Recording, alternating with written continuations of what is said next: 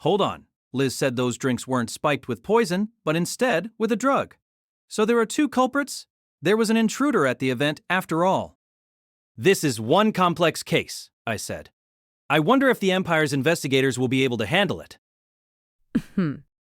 Left alone, it wouldn't be that bad. But Citri had complicated things, and because the pyromaniac lady had burned nearly everything to ash, there was a good chance they wouldn't even be able to figure out how the intruder had gotten in. Even the brilliant investigators of the Empire were unlikely to suspect that the initial drug and the poison were placed by different people. There wasn't even any proof that a drug had been placed in the drinks. It was possible there were some that I hadn't given to Liz, but those two had been destroyed by the pyromaniac lady. I groaned as I closed my eyes and thought it over. Have you figured something out? Eva asked hesitantly. If I'm on the right track, there's two culprits at work here. Huh? How can you tell? There was Citri, and there was whoever had placed the drug. It was only natural to assume that whoever had planted the drug was connected with the intruder, but I wasn't going to go telling anyone my ideas. If I did that, Citri could be branded a criminal. Committing crimes was no good. But as a general principle, I was always on Citri's side. I'd sooner flee the Empire than report her to the authorities. I'm speaking with the benefit of hindsight, but nobody had gotten hurt by her poison, and I considered that to be the most important thing of all. We could just pin her poisoning on the real criminal. After all, they were already destined for the gallows since they had broken into the gathering. Huh? What's that? Tino and most of my party also trespassed? Ha ha ha. Still, that old lady really messed things up for us. If the Abyssal Inferno hadn't incinerated everything, we might have found some evidence and caught the culprit by now. And when I really thought about it, the Emperor himself could have gotten burned back there. Why the hell hadn't that old lady been arrested yet? Was it because she'd set everything ablaze if they tried? Either way, all I could do was pray that the real culprit be arrested and do my best to cover for Citri in the off chance that she became a suspect. There wasn't much I could do about the former, but for the latter, I was ready to do whatever I could. I hadn't been able to do enough for her when she was suspected of being involved in the prison break, but I had grown in the years that had passed since then. It was mostly just my level that had grown, but that directly translated into trust. If a level 8 said something, they were likely to be taken at their word. The only issue was that this time, Ciri wasn't actually innocent. Do you know who the culprit is? Eva asked. The culprit is the intruder. But their identity? And you said there were two, so they had an accomplice? Now, calm down, Eva. It's not that simple. Eva's eyes briefly widened before she glanced downward. I'm sorry, I couldn't help it, she said. Maybe it would be fine if Eva knew the truth. I had relied on her a number of times already, and I had complete faith in her. But most of all, she was much more competent than me, and she might actually be able to figure out a solution to all this. By the way, I said to her, Citri and Tino were the ones who planted the poison detected after the attack. Eva's eyes opened as wide as they possibly could. What? She said, her voice weary and tired. A pretty reasonable reaction, all things considered. She blinked a few times, then looked at me with disbelief. Huh?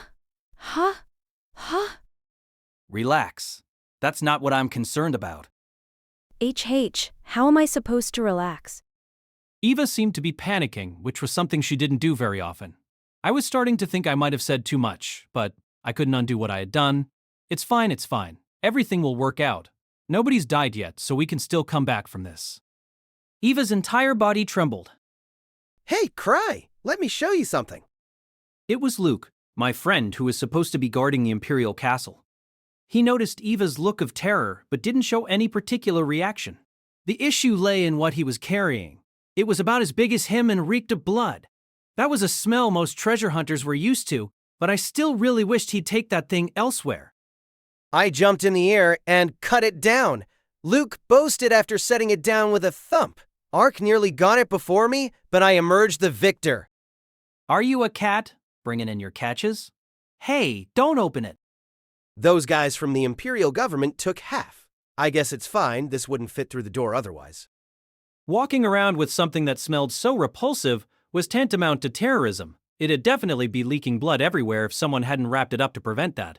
In some ways, Luke was the most determined of us to live on his own wavelength. Compared to him, Liz looked pretty sane. Oh, right, Krai. Those guys from the Imperial government want to talk to you. They're waiting at the Explorers Association. I don't want to talk to them. That's so? Should I cut them down? Suddenly, I really want to talk to them. But I couldn't bring myself to go alone. As I reluctantly stood up, I noticed Eva was looking at me, tears in her eyes. That was something that rarely happened. I guess the past few minutes had been pretty shocking for her. Eva, come with me. Luke, you don't have to come. That would just complicate things. If a civilian was present, even those from the Imperial government would show some restraint. They might have been scary, but they weren't like the feral children of our party. Wait, Krai, what do I do with this? Luke said with a strange look as he pointed at his blood-scented bundle. I didn't have a clue what to do with it. Do what you want, just don't get anything dirty, I said with a deep sigh.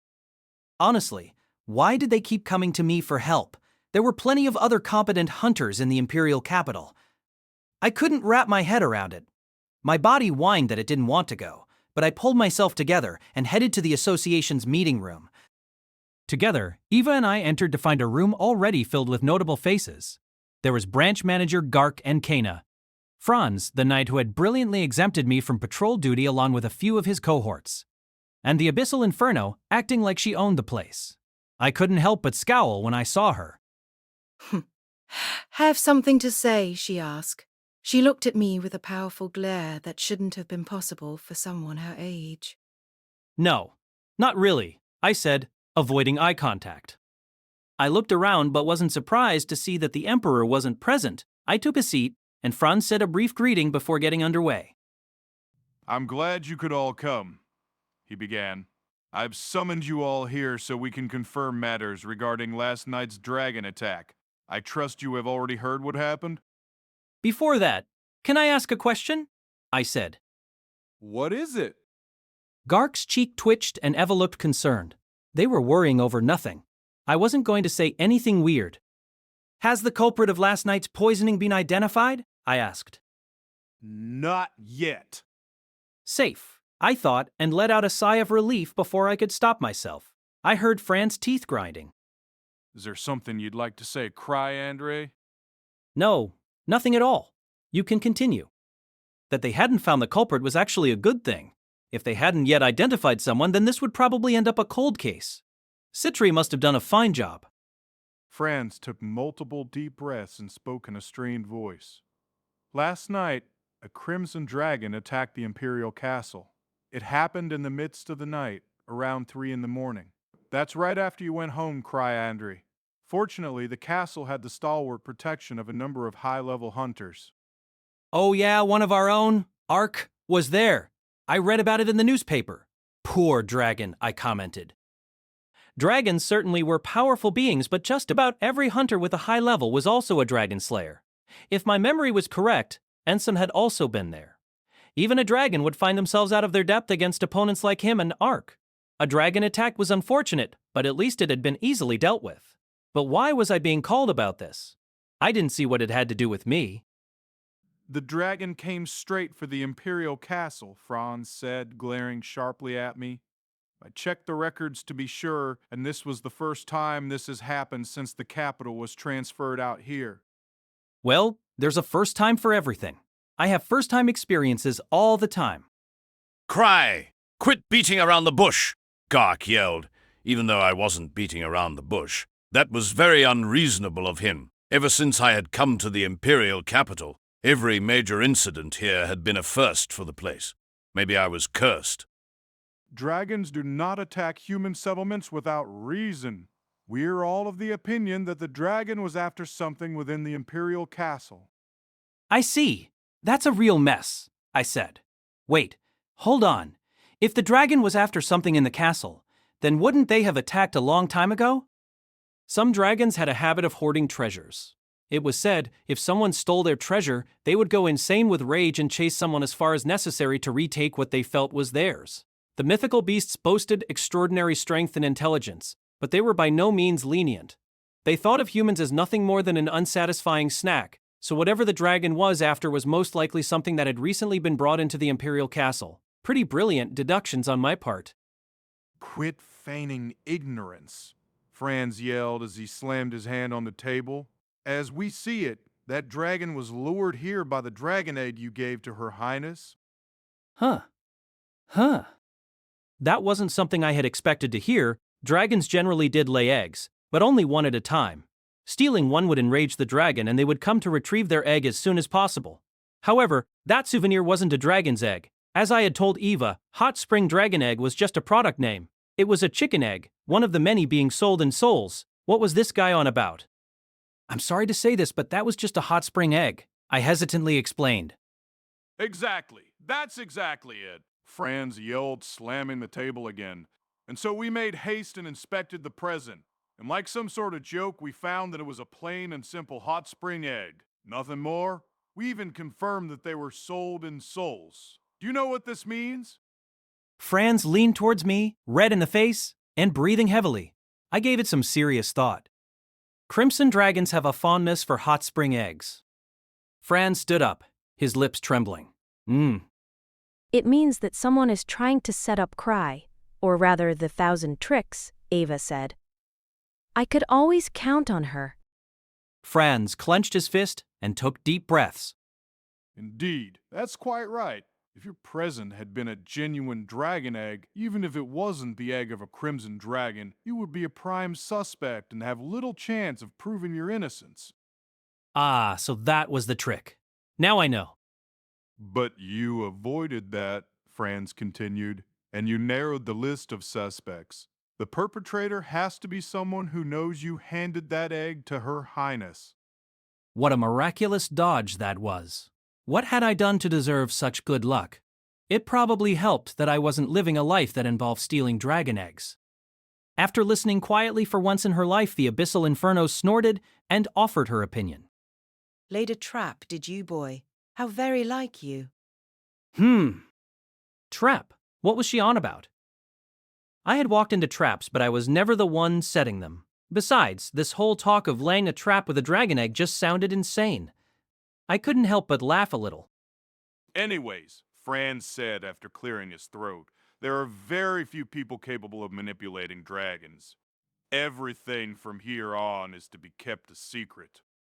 He raised his hands, and the knight standing behind him left the room, and some of the employees of the Explorers Association followed after.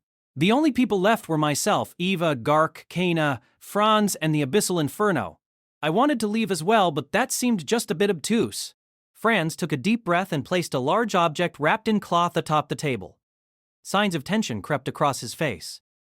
We find ourselves in dire circumstances. I will be permitting myself to take the steps I've deemed necessary, he said. That's the...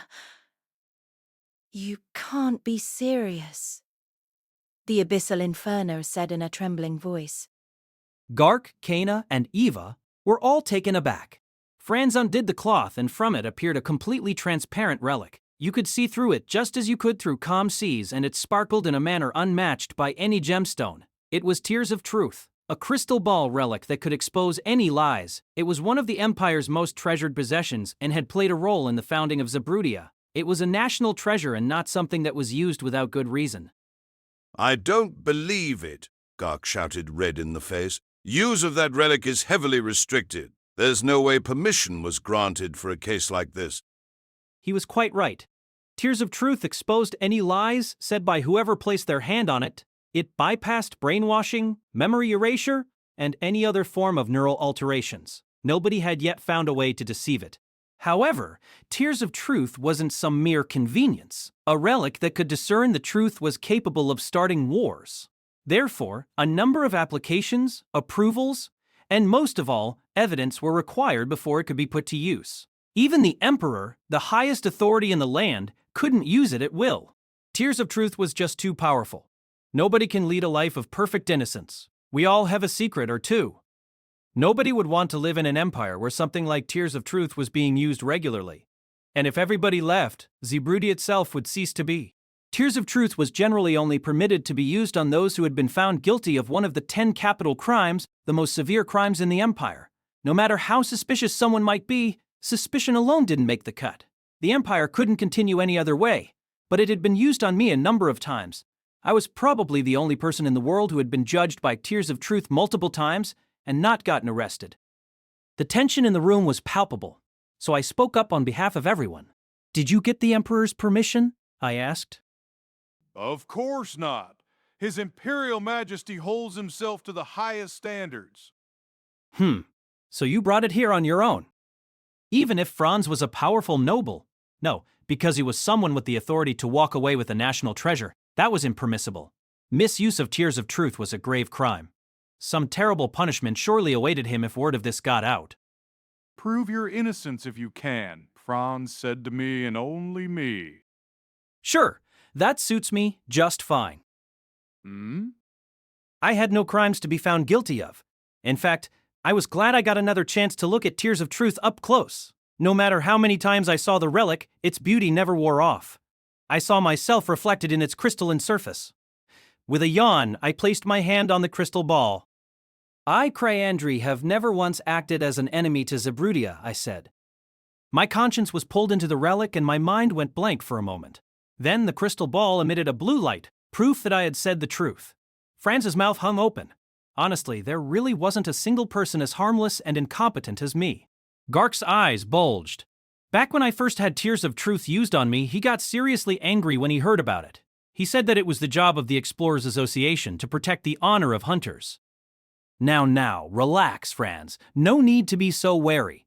I don't have a problem with it, but I wouldn't recommend suddenly using Tears of Truth on a hunter. You might find yourself getting burned. Especially when there's a famously short-tempered old lady nearby. I thought, glancing at the Abyssal Inferno. Store, if I must, she said with a twisted smile. Here, I have never acted as an enemy to Zebrudia. The relic glowed light blue, and the Abyssal Inferno scowled. She probably wasn't used to using Tears of Truth. Huh? You haven't? I stopped myself too late. Not a shred of respect in you, boy. The Abyssal Inferno, Rosemary Puripose, glared at me like I was kindling. Thank you for your cooperation, Franz said, bowing deeply. Now then, let us move to the main subject at hand. Was he not going to test Gark and everyone else? I guess it was just me and the Abyssal Inferno that he didn't trust. Franz wrapped the relic back in its cloth and cleared his throat. 1,000 tricks Abyssal Inferno? I take it you both know of Fox? Fox? Come to think of it, that guy clinging to the ceiling was wearing a fox mask. I see, said the old lady, a knowing glint in her eyes. So that's what that mask meant. Very straightforward of them. Can you please stop assuming I know all this stuff? I thought about it for a moment, then clapped my hands. Fox, of course I know.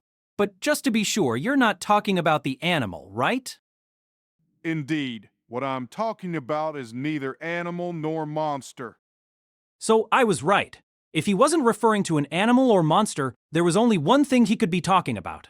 I'm really not trying to brag when I say this, but one of my encounters with misfortune brought me to a 13-tailed fox.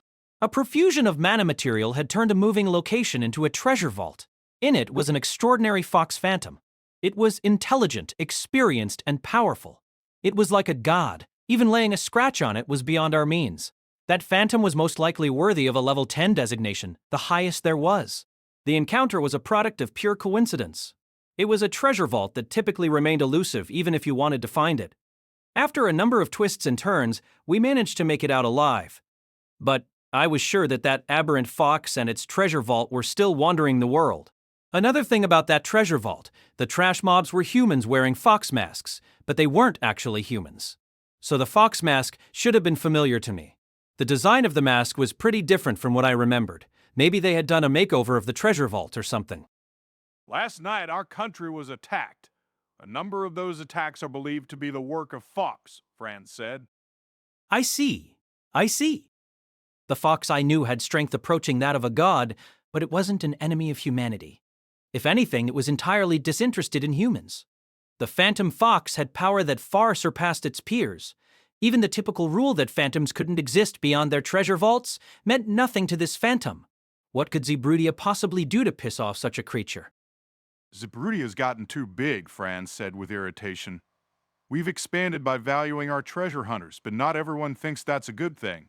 This was most likely an attempt to sour relations between the Empire and hunters. Though I must say, the poisoning was a very sorry attempt at it. Ah, that was definitely the work of Fox. What a mad bunch they must be if they want to frame me. I ignored the questions that were crossing my mind and took the opportunity I saw in front of me. I was already planning on pinning the poisoning on the intruder, all the better if they were a phantom. It's because of Fox that Luke cuts people, I went on. It's because of Fox that Liz broke into the gathering. It's also because of Fox that Citri and Tino planted that poison. What an unscrupulous bunch! Huh? Fox can hardly be to blame for her. What did you just say? So that fox bastard's just another beast, huh? I've always had a mind to put them down. They came back, even after I groveled and gave them fried tofu. I hadn't heard a peep of them since our encounter, so I had let my guard down. Not that it would have any difference even if my guard had been up. The old lady gave me a sideways glance and shrugged. Let's quit wasting the day and get to the main topic at hand. I imagine you have a good reason for illegally using Tears of Truth. I had always thought of her as being the type to look before leaping, but she was fairly mellow that day. Franz cleared his throat and took on a serious expression. What I want to say is that Zabrudia cannot afford to show any sign of being intimidated by these scoundrels. I trust you are all aware that His Imperial Majesty plans to travel abroad soon? I see. So that's it. I didn't see, but, apparently, that was it. The Abyssal Inferno nodded, Gark leaned forward, and Eva had a serious look in her eyes. It seemed I was the only one who didn't understand. But I was used to being left out of the loop, so I just put on my hard-boiled smile. And so we have a quest for you, Thousand Tricks. Sorry, but I don't take just any old quest. I didn't even wait to hear what it entailed. I just refused, mostly on instinct. It wasn't just the near impossible ones. I had passed on just about every quest that looked remotely difficult. I couldn't let people think I'd take any request. Best I could do was lend them Ark. And why me? In the very same room, there was an old lady who was 10 million times more powerful than I was. Fox tried to frame you, they're afraid of you, and with Tears of Truth we know you're innocent, Franz said. Maybe the relic's broken. The tears are a pillar of the Empire, and relics don't break down. Gark looked at me like he was suppressing the urge to strangle me. I began to devise another feat of preterhuman artifice, such as maybe shoving this off onto Ark or someone. Franz then placed a large trunk in front of me. Was this my payment? There was no such thing as being too prepared, but did he really think money was enough to sway me? I didn't appreciate the idea that I could easily be bought. I was a guy who went shopping for relics, even when he was knee-deep in debt. You're a relic collector, right? His Imperial Majesty has permitted me to draw your payment from the castle vault. I braced myself, determined to make my refusal clear. Then Franz opened the trunk. Packed inside it was a cloth of mellow shades of red, green, and gold. It wasn't an article of clothing. It was fairly thick and fairly ornate. My eyes bulged. I reached out with a trembling hand and touched its smooth surface. It's smaller than I expected, but could this be it? A famed relic that appears in fairy tales but rarely on the markets. Is this a flying carpet? I looked up, my expression strained. For the first time that evening, Franz smiled at me. All good treasure hunters made training a part of their daily routine. Sven was on the 5th level of the First Steps clan house basement. He had just come down to get some exercise and was surprised to see a crowd of hunters gathered around the door to the largest of the underground training grounds. "What's got you all gathered in a place like this?" he asked. "It seems the 5th lair has been reserved for the entire day," someone answered. Sven scowled. "Reserved for the entire day? That shouldn't be possible. Is Liz acting like she runs the clan again?" "No," the other hunter said with a slight tremble. "The Cien's training." What could that man possibly be doing? Wordlessly, Sven looked at the door. From the other side, he repeatedly heard a heavy thumping sound. The Thousand Tricks trained only rarely, so rarely that it made his high level all the more unbelievable. But sometimes he made exceptions and used the training grounds he had made. The Thousand Tricks was also known for being a collector of relics. When he got a new one, he would take it to a training ground to test it out. Not only that, he never hesitated to activate a relic even when it was one most normal hunters would have trepidations about. He most likely knew what a relic would do. After all, people generally didn't activate relics they weren't familiar with, Still, his tests were a nuisance to everyone else in the clan who had absolutely no idea what might happen. It sounds especially bad in there today. Guess that's that. I'm gonna go drinking, the other hunter said. The other training grounds were still available for use, but the Thousand Tricks had no sense of restraint. It was entirely possible he might blast a hole in the ceiling and damage the other floors. Today, he seemed especially into whatever he was doing and nobody wanted to be anywhere near that. Let This Grieving Soul Retire by Tsukikage, cast by Artale Studio. If you are interested in creating your own audiobooks, please check out our website at artale.ai. Now, enjoy the story. With a collective shrug, Sven and the other hunters turned around. They were used to this. My world accelerated in an instant. I was overwhelmed with indescribable sensations of elation and omnipotence. Incredible! I can't believe this. It's like I'm the wind itself. And then, with a dull thud echoing about, both the carpet and I crashed headfirst into the wall, and my body slumped to the ground. Good thing a safety ring prevented me from taking any damage. Lucia, the relic charger, was leaning against the wall with her arms crossed. Leader, have you perchance been conned? No, it can fly just fine. Yes, but it hardly seems like it wants any passengers. Once Lucia was done charging it, the carpet stood up on his corners. Just as Lucia had suggested, he stood a short distance away, almost as though he were wary of me. Relics that could move on their own, such as this and the hounding chain, were called self-propelled. Activating these relics was simple enough, but they were finicky to control. For instance, animal-based chains were numerous and came in myriad varieties. Even chains of the same variety had differing personalities. All of this made it difficult to put them to practical use. This new carpet of mine had a very touchy personality. You're no flying carpet, you're a delinquent carpet. Ah! In the blink of an eye, the carpet had slammed into my body. Being a carpet, it was a light blow, but that featherweight prevented my safety rings from automatically activating. I coughed and rubbed my sleeve against my mouth. Not half bad. I guess this is why you were sleeping in the Imperial Castle's vault. Then the day arrived. Citri, in oddly fine spirits, handed me my traveling gear. With the controller in one hand, Sir Killigan version alpha, and the carpet followed me as I dragged myself out the door of the clan house. We headed towards the Explorers Association, where we would meet up with the other hunters. The sun was just rising over the horizon, and the Imperial capital was still chilly. Walking through those streets, I felt like I was headed down a staircase to hell.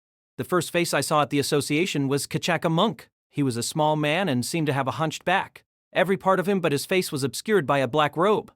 At his side was what I guessed to be his weapon, a staff with a skull at the end of it. I stopped dead in my tracks, unable to process what I was seeing.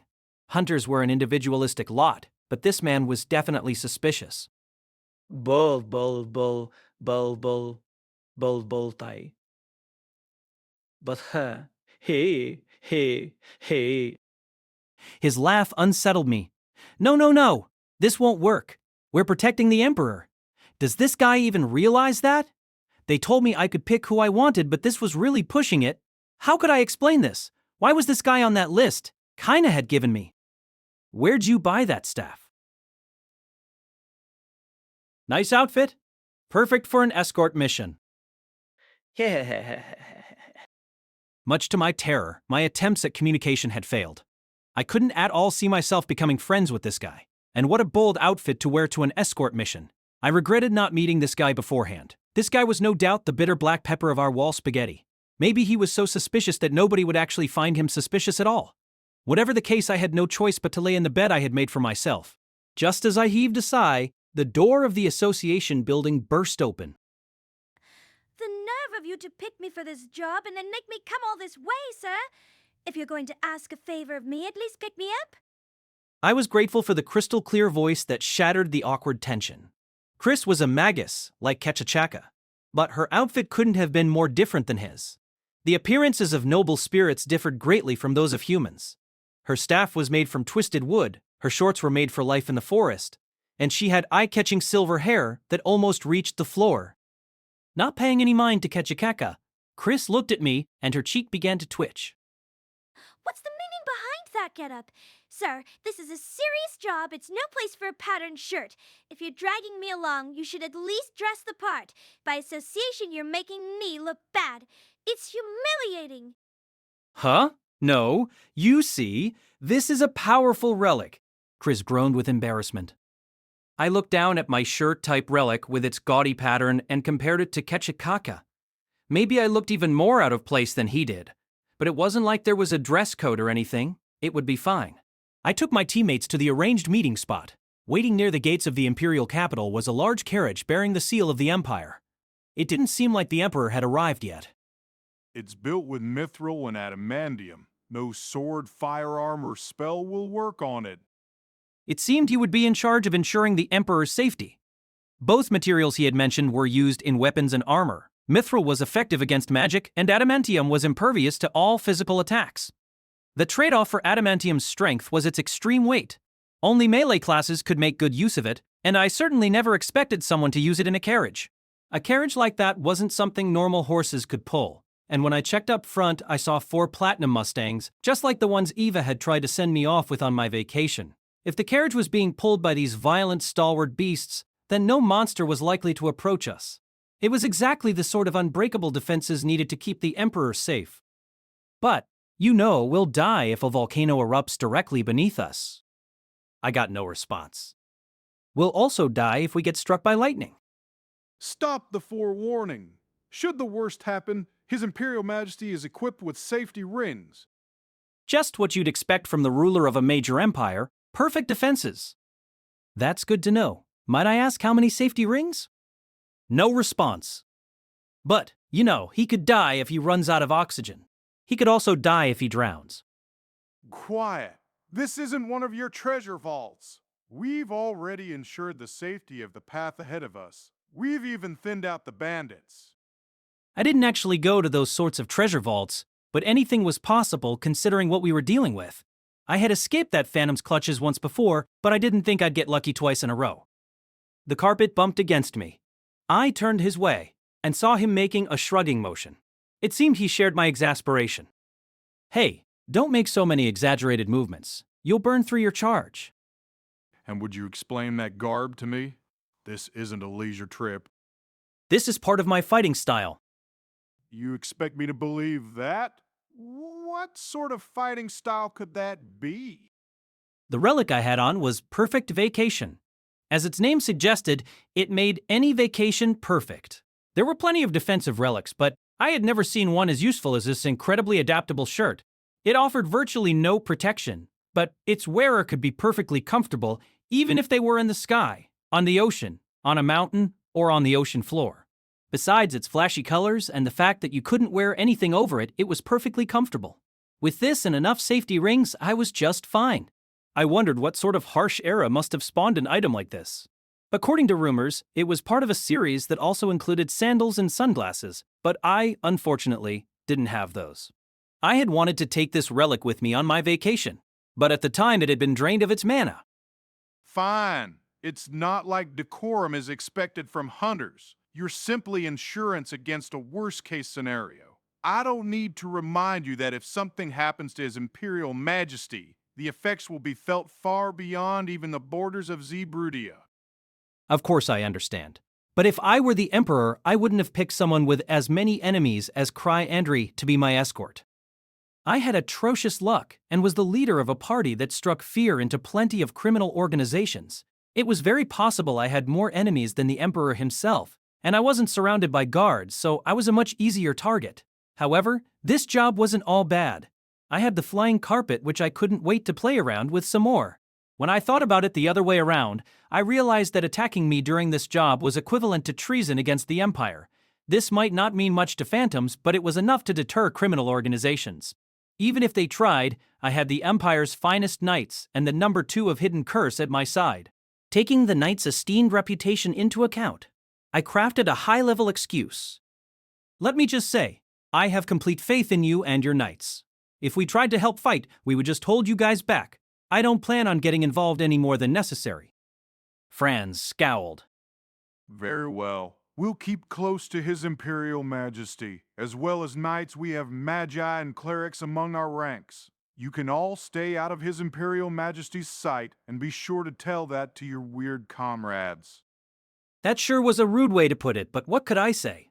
There was clearly something up with Ketchakek. Okay, leaving it up to you. We've prepared horses. Your group can fan out and protect our outer perimeter. And remember, I told you to stay out of our sight, but that doesn't mean you can shirk your duties. I take no joy in saying it, but His Imperial Majesty expects a lot from you all. The mounts were iron mustangs, an excellent choice for war horses. No expense was being spared if even the escorting hunters were being given such high-grade steeds. It's just that they weren't something that could be ridden without practice, and they had a bad habit of not letting weaklings ride them. And I didn't know how to ride a horse. Just as I was wondering what to do, the carpet walked up to me, as though telling me to leave it all to him. What a dependable fellow. I don't need a horse, I have my carpet. Do as you see fit, just don't get in our way. He shrugged and ended the conversation there. The moment I returned to my group, I became terribly worried over what lay ahead of us. Human weakling! Don't leave me alone among this lot. Sir? Kill! Kill! The one proper-looking member of the group smiled, and his shoulders shook with mirth. This eclectic selection suggests your moniker isn't just for show. I'm glad I've got the chance to witness the work of the youngest level 8. He was tall, with gray hair slicked back. He had a mellow bearing, but a glint still shone in his eyes.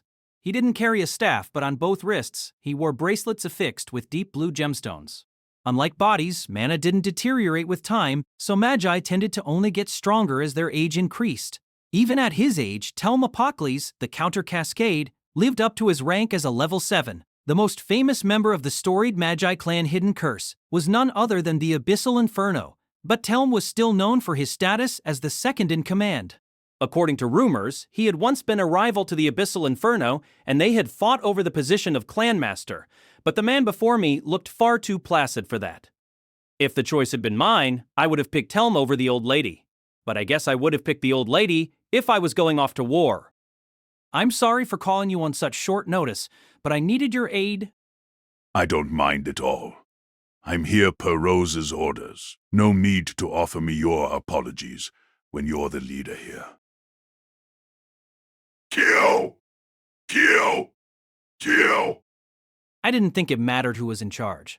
This group was like something thrown together to test anyone crazy enough to try. Stand up straight! Sir, you're making a fool of me, your subordinate. Should I take over for you? You would do that for me? Red in the face, Chris began to shout something at me, but I paid her no mind and began telling everyone about the job at hand. Even when I mentioned the Iron Mustangs, nobody batted an eye. It seemed I was the only one lacking confidence in horsemanship. But that was fine, I had something much better. The carpet was a wild fellow, but good at heart. More people had gathered in the vicinity. I had been told we would be going with the bare minimum of personnel. But moving the Emperor required more than a carriage, or two. Our caravan even included the people in charge of the Emperor's appearance and the nobles accompanying him at the conference. Eventually, the Emperor himself appeared, surrounded by guards. He briefly glanced my way, then silently climbed into the impregnable carriage. His personal guard alone consisted of 12 knights, not that they would do him any good if there was a volcanic eruption. Unperturbed by the scary visage of the Iron Mustang, Chris stroked its neck and easily slid atop its back. Not a bad steed. For something used by humans, this could compete with our horses back home. Sir... So, you can ride a horse? Do you think I'm stupid? Sir, there's not a noble spirit who can't. Back home, I would ride about on a beautiful unicorn. With a creepy laugh, Ketchachaka got atop a horse. Without me needing to use the remote control, Sir Killigan also mounted a horse with ease. The Iron Mustang didn't flinch even when a large armored man probably got atop its back. Telm was a level 7, so any concern from someone like me would have just been an insult. The carriages began to roll out. Looks like it's time for us to get moving. The carpet lay against the ground and I eagerly got on. He blasted off. The sense of weightlessness was incredible. Just like when using Night Hiker, the passing scenery became a blur. If not for perfect vacation, I would have found it hard to breathe. Getting ahead of himself, the carpet did a loop, And, strangely enough, I didn't fall off. It seemed the carpet was made to prevent the rider from falling off in most circumstances. I just wished it had more safety features. Was there some rule that aviatorial relics had to be a threat to their user's life? Human weak. In the blink of an eye, I overtook my group, and then the carriages, leaving a trail of shouts and screams in my wake. The sensation of speed was the greatest thing in the world. I'm sure it would have been even better if I could control it. Then, as I hurled along, I hit the gates of the imperial capital, head first. Before our journey had even begun, I had already died once. You must be kidding me, sir. Why do you have to ride on my horse? You brought this on yourself. My flyboy stunt had earned me a lot of ire. I suppose that was only natural. The knights had to confirm that I was all right, which delayed us by 2 hours. Honestly, it was a miracle it didn't take longer than that. It seemed the Emperor was really determined to keep me as part of his entourage. Don't grab me there. Don't step on my hair. Show some respect. No human should be permitted to touch a noble spirit. Keep as much distance as you can. After that, I was banned from riding on my flying carpet. What a shame. I was so excited to soar through the sky. Darn that troublemaking carpet. Don't fall off with level 8 falls off a horse. What do you even have legs for? Unbelievable. Could you be doing this on purpose? We can't afford to delay anymore. Here, you have permission to touch me just this once. Hold on tight. After falling off the horse twice, I had expended 2 more safety rings. Still, I continued to ride with Chris. I had already caused enough chaos in our ranks, so I didn't want to mess things up even more. An iron Mustang could easily carry 2 slender people like us. I felt pathetic having a girl in command of the steed, but I wasn't brave enough to ride with a stranger like Telmor Kachikak. Riding with Autonomous Action Mode, Sir Killigan was out of the question. Not far behind, the flying carpet cheerfully floated along. As far as I knew, just about all noble spirits had long hair, so they could use it as a mana catalyst. Chris's hair was well cared for and was cold to the touch. Noble spirits maintained a lower body temperature than humans did, and even through her robe, I could feel the chill radiating from her. But with the power of perfect vacation, I was perfectly comfortable. I was even growing sleepy. Once this is over, you better tell Lucia how useful I was, how kind I was.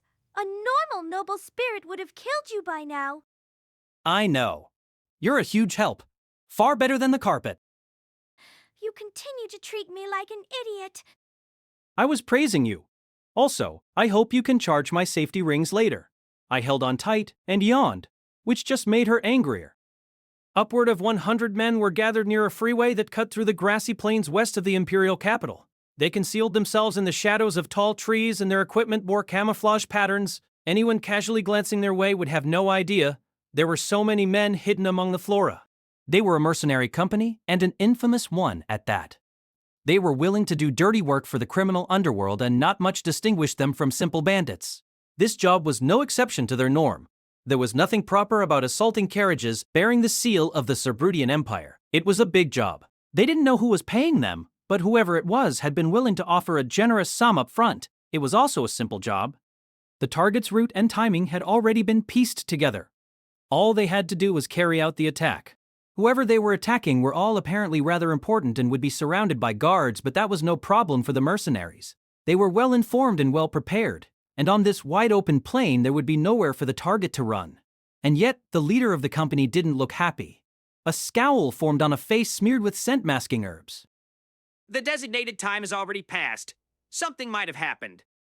These men were veterans of their trade. Even under the hot sun, they could wait hours hidden in the foliage, but staying focused wasn't as easy. Just as concerning, their scout hadn't yet returned. They had already been paid for this job. If there had been a change in plans, there was supposed to be a signal. But nobody had seen anything of the sort. We'll wait an hour, no longer. If they don't show, we'll pack up and get out. Tired of waiting, a nearby mercenary let out a yawn. This sort of foolishness should never happen during a job. Sorry, boss. I was getting sleepy. 1 more hour. Hold tight. Yes, sir. In the Merc boss's experience, if the target didn't show up after this much of a delay, they rarely showed up at all. Their employer had seemed like a sharp one, but it was always possible something unanticipated had happened. Maybe the target had had a change of heart. The mercenaries had received word of their route only a few hours prior, but there were any number of reasons why someone's plans might change. Then he noticed a distant shadow heading their way. It wasn't the target, but neither was it their scout. The mercenaries' hiding spot was just off the highway, so if someone was headed straight for them, it was possibly a messenger sent by their client. The figure appeared to be a woman. She had suntanned skin and sharp boots. Her light outfit suggested she was a thief. With a raise of his hand, the merc boss signaled for his men to stand by, while he drew his weapon and stood up.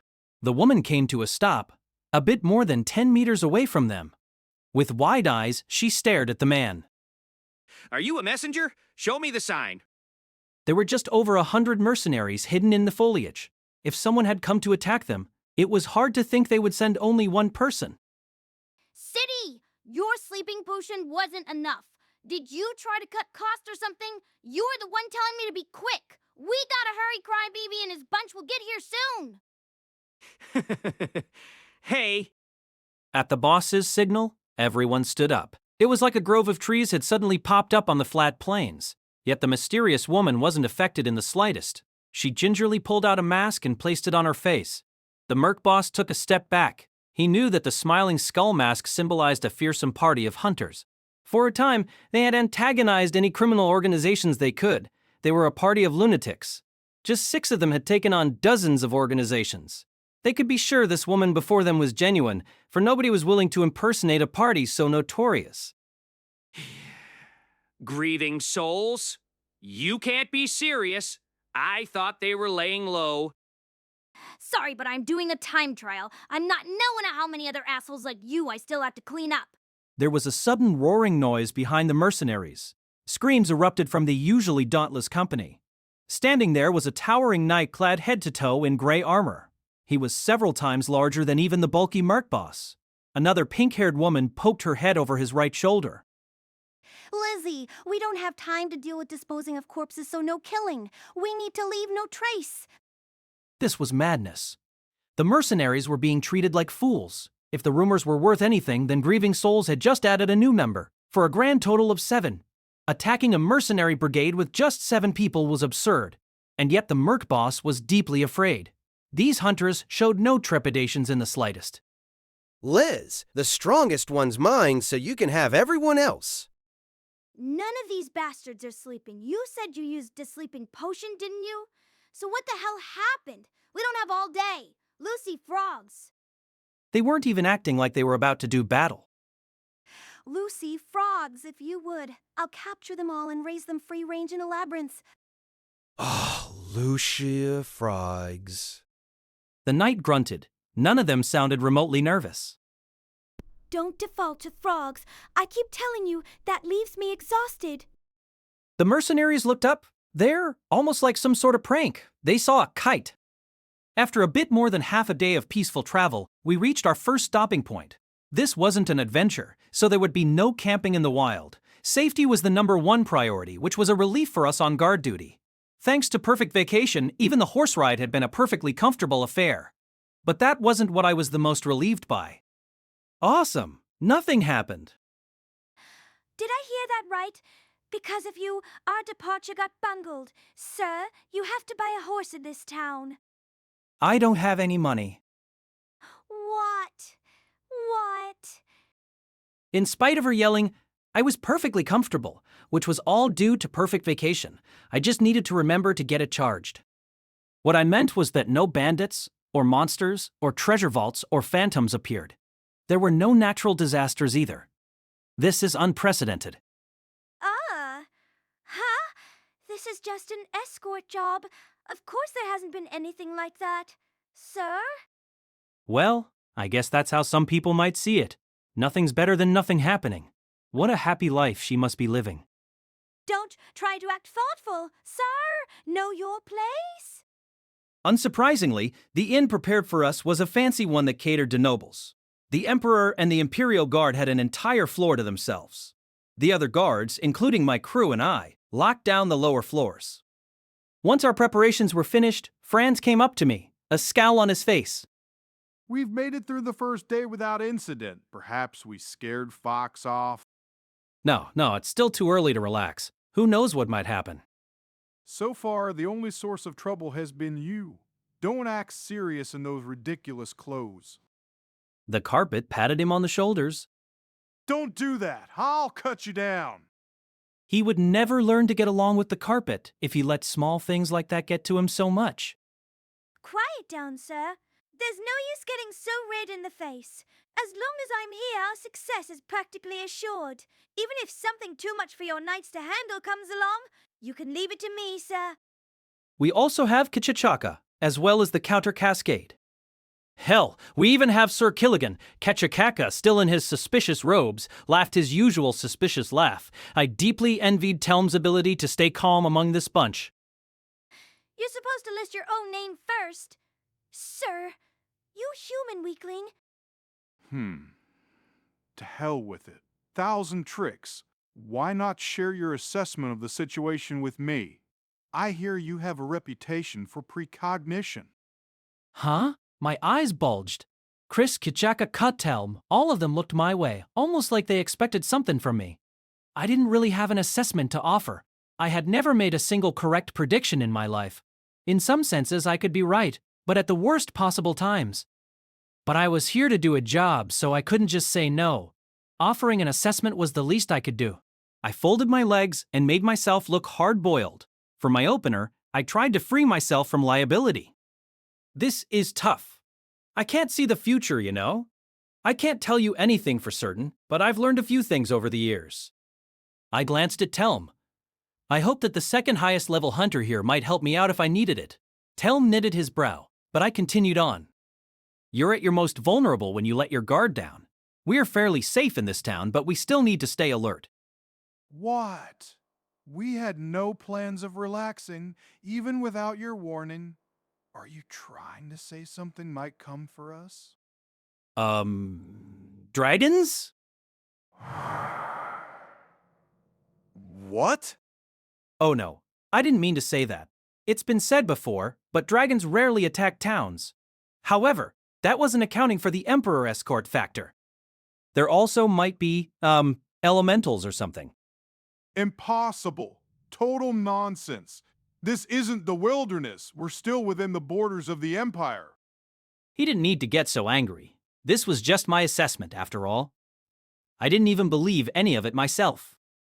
Well, there was that incident at the Imperial Castle, and elementals have attacked towns before. Damn it. There's no need to worry. Even if there are any dragons, Telm will take care of them. A slight widening of the eyes was the only reaction Telm showed to my absurd relegation. He must have been used to it, being the right hand of that crazy old lady. There were very few people in the capital as skilled with water magic as he was. His title, Counter Cascade, came from his ability to perform feats like stopping rivers, parting oceans, and bringing waterfalls to a halt. Water spells frequently lacked power, but that changed when you could manipulate them to a degree that lets you bring currents to a dead stop. Water makes up 60% of the human body and is necessary for all forms of life, even dragons and illusory beings. You might say he was capable of killing with extreme efficiency. According to Lucia, anyway. Telm held his chin in contemplation. Then he nodded. Very well. If any dragons should appear, I shall be their opponent. However, I have but one question. Why choose me? We have Kichacheka here. Chris as well. That Sir Killigan fellow also seems quite capable. Just as you might expect of a level 7, Telm was unfazed by the idea of fighting dragons. It probably helped that, in all likelihood, he didn't believe he would actually encounter any. As for why I picked Telm, it was simple. I trusted Telm, the moniker bearer, more than anyone else in our group. Kichachaka's strength was unknown to me, and Sir Killigan was a mystery in many senses of the word, and Chris was my personal protection. But I didn't want to say any of this in front of them. I glanced at Kichakaka when I heard his creepy cackling, then turned to Telm. So, can't you tell? You tell? Had I gotten through to him? He didn't seem put off by my question. Very well. I've not yet had the opportunity to show you my skill. Perhaps you will get to bear witness to the splendor of my magic. Excuse me? Charging, what do you think I am? Do that yourself, sir. Chris Argent was a good girl. She had a rude way of speaking. But after just over 3 years, I had learned how to get along with her. I simply bowed my head. Hey, stay Just in a barn? Don't grovel. Don't you have any pride? You're only making this worse for both of us. Sir! I had nobody to blame but myself, so I had no room to argue back. Using my special technique, I got lower and lower to the ground. I noticed Chris's bewilderment and remembered something Eliza had once told me. Proud creatures like noble spirits considered my behavior beyond bizarre. Fine. Hurry up and show me the relics, sir. Once we get back, you completely entirely have to tell Lucia how much help I was. Huh? When did you even use so many relics? At least try and pretend you're sorry. Sir, this is the issue with you, human weakling. Noble spirits had a high affinity for magic. It was said their mana reserves were often tens of times larger than those of humans. It's like they were made to charge relics. If only I had been born a noble spirit. Brimming with anger, Chris charged the safety rings I handed her. Charging multiple safety rings should have been tough even for a noble spirit, but her pride didn't allow her any complaints. The inflammatory remarks made by Citri that one time might also have had something to do with it. The rooms assigned to us hunters were a level, or rather a grade below that being used by the Emperor. They were made to be optimal spaces for guards to stay in, but with this inn being what it was, even the cheaper rooms were still luxurious. I sat down on a super fluffy couch and heaved a sigh. Stay off my sofa, sir. Don't sigh, sir. I can't believe nothing really happened today. Nothing weird about that. Sir, was something supposed to happen? Well, it was too early to start jumping to conclusions. It's when you get comfy that misfortune likes to strike. But having Talm around was incredibly reassuring. If he was a level 7, that meant the Explorers Association considered him to be about as powerful as someone like Ark. And Kitchachaka, he didn't seem quite as crazy as he looked. I carefully opened the box I had brought with me. Human weakling, what is that? I don't know, but it was left in front of my room. It has my name on it, so it must be meant for me. Chris found this very alarming. Inside were a bunch of neatly arranged chocolates and a card with a heart drawn on it.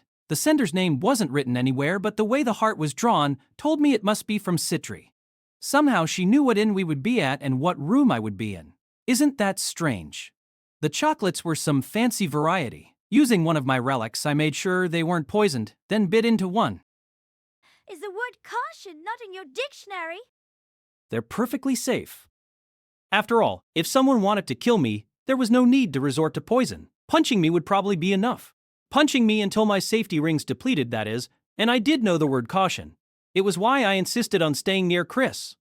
The chocolates were incredible. Leave it to Citri to know my taste so perfectly. I can feel my fatigue fading away. Oh, this one's got honey in it. That's good for you, isn't it? Chris watched me with exasperation as a smile crept onto my face and I sunk into the sofa. Dragons! There's a brood of frigid dragons. Protect His Imperial Majesty.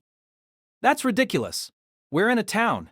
Dragons would never come to a town in Zebrudia. When I said dragons might come, I had just been giving an example. Besides, my predictions were never correct. This shouldn't be possible. My luck was bad, but not this kind of bad. And what was with all the dragons? 2 encounters in rapid succession was obviously strange. I absent-mindedly reached for another chocolate, but Chris grabbed my wrist. In her right hand, she already held her staff. We're going, sir. I don't think I'm really needed here. Get a hold of yourself, sir. You call yourself Lucia's brother? Damn, I should have stayed with Sir Killigan. I'm not proud to say it, but I had never genuinely engaged in a fight. But I told myself not to worry. My lie might have come true, but I could just let Telm take care of everything. But I was technically part of the guard team, so I figured I should at least make it seem like I was helping. Chris dragged me from her room by my arm. Before we left, I made a split-second decision and grabbed my charged safety rings. I steeled myself. I didn't know if there was really anything I could do to help, but since I got that wonderful flying carpet, it made sense that I at least try to do what I could.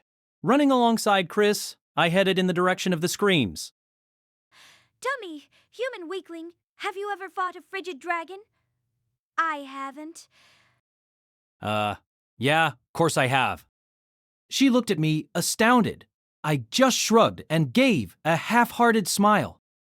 My bad luck had brought me into contact with all sorts of different monsters. Lately, I hadn't been going out much, but I had already encountered just about every mythical beast there was. Strangely enough, the rarer they were, the more likely I was to encounter them. Rare didn't even feel like an appropriate word. Needless to say, even though I had encountered plenty of beasts, I had never actually fought one. My role was always just to act like a nihilist and burn through safety rings.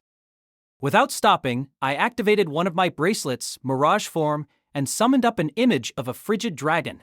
How's that for good use of a relic? Dragons were already a rare breed of mythical beast, but frigid dragons were especially so. They certainly weren't the type to attack a town. I would know. I remembered them very well after my first encounter with them. Chris pressed her lips together when she saw the image of a light blue dragon appear before her. It was about the size of a large dog, making it about half the size of the hot spring dragon back in Sol's hot springs. It had large wings, a long tail, and all the features that made it clear it was a dragon. Frigid dragons are a variety of ultra-small dragons and form broods. They're expert flyers, exude cold air, and can breathe ice. By dragon standards, a single frigid dragon isn't much, but you still need to be careful around them. Frigid dragons? When was the last time I encountered these? As far as dragons went, they weren't especially resilient or strong. However, their airborne mobility, icy breath, and ability to work as a group meant they were still very dangerous. In the right circumstances, they could be far more formidable than the average dragon. And what? Chris stopped and got right up in my face. Don't you have any other information? Sir, do you think I'm an idiot? You don't need to tell me something I already know. Looks like another day will pass without me being of any use. I don't have any other information. They're weak to fire. Also, you can make a refrigerator by stuffing one in a box. Say something more, Thousand Tricksec. Sir, why are they attacking a human settlement? Where did they come from? How many are there? What's the best defense against them? You are technically our leader, sir. Sorry, but I really don't know anything more. If you want to know why the dragons are here, you'll have to ask them. Then it hit me. Citri's present floated through the back of my mind. I had a very bad feeling about this. To repeat myself, dragons didn't just attack human settlements out of the blue. They usually lived in wildlands rich in mana material. If they were attacking a human habitation, it couldn't be without reason. Dragons were like a form of natural disaster. No matter how bad my luck was, I couldn't believe that dragons had simply happened to attack the exact inn I was staying in. After the incident with the hot spring dragon, it was hard to say this sort of thing was impossible, but I didn't think it could happen twice in a row. If something like this became normal, my days would have been numbered. Thus, this incident was most likely no coincidence, but a product of human interference. In that case, the most likely culprit is... Oh, that? Yeah, I've got an idea, or two. Now Chris looked really surprised. You do? But I can't get into details. I shouldn't say anything when I've got nothing more than speculation to offer. The most likely culprit was none other than my dear friend Citri. It was possible Liz or Lucia were accomplices. Either way, capturing something like frigid dragons and sixing them on a town clearly wasn't the work of an average person. At the very least, it had to be someone with superhuman levels of mana, and the Citri theory was more believable than it being some mysterious attacker. I considered the possibility that that heart mark meant, I'm sending you frigid dragons. Something about that made me really want to go home. Common sense said that the idea was absurd, but common sense couldn't be applied here. If I had indeed asked Citri to send frigid dragons, she would damn well do it. Except I hadn't asked her to do that. Basically, what I'm getting at is that I was pretty sure Citri was to blame for this. Shortly after I had said dragons might appear, they had. I was fairly certain she had been nearby from the beginning, which meant it was possible she had heard my conversation with Franz. As we had just learned at the gathering of the White Blade, her eye for detail sometimes caused her to go overboard. I had to hurry. If the Emperor got hurt, Citri would be arrested. If we say she didn't mean anything by it, she might get spared the death sentence. Or maybe it's too late for that, after the poisoning and everything. Simone, Kreese, let's hurry. We have to protect His Imperial Majesty. Where's that motivation coming from? You don't need to tell me that, sir. The Emperor was staying on the highest level, the 3rd floor. Without even breaking a sweat, Chris ran through the inn, while I panted as I followed behind her. I desperately wanted a ring that would let me run without getting tired. When we got to the staircase, nobody was there. There should have been a guard, but they had probably gone off to aid in the fight. Chris began to shiver, most likely because of the cold from the frigid dragons. That was another thing that made them a nuisance to deal with. I, however, had the perfect vacation, so I was perfectly comfortable. Chris, you take point. I'll support you from the back. Are you stupid?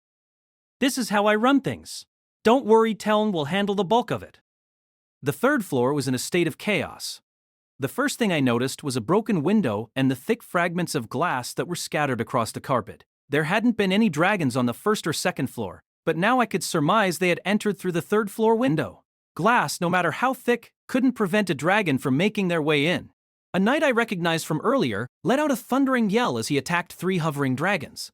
His blade tore through the air at an intense speed, but failed to even scratch any of the dragons. His attack hadn't been slow by any means. The dragons were simply too agile. Even I could tell that the knight was someone of deft swordsmanship, but it seemed he didn't have much experience fighting nimble creatures. That wasn't uncommon because most monsters and mythical beasts were massive beings. I erased the mirage I had conjured earlier and muttered, "They're smaller than I expected." The dragons engaged with the knight were much smaller than the ones I had met long ago. My mirage had been about the size of a large dog, but the ones I could see now were no larger than cats. I saw a dragon dodge a blade, then begin to glow faintly. This was a sign that it was about to use a breath attack. Their size doesn't matter, sir. Fire right, swallow flare, swallow flare. In an instant, the sparks in front of me swelled and took the shape of a bird. This was part of the spell Chris had cast. Without needing any direction, the lambent bird silently flew towards one of the dragons. The icy beast halted its breath attacks and dodged the swallow with ease. It turned its head in our direction, but the moment it did so, its blue body was enveloped in flames. After missing its first attack, the swallow had looped around and made another attack. These sorts of spells were called tracking spells. I didn't know much about magic, but casting a spell like this in an instant couldn't have been done by any ordinary magus. Way to go! I knew I could count on you. Shut up! Spare me your mockery, sir. Swallow flare flight. The frigid dragon had survived the flaming birds. Their wings had been scorched, but they were still strong enough to keep themselves aloft. The other 2 frigid dragons turned our way, ready to attack. A flurry of sparks appeared and formed into birds smaller than the first one. They dive-bombed the frigid dragons, creating a cloud of steam. Chris leaned against her staff for support. My mana. Huh? You're out already? I thought noble spirits had massive mana pools. Chris gave me a sharp glare. And you're to blame, sir. I was never good with fire spells to begin with. But I'm sure Lucia could have... I'm gonna smack you, sir. Now protect me. You over there in the armor. Get out of the way so I can use a wide area spell. The knight quickly darted to the wall. The firebirds outnumbered the dragons, but the frigid dragons were frightfully resilient. Even after getting hit multiple times, none of them had anything worse than minor burns. They remained as nimble as ever and showed no signs of falling to the ground. It's a bit late for this, but is it possible fire isn't their weakness? They're durable as hell. Sir, is fire really their weakness? Yi, you can do it. You've got this. Be quiet. Shut up, sir. Burning gale. A bright red wind blew through the hallway. The dragons turned red and let out small cries. They plummeted to the ground, but it took only a moment for them to recover and get back in the air. Unbelievable. I keep using spells they're weak to. Why are they still so agile? Beads of sweat flowed off Chris's forehead and she glared defiantly at the dragons. Her slender arms and legs, however, were trembling, and her breath was ragged. She was close to exhausting her mana. No doubt because she had just been charging my relics. Then the knight dashed from his spot on the wall. He charged through the sweltering air and brought his sword down on a wobbly dragon. The white blade was swung straight into the beast's body. It wasn't cut in two, but it hit the ground hard and let out a screech of agony. The knight didn't spare it another glance. He immediately moved on and in one fluid movement, swung at another one of the dragons. His blade scathed the body of one dragon while the other dodged to the side. Gee, go on, I can take it from here. His Imperial Majesty needs. Right, let's get going, Chris. The knight swung again. Unless I was imagining things, it seemed like his next attack had a lot more force behind it. With the frigid dragons wounded, I didn't think he was likely to lose. It probably doesn't mean anything coming from me, but it seemed to me that it would be best for everyone if Chris and I prioritized the Emperor. Huh? Are you serious, sir? I simply undid the chain around my waist, activated it, and hurled it in the direction of the dragons. The hounding chain landed on all 4 of its legs, then leapt at one of the mythical beasts. I closed my eyes and said a prayer. Please don't get yourself destroyed. That should do it. Now let's go. If we didn't hurry, someone could get killed. Once that happened, it would be hard to write this dragon incident off as just a bad joke. I'll have to give Citri a thorough lecture later. In a small inn room, the man looked up at the ceiling. A small smile formed on his lips as he listened to the screams and shouts above. The curse had been applied successfully. He carefully wrapped the onyx black gem in a hex cloth and put it away. The gem was a relic known as Dragon's Reprisal. It was based on a gem that had once been a Dragon King's most prized possession. The gem was proof of the larceny committed against the dragon, thus giving the relic the power to lure in nearby dragons. Once they were drawn in, the dragons wouldn't stop until they had destroyed everything in the area. The sight of a dragon would surely teach the Imperial Guard just how powerless they were. Now that he had the dragons he had asked for, the 1,000 Tricks was no doubt panicking. That boy was nothing like the personage of all the rumors. Each movement of his seemed bereft of purpose. It was thanks to him that the Emperor's departure had been delayed. He hardly seemed like anyone worth being cautious of. But the man wasn't going to let his guard down. The drugs slipped into the drinks had been rendered useless. The matter of the dragon egg had been sidestepped. Then on the road, those costly mercenaries hadn't even appeared. Much to his bewilderment, poison had been found where there shouldn't have been any. And that hadn't even been the only unanticipated development. But no matter how well you planned in advance, defending someone was still a difficult job. All the more so when the number of available personnel was limited. They couldn't protect him from everything. And so the man's best option was all too clear.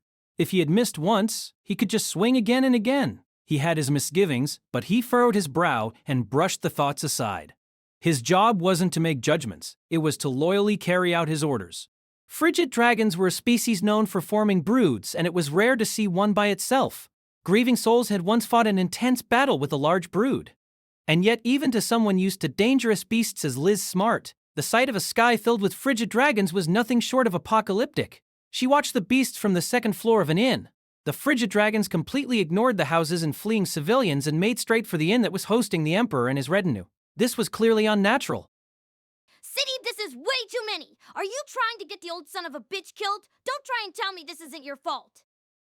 But it's not my fault. My lure should have only brought 11 dragons, and at first there were only that many. You saw them, didn't you, Lizzie? Besides, I didn't have the supplies to plant this many. They had found a frigid dragon nest in some nearby mountains and drugged the dragons they had found.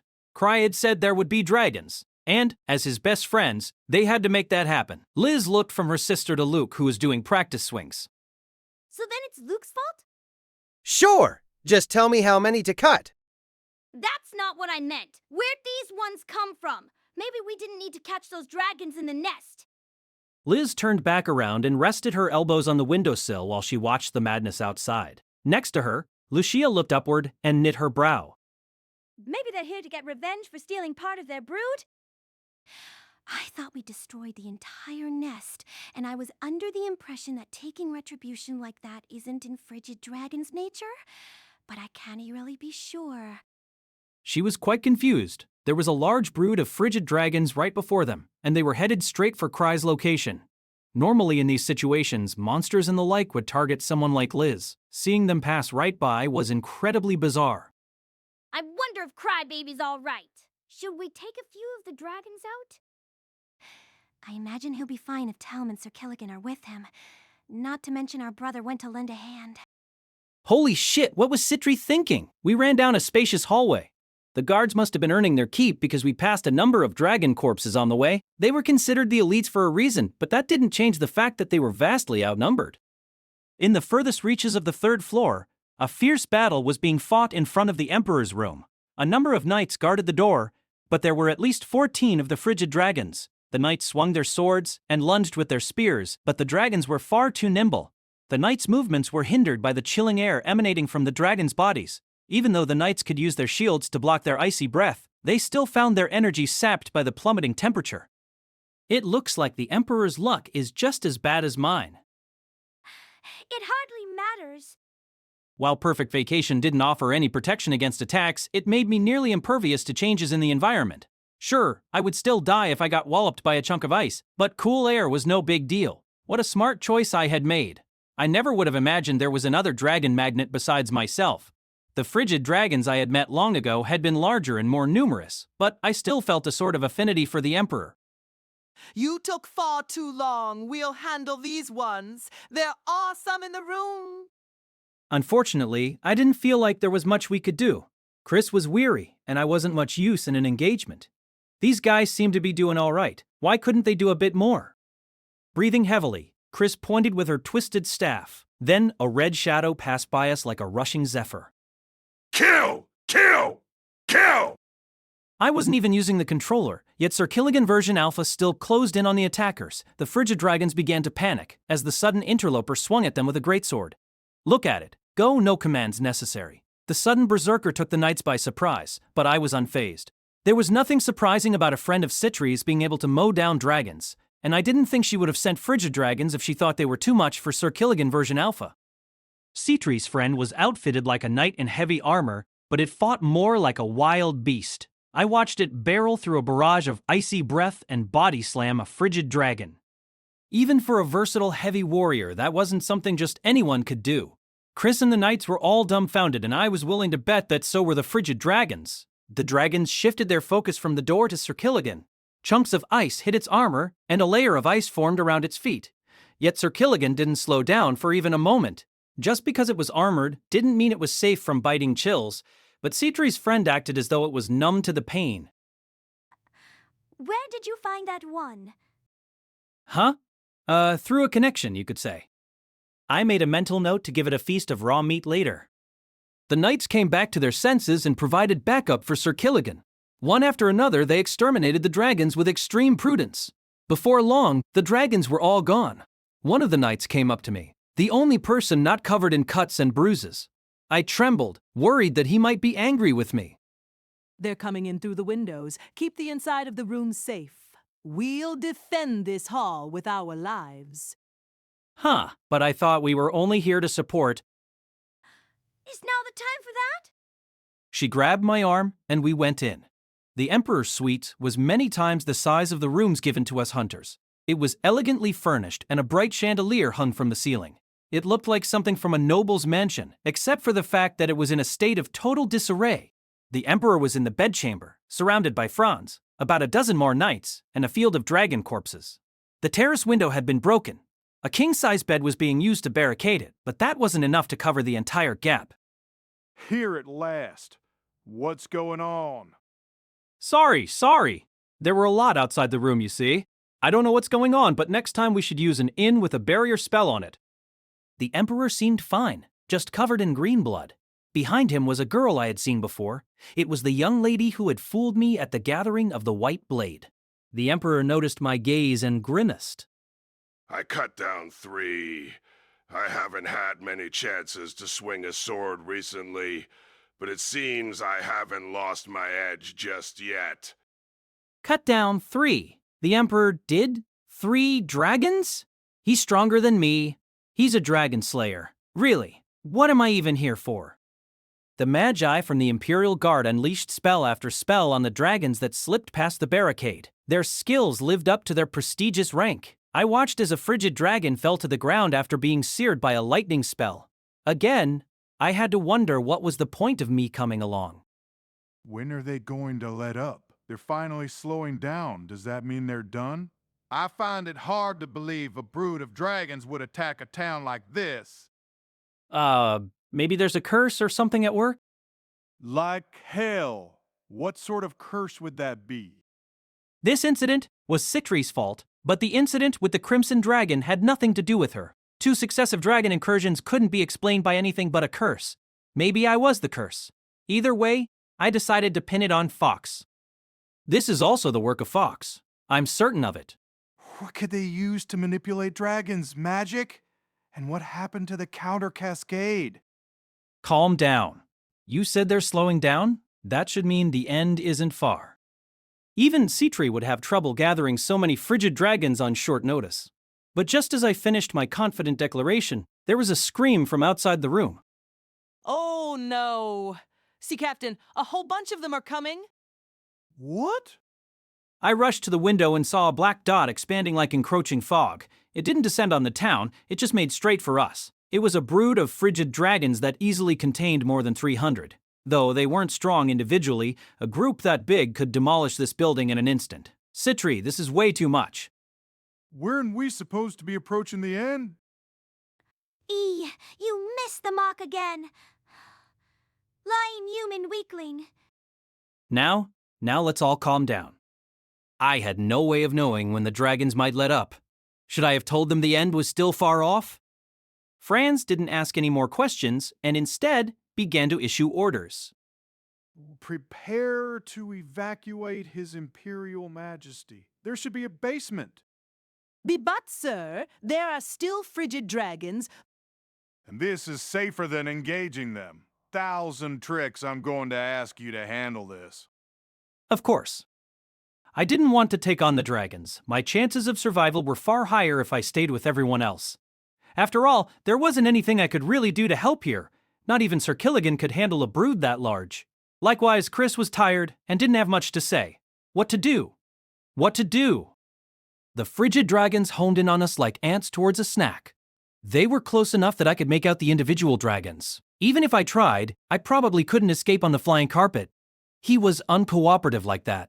I began to use my brain for the first time in a while. I take it you can handle that? Huh? We'll hide His Imperial Majesty in the basement. You try to draw as many of them off us as you can. Is that clear? Not can you handle that, but rather I take it you can handle that? Looking at my level, that might seem like a reasonable assumption. But it was so audacious I couldn't help but smile, time, place, and occasion all be damned. Of course I couldn't handle it, sure. I couldn't hide the Emperor either, but I didn't stand a chance against that many dragons. What are you smiling about? I didn't have any means of escape, so I resigned myself to my fate. Even now I was perfectly comfortable thanks to my shirt. Too comfortable, I couldn't even feel nervous. I moved a night to the side and looked out the window at the dragons. There sure were a lot of them, but I couldn't help but think back. Is this all? What are you saying, sir? My memory was hazy, but I remembered there being a bit more during my first encounter with these creatures. But I had a trick up my sleeve, Aspiration Manifest. With that, I'd give them one good hit. I rested a knee against the windowsill and reached out with one hand. The frigid dragons all changed course when they saw the enticing bait. I waited and waited, drawing them in so I could kill as many as I could in one go. Then I realized something. I had forgotten Aspiration Manifest. Frigid dragons were hurling towards us like arrows of ice. Growing pale, Chris stepped back and held out her staff. She began an incantation, but it was too late for that. I didn't have nearly enough safety rings for this. Death, in the form of frigid dragons, was right in front of me, but I remained perfectly comfortable. But just as my mind was about to go blank, a wall of light shot up and deflected the dragons. It was like a miracle. Everyone, including me, was dumbfounded. A volley of icy breath was blocked entirely. Even among barrier spells, it took one of immense power to stop a dragon's attack. This is the sort of barrier used by devout classes. Oh, you're a saint? No, I'm not. The wall of light held off the dragon's attacks. For similar reasons that a safety ring could only project a barrier for a moment, barrier spells usually only excelled at duration or strength, not both. Of course, this wasn't my doing. Saint abilities were slightly different than magic and therefore couldn't be stocked in a relic. There were only so many people who could project such a strong barrier for so long. I looked around and finally found Minnie and Sam on the windowsill. He was in his usual armor but stood only 5 centimeters tall. The relic Ansem wore, Fluctuating Fortress, was capable of altering its size. It could change to adapt to any wearer, regardless of their age, gender, or build. It was the perfect relic for someone who had used mana material to make himself a giant and could no longer fit in most gear. I'm sure that was why the church had given it to him. And when Ansem had first shown me this relic, I had a thought, what would happen if he shrunk the armor while he was wearing it? The natural assumption was that he would be crushed and die. However, relics were objects that defied common sense. The results of our playing around, our research, showed that Fluctuating Fortress had a hidden ability. Its power was the ability to adjust its size, so anyone of any age, gender, or build could equip it. Should the armor be made too large or small, the person inside would shrink or grow to fit. Utilizing this feature was how he had been able to appear out of nowhere at the gathering of the White Blade. But regardless of how he had done it, I was just relieved that Ansem had saved us. Without turning back, Ansem held up his arms and gave me the thumbs up. I returned the gesture. Then the windowsill crumbled and I silently watched him fall to the ground. One drawback of Fluctuating Fortress was that while it changed someone's size, their weight remained unchanged. Oh, Ansem. After meeting with Franz, I dragged my body back to my room. When I opened the door, I was ambushed by the carpet. He had been charged and rapidly patted me as I passed under him like he was a curtain. Chris had been charging my relics for me while I was gone. She wasn't enthusiastic about it, but apparently, Lucia had entrusted her with relic duty before we left. Whatever the reason, I was extremely grateful. She asked me what Franz had wanted to tell me, so I explained it to her. Huh? How the hell did this come about, sir? That's what I want to know. What did you do, you human weakling? If I had to say, I don't think I did anything. When are you going to take this seriously, sir? I had briefly pulled away from the caravan to rescue the carpet, and this resulted in my team being placed at the Emperor's side. I know how it sounds coming from me, but I was 100% mystified. In fact, when Franz gave me the news, I accidentally said, what are you talking about? He got really angry, but I had done things that would cause any normal person to lose faith and fire me. I think it was okay for me to question their sanity. Maybe this was so any mistakes I made would be done in clear view of the Emperor. That way Franz could easily justify beheading me. But that would be using the Emperor's position for one's own benefit. And that was no good. No good at all. Disrespectful. I sure hope Franz wasn't doing that. I just want to go home already. I could barely believe that only 2 days had passed so far. I had agreed to this job on the condition that the Emperor's defense would primarily be handled by the knights. This wasn't what we had agreed on, but I also wasn't in any position to argue. So I was at my wit's end. Who knows what might happen if you stuck someone as unlucky as me with that cursed Emperor? Right, your relics are all charged. Sir, got any more? Oh, this too, if you would. I handed her 3 expended safety rings. Chris made a face when she saw them. Oh, sir. Sir. When did you even use those? I just let out a hollow laugh. After Franz was done talking to me, I accidentally bumped into my head as I left his room. I hit it 3 times, so I used 3 safety rings, sir. Now it's time for us to get serious. We need to bring our best to this. I'll be counting on you out there, Chris. Of goddamn course you will, sir. But let me be clear that I won't be working for your sake. I'm here because I can't disobey an order from Lapiser. Yeah, When I thought about it, Telm was here on the orders of the Abyssal Inferno and Citri had entrusted me with Sir Killigan. I realized that the only person really here of their own will was Kichachaka. Now I felt bad for picking him because he had a weird name. He seemed fairly powerful and struck me as someone I could rely on. That's right. I need to inform Telm and the others that we're being relegated to the Emperor's side. I was sure the compounding effects of my bad luck and the Emperor's curse would make the next day a terrible one. But my hands were tied. Resigned to my fate, I let out a yawn even though I wasn't sleepy. The hellish escort job had begun for real. The man had accepted a number of jobs in his life, but none had ever played out like this one had. Whatever was happening, it fell far beyond his comprehension. There had been the monster horde. There had been the corpses of the dragons, most likely dragons that had been summoned by the man's relic. Normally, either of those occurrences would have been far enough off course to warrant the operation being cancelled. However, these developments were working in the man's favor, far more than he ever could have hoped for. Up until now, the Imperial Guard had formed a tight ring around the Emperor. Under no circumstances had the man believed that such an important job would be entrusted to anyone else, and yet somehow they would be trading places with the Imperial Guard. The man had just been informed that he would be helping guard the Emperor. Even he couldn't stay calm under such bewildering circumstances. When he first heard the news, he struggled to believe his own ears. The Thousand Tricks' behavior was puzzling. He had abandoned his duty, gone off somewhere, and didn't even try to offer an excuse for himself. These were all things no hunter should do. The man had been certain they would be relieved of their duties. After all, they were outsiders, and now their leader had done something that would normally destroy their credibility. It wasn't like him, but the man had been just a bit relieved when that happened. He thought he'd be able to withdraw from this job. But the results had been the exact opposite of what he expected. Beneath his hood, the man furrowed his brow. Was the Thousand Tricks some sort of idiot? After watching him, the man never would have considered him a threat, if not for the rumors of supposed preter-human artifices. If they were going to be at the Emperor's side, then the man wouldn't even need any relics to assassinate the Emperor. Even if the ring around him was solid as stone, they couldn't defend against an attack from inside their ranks. Taking the Emperor's life and then fleeing wasn't beyond the man's capabilities. He was, after all, an expert with spells made for assassinations. The Thousand Tricks hadn't figured out the man's identity. As long as it stayed that way, he had a chance at killing the Emperor and making his escape before anyone realized what had happened. There was just one problem: Sir Killigan. That fellow was the only member of the team that was capable of melee combat and was shrouded in mystery. The man knew the names of just about every famous hunter, but he had never heard of a Sir Killigan version alpha.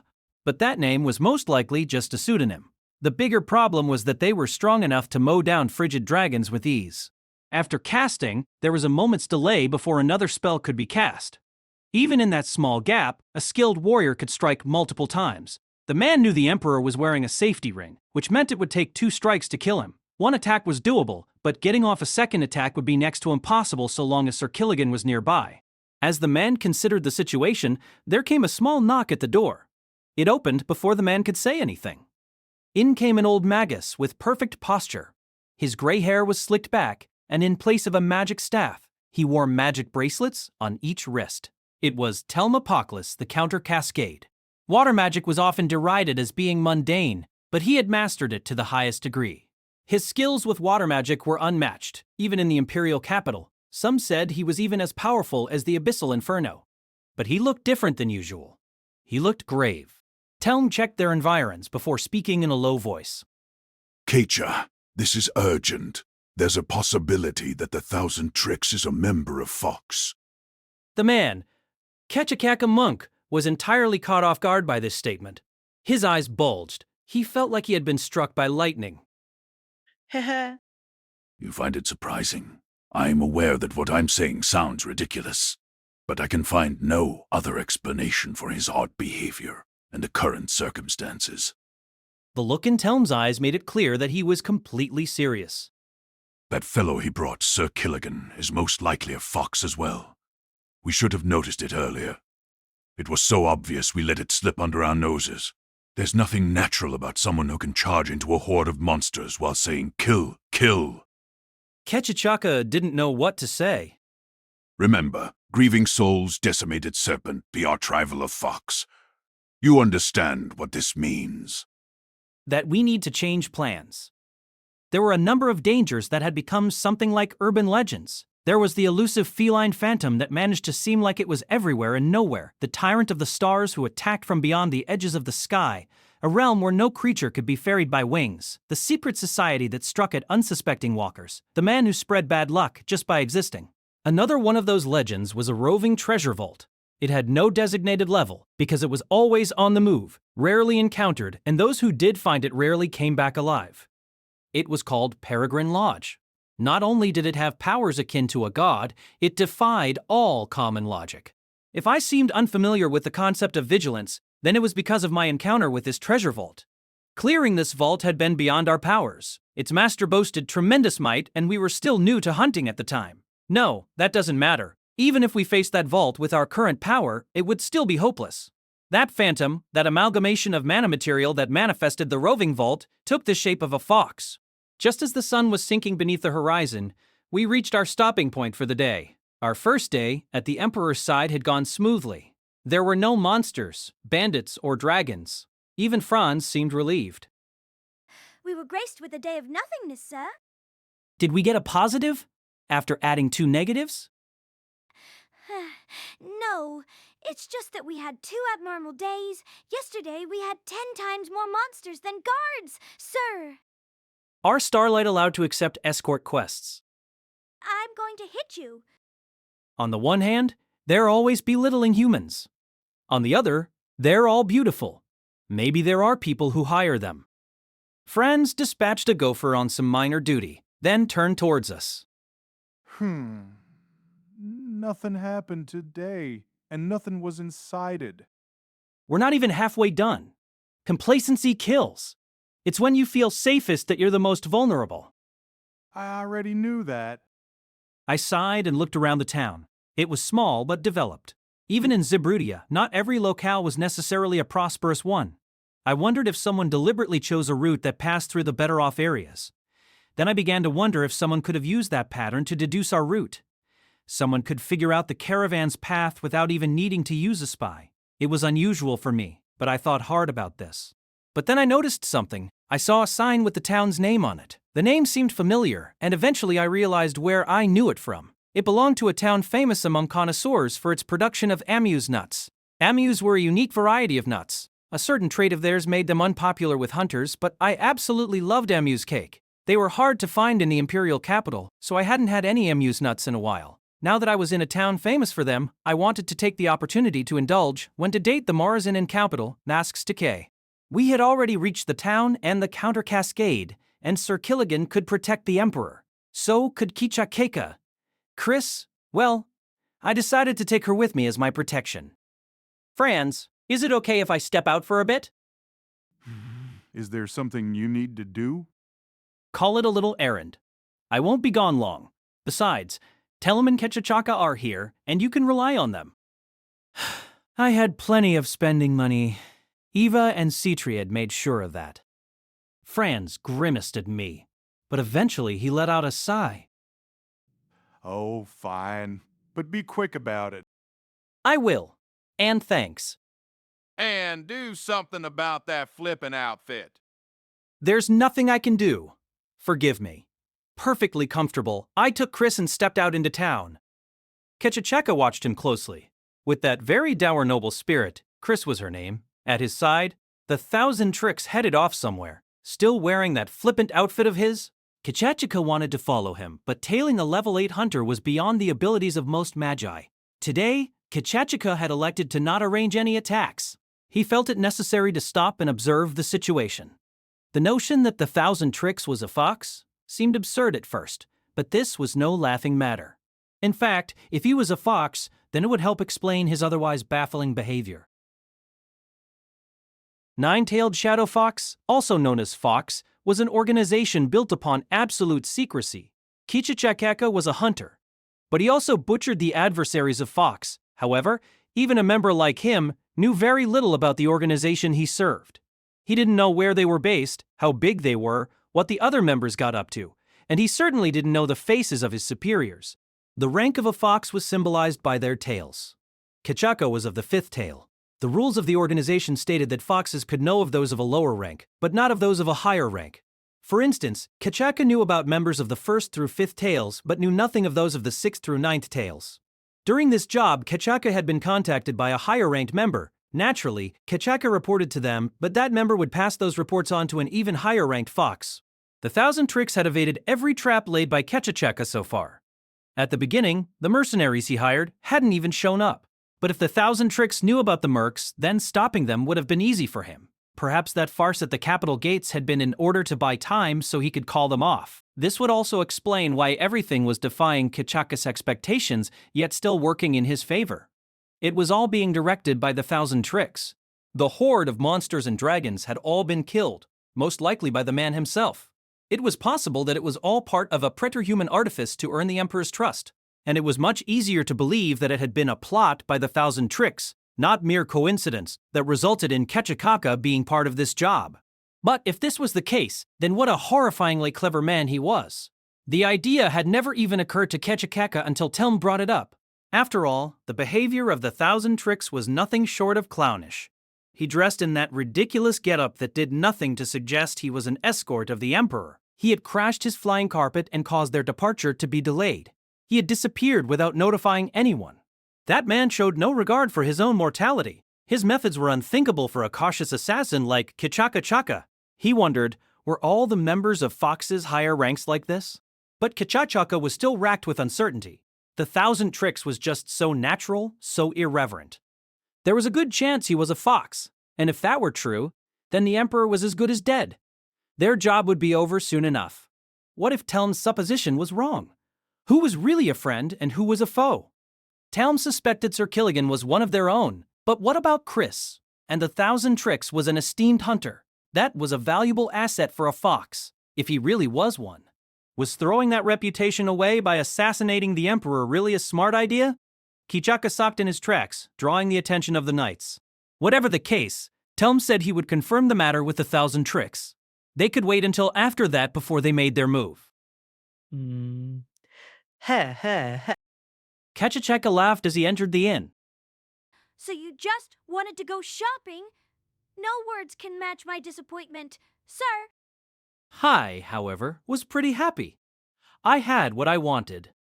Simone, Kreese, you'll just tire yourself out if you don't relax a bit. I regret my wariness. Sir, take this job seriously. Even after returning to the inn, Chris's anger remained in full force. Something about that put me at ease. I was older than her, but her Lucia-esque scolding made me feel like I was the younger one. Really, you shouldn't be on edge so much. The best hunters know when to relax, so they can fight with all their energy when they need to. And this is from someone who only relaxes. Let This Grieving Soul Retire by Tsukikage cast by Artale Studio. If you are interested in creating your own audiobooks, please check out our website at artale.ai. Now, enjoy the story. I bet she was so angry because she never ate anything sweet. I pulled out the large bag of Emu's nuts that I had just bought and tossed a few in my mouth. They were addictive. They had a faint but distinct sweetness, and even though they weren't roasted, they still had a strong aroma. They even had a nice crunchy texture. Enjoying the nuts, I was about to offer some to Chris, but then I stopped myself. Emu's nuts had a side effect. They hindered control of mana. Eating them would temporarily prevent someone from casting spells and charging relics. They didn't quite make it impossible. They just made it painful. It's why hunters never ate Emu's nuts. But that didn't matter to me, so I munched away. Irritated, Chris reached into the bag. At least share them, sir. Before I could stop her, she stuffed her cheeks. Her eyes went wide. You humans make decent snacks, sir. Well, maybe it's fine. I don't have any relics that need to be charged tonight. I gave in and handed the nuts to Chris. I was just worried she wouldn't leave any room for dinner. Not bad at all, sir. I think I recognize this taste, but where? Chris clutched her chest and bent down. Sweat flowed from her forehead and tears from her eyes. What did you feed me? My mana circulation? It's... Those were Emu's nuts. What? Ack.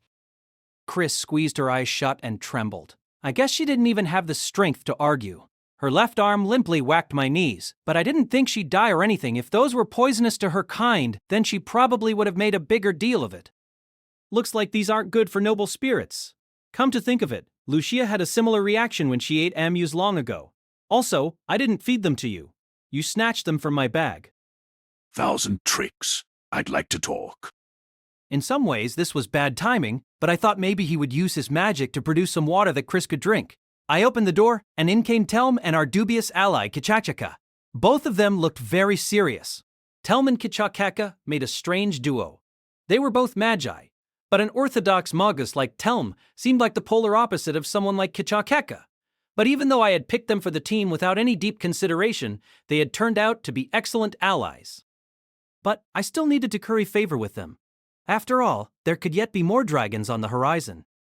Telm's eyes bulged when he saw Chris. What happened to her? Oh, her. Just a little accident. Nothing to worry about. She was a proud, noble spirit. She would never allow it to be known that she ate Emu's nuts of her own volition and gave herself a stomachache. It's as the human weakling says. Don't worry about it. She was still able to act tough. which I took as a sign that she'd probably be fine. But what sad lives Magi must have led if they couldn't eat Amy's nuts. I put on a hard-boiled smile. Is this about the escort shifts? I was hoping we could continue as planned, with you two teamed up. The Imperial Guard are doing good work, but I'm not so sure we can leave it all in their hands. Pairing Telm and Kechakeka was the result of my very level-headed judgment. First, I didn't think I'd be able to learn to communicate with Kechakeka during this job. I also didn't want to pair him with Sir Killigan, who I still didn't trust. And Chris was even worse at communication than me. By process of elimination, Kechakeka was put with Telm, an unfortunate side effect of the wall spaghetti method. Right, do you want some? Telm grimaced when he read the letters printed on the bag I held before him. Amuse nuts hinder the manipulation of mana. They're not something a magus on an escort job should be eating. Yeah, Still clutching her chest, Chris gave me a spiteful glare. But I wasn't a magoose, so I helped myself to some more Amia's nuts. A relic user had no need for mana. Something Citri once said was that, if you really try, you can overcome the mana hindrance inflicted by Amu's nuts. In that regard, you can use Amu's nuts for training your metal. Lucia supported this idea. I just liked Amu's nuts because I enjoyed gorging on them. So if this isn't about the shifts, then what is it? Had they come to say they refused to obey a leader like me?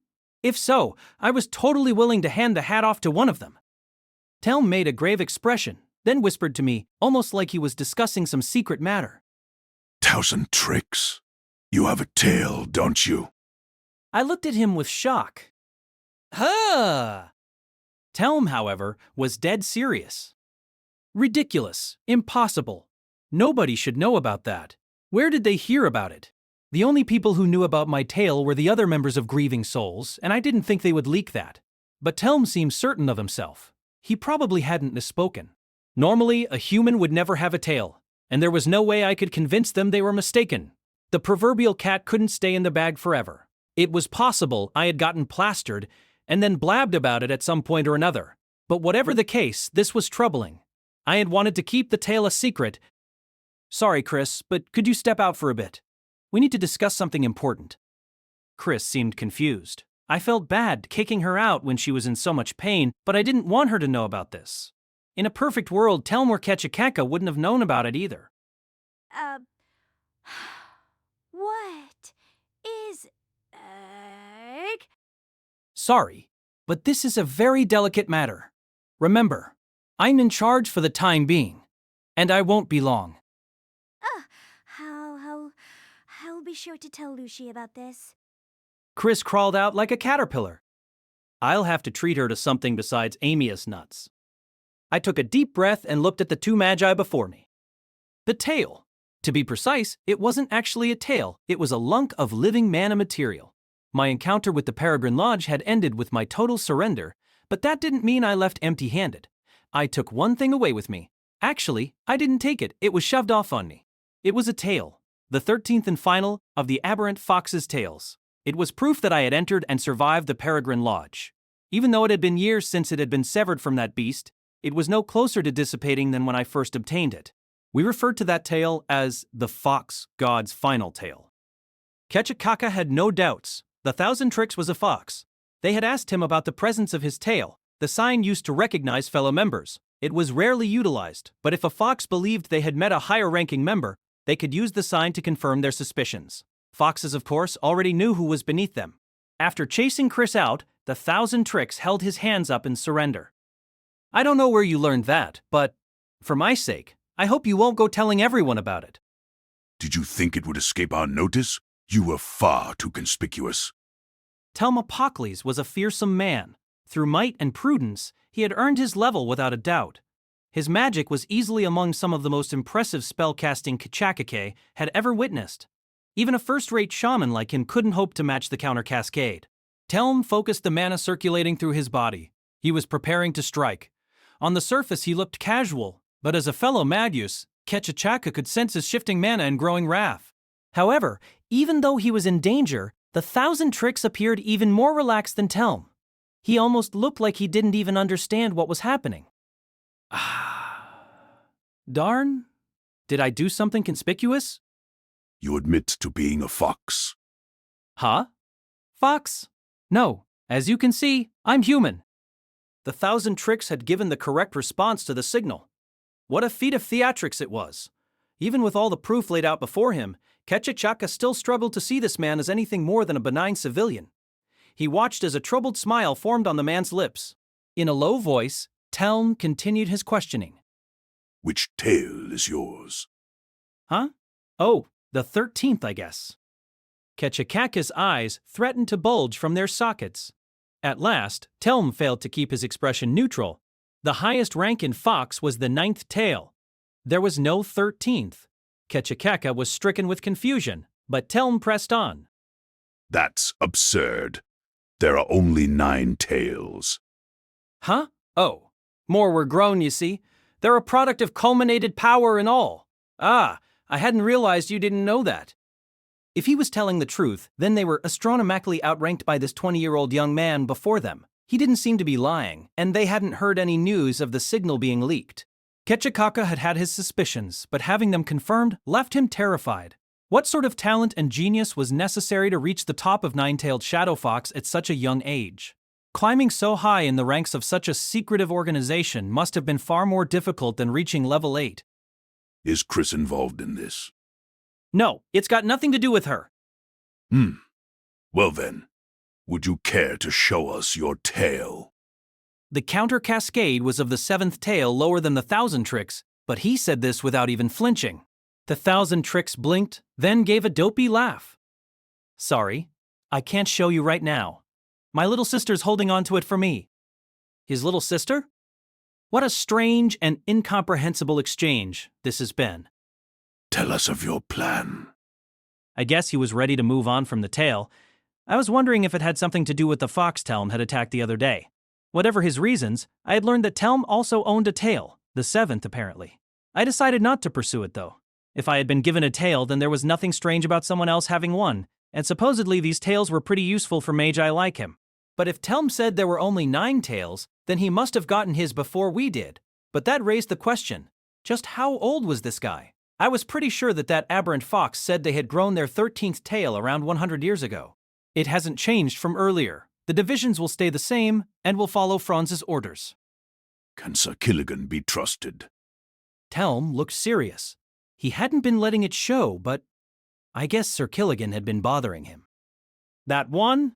Sir Killigan's a suspicious one, all right, but it's fine. I'm in control. Now, where did that controller go? Well, I didn't need it. I figured Killigan would be fine on autonomous action mode if Citri trusted me with it. There's no need to worry. I don't think anything will be happening soon. If we have any problems, it'll be after we take to the sky. Very well. Now that I knew that a tail had been thrust onto him as well, I think I felt a bit closer to the old Magus. I began to think that maybe if I became friends with him, he might quell the grudge that Pyromaniac Lady had with me. But maybe that was wishful thinking. You showed me some extraordinary magic back there. I'll leave the fighting to you. You're probably even stronger than the Abyssal Inferno. Rose lacks subtlety, but we simply excel in different respects. And you're not half bad either, Ketchachaka. I'll be counting on you out there. Those are hexes, right? Really let loose with those. Ketchachaka nodded vigorously. It seemed he was a better fellow than his appearance suggested.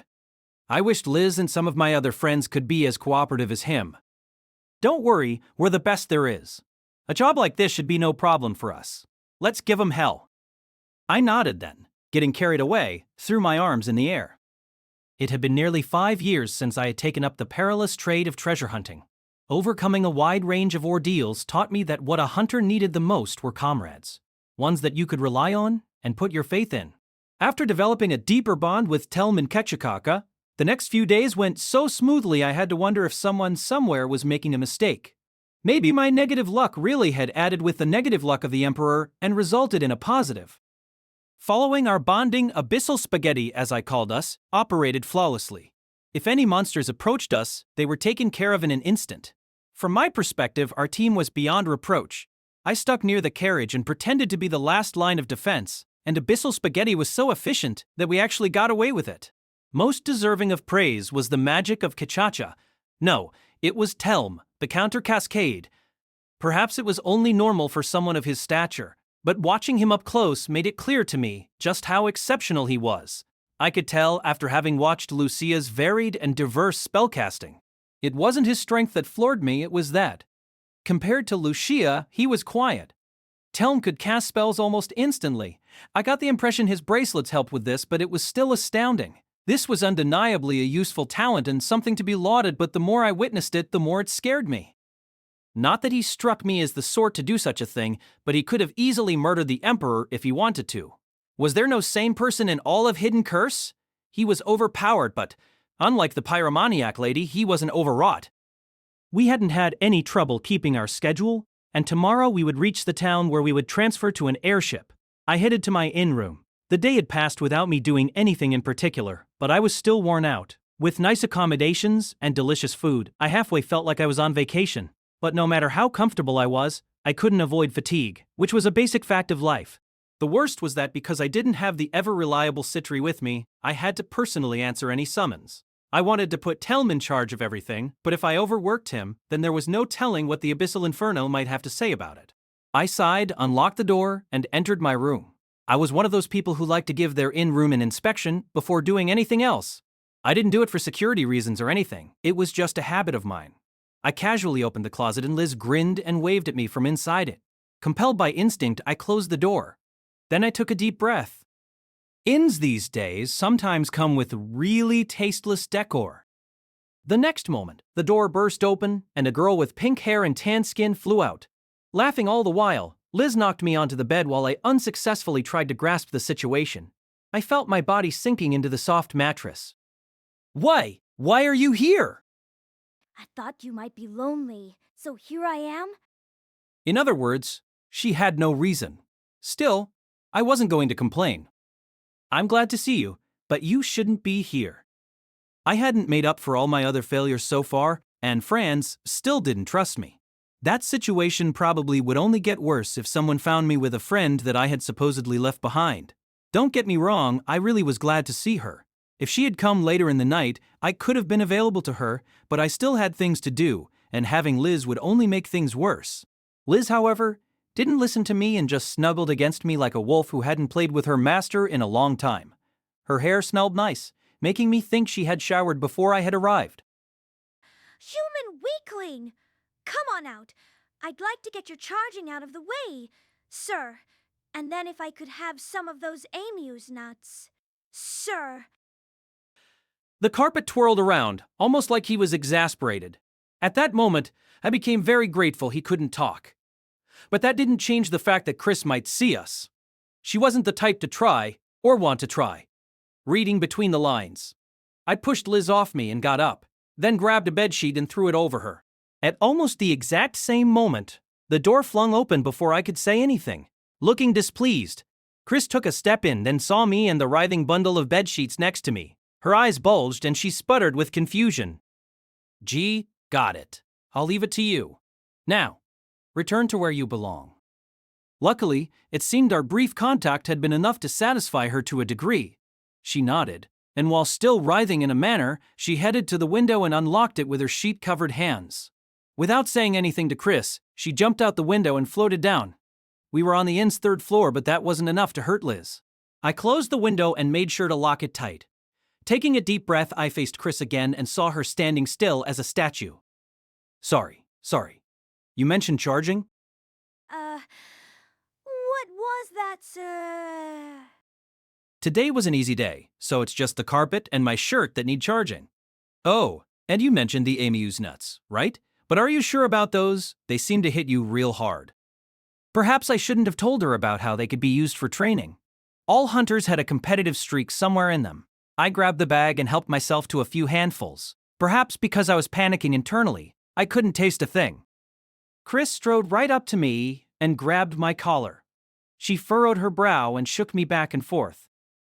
Excuse me, is this a joke at my expense? Do you really expect me to be fooled? Sir, I'm asking you what that was, so out with it, sir.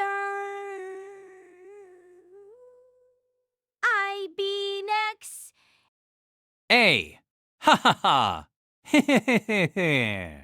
It was one of those. You don't know them? That was a sheet wraith. Damon, you? Would you try that excuse on the Emperor? Sir? You're not wrong. You're perfectly right. I'm not trying to fool you, honestly. It's just that there's nothing I can say. As I let myself be rattled about, Telm and Ketchachaka dashed into the room. Has something happened? When he saw Chris, his expression instantly darkened and he raised an arm. Tell, this human weakling was talking with some stranger. Sir, he's definitely up to some shenanigans that he's not telling us about. Telm didn't respond. We're his party members for the time being, so he owes us an explanation. Sir, if nothing else, he shouldn't be acting on his own during an escort job. Her words stung, because she was completely right. If it was just her, I might have considered offering an explanation, but I didn't want Telm and Ketchachaka knowing about Liz. Oh, what do I do? Red with anger, Chris let me go and told Telm and Ketchachaka what she had seen. All the while, the counter-cascade looked at me dubiously. It could have been my imagination, but Ketchachaka seemed exasperated. There really wasn't anything I could say in my defense, but hey, Chris was a fellow clan member, why didn't she back me up? I understand now. That was indeed a, sheet wraith. I hadn't expected covering fire from Telm. The look on his face was one I had never seen from him. If I had to describe it, uncomfortable is the word I'd use. Chris looked briefly taken aback before going at Telm. What? Are you out of your waterlogged mind, sir? How do you even end up at a conclusion like that? See, calm yourself, Chris. They are truly rare, but there are tales of such specters. I will not deny the plausibility. I take it you are in agreement to Ketcha. Ketcha. Sir. He. Ketchachaka slowly nodded his head up and down, going along with Telm's nonsense. He was definitely my favorite of all the suspicious yet cooperative people I knew. What's up with you? 3. Am I being mocked? Do you really think a rare sheet wraith would appear in a luxury inn? If you do, then try telling Franz about it. Sir! W, we're not lying to you. Isn't that so, Thousand Tricks? Not quite. Huh? I felt bad throwing Telm and Ketchachaka under the bus like that, but I couldn't keep this story up. If I tried to convince Franz that that was a sheet wraith, then he'd probably wallop me. So I folded my arms and nodded while I thought up a new excuse. The truth is, that was an elemental at my command. As a precaution, I ordered it to look around the town. An elemental? You can use magic, despite your lack of mana, sir. My priority was just moving away from the sheet wraith, so I just said whatever came to mind. Sorry for not being honest about it, but I like to keep it a secret. I'm no magus, but I do have a few oddball spells at my disposal. This should at least be more believable than the sheet wraith. Chris was, according to Citri, very gullible. If that's true, then what sort of elemental was it? A bedsheet elemental? I could tell this wasn't going to work. Of course it wouldn't. There was no such thing as a bedsheet elemental. I knew my status as a level 8 wouldn't work on a noble spirit, so I just accepted defeat. I don't believe see. Chris's shrill voice was cut off by a call from outside the room. That voice belonged to Franz. Chris shut her mouth, showing that she still had the sense to not argue in front of our employer. I was relieved. I felt like I had been saved by divine intervention. Franz looked to be in a very bad mood when he entered my room. So bad that he might cut me down if I started talking about sheet wraiths or elementals. His Imperial Majesty requests your presence. It appears he wants to talk to you. I take it you have no problems with that? Roderick Atolm Zabrudia hardly needs any introduction. He stood at the zenith of the Zabrudian Empire and was the genius behind its prosperity. Zabrudia was ruled by an absolute monarchy, making any singular hunter nothing more than a leaf in the wind before the might of the emperor. As a treasure hunter's level increased, they often found themselves interacting with the nobility. There were even some families like the Rodins, who had long supported the emperor and were granted audiences with the emperor. I, however, was a coward who tried to avoid dealing with the nobility at all costs. When Franz called me, I felt a pain deep in my gut. I had experiences interacting with bigwigs, such as at the Gathering of the White Blade, but I was by no means used to it. I tried to humbly and indirectly turn down Franz's orders, but he glared at me like I was scum. Just come already. What did I even do? Oh, maybe he's mad because I haven't done anything. Man, these Amuse nuts sure are tasty. Fine, but I'm taking my team with me. Is that okay? No. His Imperial Majesty only summoned you. I was supposed to do this alone? Did they want me to die? I didn't plan on screwing up or anything, but I didn't like the idea of having nobody to back me up if I made a faux pas. I stood my ground. No, I won't go without my team. You don't need to protect our feelings or anything. Now go, sir. No, that's not it. Chris was getting the wrong idea. I wasn't protecting their feelings. I wanted to make them miserable with me, and if anything related to our job came up, Telm was far more qualified to be making decisions. They can be trusted. Check if His Imperial Majesty is okay with this. Demands from a mere hunter? Franz grumbled as he stomped off. Any breaches of etiquette that I made would surely be overlooked if I was with Ketchikaka and Chris. There was clearly something up with the former, and the latter had no respect for the title of Emperor. Why can't you just cooperate? The only thing level 8 about you is your audaciousness, sir. She was the last person who should be lecturing me about cooperation, and my audaciousness was entirely average. I nodded and shrugged. Words were cheap, so I just said. That said, I believe in saying what I think is right, regardless of who I'm talking to, and that's all I did back there. A clan master needs to stick to what they believe in. Franz's irritation was clear as day. He was leading me, and my team, of course, to the Emperor's suite. Even among human nations, it takes someone magnanimous to lead an empire as large as Zabrudia. But let me be clear. If you say anything untoward, you'll pay the price. Shouldn't you say that to the weakling, not me? That was directed at both of you. I'm the only one who seems at all nervous. Do these guys realize it's the Emperor we're going to see? Did that somehow slip by them? I had my whole team, except Sir Killigan, at my side, but I still felt incredibly isolated. Maybe competent people like them weren't as easily intimidated. We bowed to the knights outside the door, then entered once we had permission. The Emperor was seated, looking solemn and proud, surrounded by stony-faced knights. He looked at us with a piercing gaze. His austere demeanor made him look as much a sovereign as any human could. I was sure that if I were to use my lauded groveling skills before him, it would make for a fine image. Next to the Emperor was someone with a strikingly different appearance. It was the Imperial Princess, who looked incredibly nervous. The Emperor looked at Franz, then at me, before nodding. Thank you, Franz, and welcome, valiant hunters. I thank you for accepting my quest. This was a kinder treatment than I had expected. It seemed we hadn't been called to receive a scolding.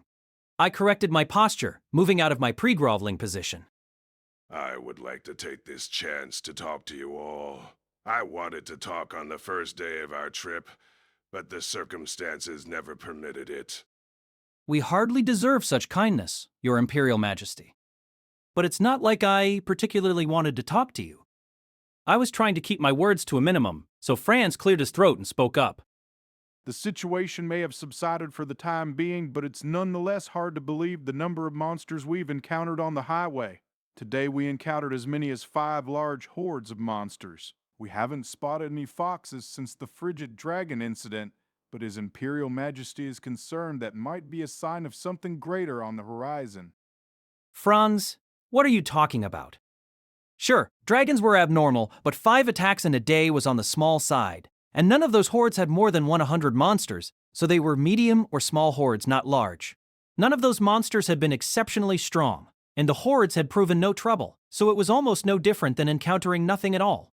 Of course, if I had been alone, I would have been dead in an instant. But Franz was a noble, so maybe he didn't know much of the real world? I was an adult, so I just smiled and said, I don't think this warrants concern. I wouldn't call this a sign of anything. Everything so far can be attributed to bad luck. And even if we see 10 times as many monsters tomorrow, I think we're equipped to deal with the threat.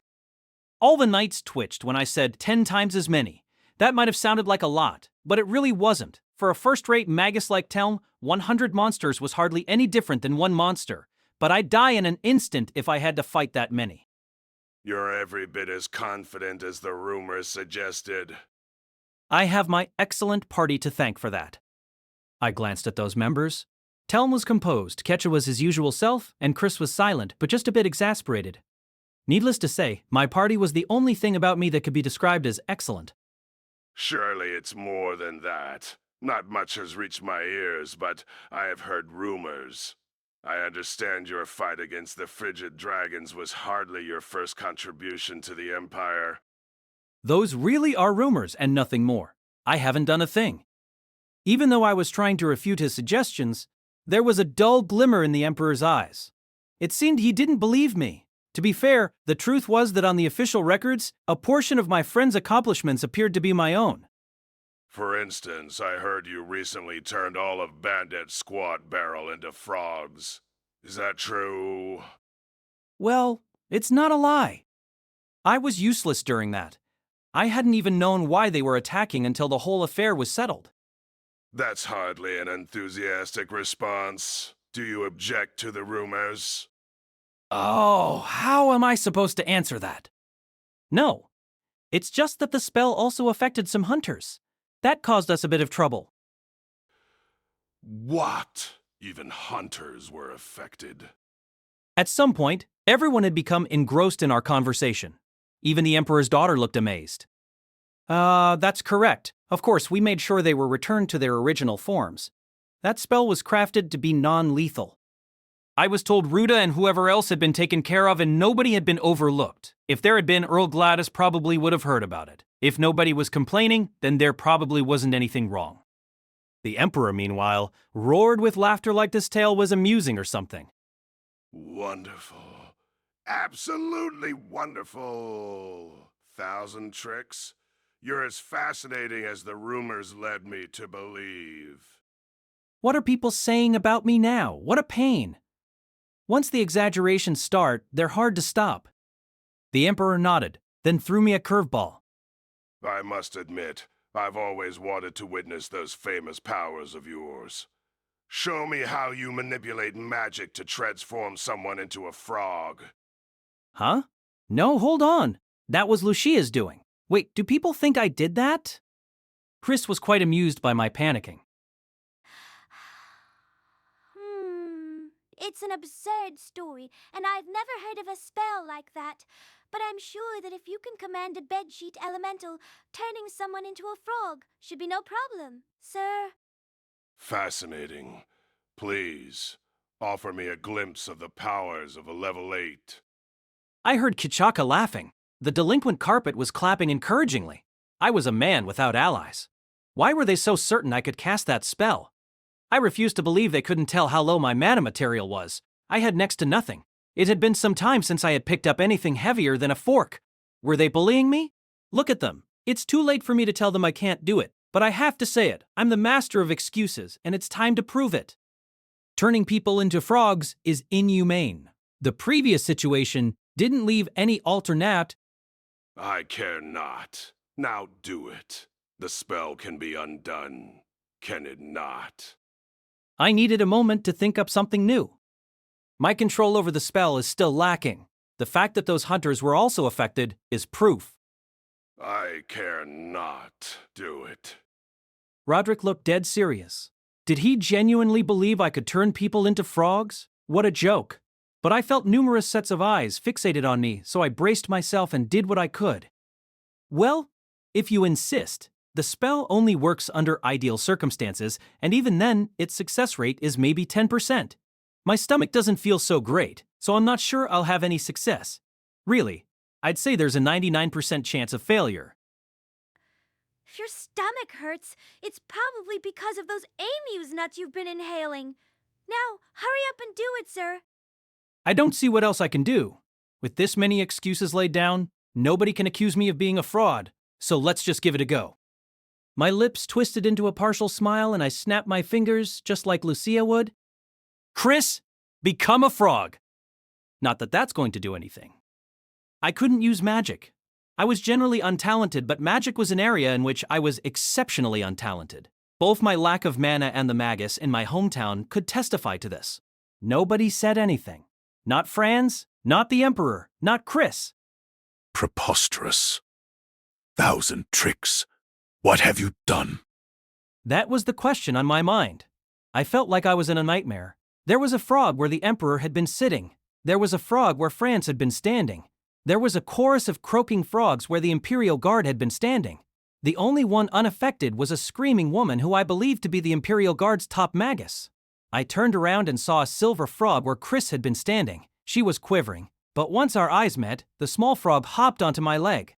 I was so confused I went full circle and became calm again. These frogs, they're not the tree frogs from last time. They're bullfrogs. Ooh, we're flying. We're really flying. Of course we are. Sir, this is an airship. Chris, a being whose natural home was deep in the forest, looked at me like I was some sort of hick. I guess life in the Imperial capital had thoroughly urbanized her. Our takeoff had been smooth, and our flight was the quietest airborne experience I had ever had. I found it absolutely incredible that this was something made by human hands. I leaned on my stupidly big staff and looked out the window. By the way, what's that stuff? Sir? It's a relic. Pretty neat, isn't it? Not to mention, it was stylish. I noticed Chris eyeing her own staff. Because their designs came from eras long gone, many relics had odd appearances. That included Round World. Most staves used by Magi were wooden, but this one was made of metal. It was unclear how the gem at the top floated, or why it was floating in the first place. It was mysterious and defied explanation, both of which were very relic-esque qualities. Staves were one of the rarer types of weapon relics, making them uncommon even among high-level hunters. Round World didn't fulfill a staff's usual role of amplifying mana, which meant it was more or less useless as a weapon. Nonetheless, its main function meant it still fetched a high price. This is a good opportunity to explain that Telm's bracelets were relics. Bracelet-type staves, a variety of relic far more expensive than a pure staff-type relic. He was in charge of the best Magi clan in the Imperial capital, so it only made sense that his equipment was a cut above the rest. Why didn't you have that earlier, sir? Because I didn't need it. Chris raised a finely shaped eyebrow as though she had more to say. It was my first time holding the staff in some time, and I had almost forgotten how heavy it was. Sure, it looked cool, which was nice, but carrying it all the time would have been exhausting. I should have asked Liz to also bring a weight-reducing relic while she was at it. You see, for people like her, even a big metal staff was as good as weightless, so she wouldn't think to bring a weight reducer unless I asked for it. I had no idea you had a staff relic, sir. I also have sword relics and axe relics. This is just another part of my collection. I see. It would be a waste for a relic like that to sit around in a collection, but what a peculiar item that is. Is it true that staff relics have incredible mana conversion, sir? Yeah, uh-huh. It seemed Magi couldn't help but be fascinated by staves. Chris's eyes darted between Round World and her own staff. The sad truth was that mine was more like a big translation device, and hers was actually the superior weapon.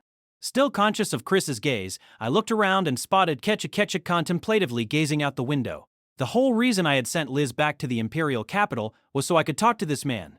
With a hard-boiled grip on my staff, I sauntered over to him. The low-hooded, suspicious shaman turned towards me.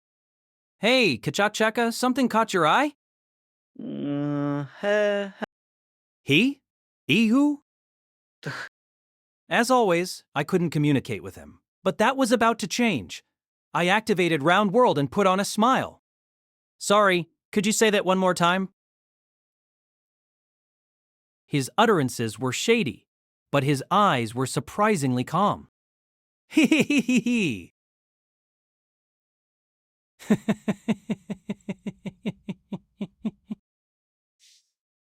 Hey. I see. Interesting. Doing my best to keep my face from twitching, I gave him my thanks and walked away. I returned to Chris, who had intently watched the entire exchange. Ketch is our teammate, so you shouldn't mess with him, sir. Yeah, but I wasn't messing with him. Man, what a strange world it is. Noticing Chris's obvious confusion, I held out the staff. For the duration of this job, I'll lend you this. Huh? You look like you wanted to try it, am I right? Just be sure not to lose it. Oh, wow! Do you plan to do this job without a weapon, sir? Her eyes were wide, directed not at me, but at the mystical staff. I put on a hard-boiled demeanor. It's fine. My weapon is this. If anything, a staff would get in my way. It's really heavy, so please carry it for me. Baffled, Chris took the staff. She didn't say anything, despite its considerable weight. Even with her tiny frame, she was stronger than me. How depressing. Even if we are clanmates, I still can't believe that a hunter would lend out their own weapon. But I take it if you insist. Yeah, thanks a ton. Oh, right. That staff is fairly powerful, so don't test it out inside the airship. I know that, sir. Grinning, I glanced over at Kachakika. I hadn't been able to parse a single thing he had said. Apparently, he really was just saying, he. Round World didn't work by deciphering the rules of a language, but by understanding intentions, and it was a relic, which meant its powers were absolute. It worked on a similar principle that Tears of Truth used to discern fabrications. Hunters really were nothing but weirdos. Aside from the occasional turbulence, the airship journey was pretty easy. Perfect Vacation probably had something to do with that, but mostly it was because of the lengths Franz had gone to. During those 3 days, he had made sure everything was in order. The passengers had all been checked, and the airship got another inspection. A look at his haggard face was all I needed to know how much work that must have been. Not a single rat aboard. So, 1,000 tricks. Do you still think the airship will crash? I think it'll be fine. But if it crashes, then it crashes. Where was the emergency exit again? Head out and it'll be on your left. Damn it, didn't you receive a map of the ship? Are you trying to get under my skin? Oh, that's right. I got a map. Franz was really high-strung. It's not like being on edge would help, and there was no use overthinking matters. I'm sure everything will be fine. Safety rings protect you from falls.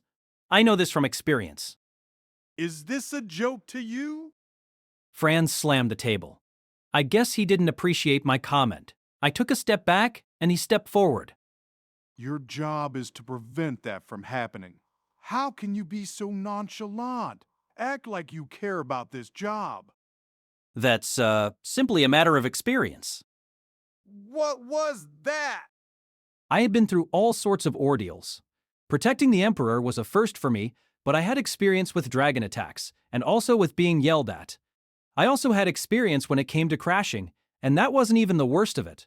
I had a history of misfortune and knew when to not fight fate. At least this had made me the world's foremost expert in the use of safety rings. But that didn't involve much more than just activating them. I'm sure it'll work out. This ship is a fortress. It's equipped with monster repellents. Nothing will approach us on land or in the sky. Franz almost sounded like he was talking to himself. The next moment, a frantic knight burst into the cabin. Sir, we've received word from the surface. There's signs of a storm forming. Damn! This wouldn't have happened if we hadn't delayed our departure. Tell everyone to stay alert. Neither wind nor rain, not even lightning, will bring us down. It seemed silly to get angry at me when storms were just a part of traveling. Just recently, I had been hit by a storm during my vacation. Knitting my brow, I thought back on my previous experiences.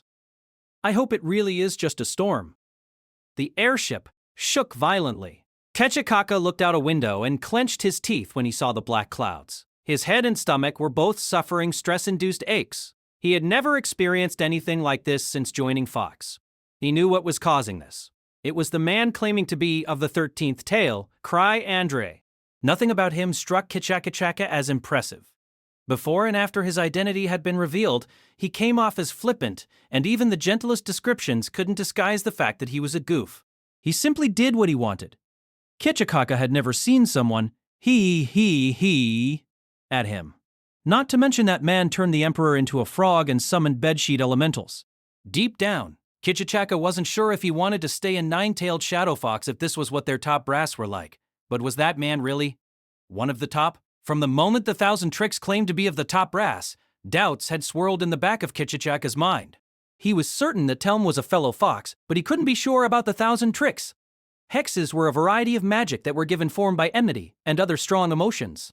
As a user of hexes, Kachachaka was very keen at discerning the nature of people. As far as he could tell, the Thousand Tricks was simply, or rather extremely laid back. He wasn't driven by any ill will, but more than that, he didn't have the scent of death that clung to all hunters. But just how could that be? As he watched the large drops of rain rap against the window, Kachachaka let out a pitiful hee-hee. His evaluation told him that the Thousand Tricks wasn't a member of Fox, but that same evaluation also insisted that he couldn't possibly be a level 8 hunter. It said he was just a normal person and a weak one at that. Setting aside the matter of whether or not he was a fox, there was no denying that that man was a level 8 hunter. He had wondered if this man was actually a body double, but surely if the Thousand Tricks wanted to do that, he would have picked someone else. Besides, a normal citizen couldn't possibly have known the code signs used by Fox, nor could that have been a coincidence. Nothing fit together. Kachachaka had no clue what was true and what was false. Though it was a mind-numbing process, there was an emergency system that foxes could use to confirm a person's membership. Not for his duty, but for his own sake. He planned to make use of it once he got back to the Imperial capital. The storm raged outside the airship. This wasn't enough to bring down a vessel like the Black Star, but even still, the interior was abuzz like a beehive. Neither Kachachaka nor Telm could control storms. This storm was just a coincidence. While it was an incredibly convenient coincidence for them, it was still just that. I've heard that the Thousand Tricks can summon storms. Has the time come? Now wouldn't be an odd time to crash. Kachachaka refused to believe someone had summoned this storm. Those sorts of spells existed, but they always had distinct forewarnings. Kachachaka hadn't seen any such omen, and that man didn't have any mana to begin with. Normally the shaman would have been able to confidently say this wasn't the result of magic, but they were talking about the Thousand Tricks, someone who was capable of instantly turning the Emperor into a frog. Kachachaka let out a weak laugh. I see you're uncertain, Kesha. Worry not. This vessel's magic defenses will do little against attacks from the inside. With a magus this powerful at his side, their goal was within reach. In terms of both discretion and power, Telmapocles was the strongest magus Kachachaka had ever seen. When it came to anti-personnel combat, he probably even surpassed the Abyssal Inferno. And there was the water clone. By borrowing the power of his relics, Telm had the unique ability of creating a clone that he could control at will. It didn't matter how many guards the Emperor had. Killing him was well within the realm of possibility for Telm. 1 month prior, Telm's words of reassurance might have put Kachachaka at ease. But not anymore. There shouldn't be any problems. Their chances of failure were practically nil, and they could call for dragons if they really needed to. Just then, the Thousand Tricks entered their cabin. When he saw Telm, he gave that slightly dopey smile of his. Telm began to stand up, but he held out his hands. No need. So you're saying it's not time yet? Huh? Oh, Franz said he and his knights will move. What? He's one of ours. Well, yeah. Anywho, it's not time for us to move just yet. Kachachaka wanted to yell that was absurd, but bit his tongue. It was his impression that Franz Argman was clean, completely entirely clean. He had of his own volition proven his innocence with tears of truth. There was no way such a man was a fox. On the other hand, the same relic had shown the Thousand Tricks to be innocent as well. If this job goes well, I'm going to take a break from all this, Kachachaka told himself. So be it. He began to stroke his chin. Unlike Kachachaka, he was maintaining composure. Just how did the Thousand Tricks appear from his perspective? That reminds me, there's something I'd like to confirm with you. What do you plan to do about Chris? What do you mean by that? You two seem quite close. Do you mind if she's eliminated? What? What? The Thousand Tricks looked and sounded absolutely taken aback. But they had to do everything they could to reduce the risk of failure, and that noble spirit was an obstruction. We're not particularly close, but we're not going to eliminate her. Do you two have something against her? A pro knew to keep their personal feelings from interfering with their work. If he said they weren't particularly close, then did that mean his friendly banter with her had been an act? And if so, then to what end? I wouldn't say that. But am I correct in assuming that we should leave her to you? The man of the 13th tail briefly tilted his head side to side before nodding to himself. Yeah, I guess I should do something leader-like every now and again. I'll give Chris a verbal warning. Verbal? Neither Telm nor Kachachaka knew how to respond. Very well. They found this immensely concerning. Was this man serious? Did he really think a verbal warning would silence her? It couldn't possibly work. But being foxes meant that they had to obey their superiors.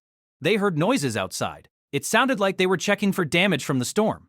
There was no way this fortress of an airship could be affected by a bit of inclement weather. But if the airship were to go down now, the crash would be attributed to the storm. This was an ideal opportunity for sabotage, and how could they possibly hope for anything better? As though reading Kechachaka's mind, the thousand tricks suddenly turned his way. Kechachaka's heart pounded, and he felt a shiver down his spine. With a stern expression, the thousand tricks got up and walked towards Kechachaka. Then he walked right past him. He gazed out the window, so Kechachaka did the same. Outside, flying in the middle of the brutal storm, was a massive kite. Kechachaka rubbed his eyes, but when he looked again, the kite was still there. Clinging to the kite were those ridiculous bedsheet elementals. Not half bad. Then, as if it had been waiting for the perfect moment, a bolt of lightning struck the kite.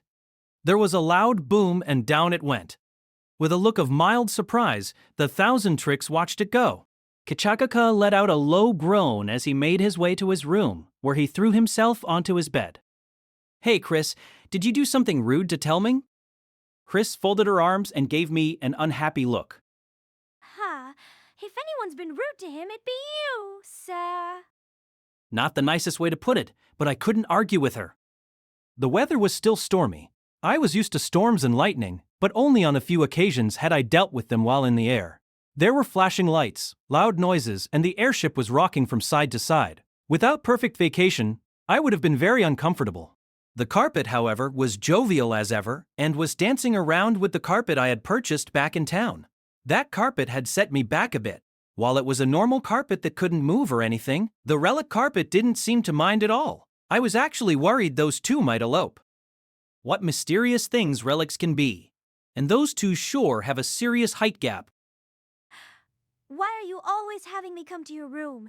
I get why you might want to rely on me, but calling me over every single day is too much, sir. Could it be that you like me, sir? Well, give up on that. I'm here on Lapis's orders, not because I like you. Sir. I hadn't even confessed, yet she rejected me.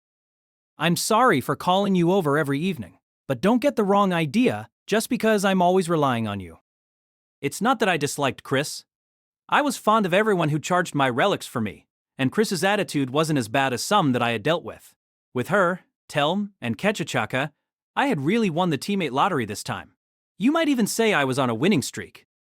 Oh, right, I think Telm still has the wrong impression about us. Ugh, this is the problem with you humans and your year-round mating, see? Don't say that in front of the Emperor. You don't need to tell me. Do you think I'm an idiot? Unlike some people, I can watch my mouth, sir. Once this was over, I would have to show my gratitude to her. I considered sending her a big bag of amuse nuts. She seemed to like those, and they didn't hurt her so long as she didn't use her mana. We seemed to have gotten through the worst of the storm because the ship stopped shaking. By the sound of it, we had gotten by without any serious damage. My precious bedsheet elementals had been hit by lightning, but it took more than that, or a plummet to the ground to kill them, so I didn't worry. Then I heard rapid footsteps, and then the door flung open. It was Franz, drenched in sweat. I could see that he was tired, likely from directing everyone around, but there was a shine in his eyes. He didn't seem to notice Chris's shock as he pointed a finger at me. See that 1,000 tricks? We did it. We made it through the worst of the storm. Bad weather is nothing to this ship. Your predictions were wrong. This ship is unstoppable. Yeah. Uh-huh. Wasn't he a bit too ecstatic? After all, I had said we had a 90% chance of not crashing. He looked like he might start dancing. If he wanted a partner, I would have been willing to lend him my carpet. You really like to pick fights wherever you can, sir. Strange. I had no recollection of picking this fight Chris was talking about, but after seeing Franz so certain, some part of me felt to argue back. We're not out of the storm just yet. We need to be cautious. Say what you want, sore loser. I'm done playing your games, so just stay out of the way. Now, I must report to His Imperial Majesty. With that confident declaration, Franz puffed up his chest and strode out. His demeanor reminded me an awful lot of a noble. Then I remembered that he was a noble. Even Chris seemed like she had been blown over by a storm. He has a lot of pent-up stress. When that happens, you should drink some herbal tea. You humans should take after us noble spirits and not get so worked up. Sir? Herbal tea, huh? Citri loves to make those sorts of teas. Chris looked dismayed for some reason. I don't think that's what you need. Sir, you are already more stress-free than most noble spirits. The airship continued smoothly on, which wasn't something that happened very often when I was around. The ship didn't shake much, and while my relic kept me perfectly comfortable, I could tell this was a first-rate vessel if Chris wasn't complaining. Being made to transport the Empire's elites, our cabins were just as nice as the inn-rooms we had stayed at. The furnishings and furniture were superb, and the beds were nice and fluffy. Liz was adventurous, so I was sure she would have wanted to explore the entire ship if she were aboard. What a shame she'd gotten hit by that lightning bolt. I kept looking out my window, but all I saw were dense black clouds. No sign of a kite or any sheet race. My childhood friends were totally reckless enough to make another attempt at flying through the storm, but maybe they had accepted that it was impossible. But if they had such a solid grip on reality, then they wouldn't have tried to challenge the storm atop a kite in the first place. Sir Killigan was standing contentedly, I suppose, in the corner, more docile than the carpet. Lying on my bed, I watched the carpet and the carpet twirl around. I wonder if we'll crash. Given my terrible luck, it seemed possible. But if Franz was to be believed, this airship was tough. He said we would be fine even if dragons came for us, and I guess he could say that with confidence because he had previous experience with dragons. Of course, I was hoping for no crashing at all. When we landed, it would be in the capital of the desert country of Tauizant. It was a small country, but a stable one, so we would be safe there. So the next few days will be decisive. But if we hadn't seen any signs of Fox recently, it was possible they had given up on pursuing us. My muttering was interrupted by a knock on the door. I heard Telm's voice on the other side, so I hopped out of bed and tried to look like I was working. Telm stuck his head in, looking perfectly awake despite the late hour. Forgive me for suddenly intruding in the middle of the night. However, I felt there were some things we should confirm. Ketcha is of the same mind. I wavered, then put on a hard-boiled front. I couldn't help it when Telm was so hard-boiled. I figured you'd come sooner or later. He wanted to confirm things. What a diligent hunter. This sense of responsibility. This was level 7. This was what a battle-hardened veteran was like. I wished Luke and my other uncontrollable friends would learn a thing or two from him. I could barely believe someone this collected was a friend of that old lady. I'll have to pay the Abyssal Inferno back. Telm's eyes widened when he heard me. Very confident of you, but Rose is second to none when it comes to destruction, and you won't be able to catch her off guard. She's destruction incarnate, and I'm not sure you truly realize that. Huh. She'll incinerate me if I say thanks? What for? God, what a fiend. If anything was going to get me scorched, not saying anything seemed the more likely cause, yet it didn't seem like Telm was joking. So I made a mental note to make sure my safety rings were all charged up before I went to her. So you wanted to confirm some things, right? I don't think that's necessary. I'll just follow you as I always have. What? Perhaps I was shoving too much off on him, but I had no fighting or command skills. If we needed someone to take charge, then that should be left to someone with a wealth of experience, like Telm. If I were to start issuing orders, then I'd likely be blamed if anything went wrong. I mean, I'd probably be blamed even if I didn't issue any orders, but I'd still feel better with somebody else in charge. Sorry, but this is my way of doing things. Oh, and about Chris. I've talked with her, so you don't need to worry about her. So, you're leaving the execution to us. Is there a problem with that? If something happens, I'll support you. I hadn't shown much in the way of leadership, but I saw nothing wrong with leaving this in their hands. No objections. If this is your way of doing things, we'll adjust accordingly. With the stage set so perfectly for us, this will be an easy task. He looked awfully solemn for a man saying he expected an easy job, but I guess a proper sense of responsibility does that to you. And he mentioned the stage being set, but I hadn't done anything of the sort. Even his lip service was top-notch. What a fearsome fellow. I only hoped I could age as gracefully as Telm had. Then I remembered something. Telm had a tail.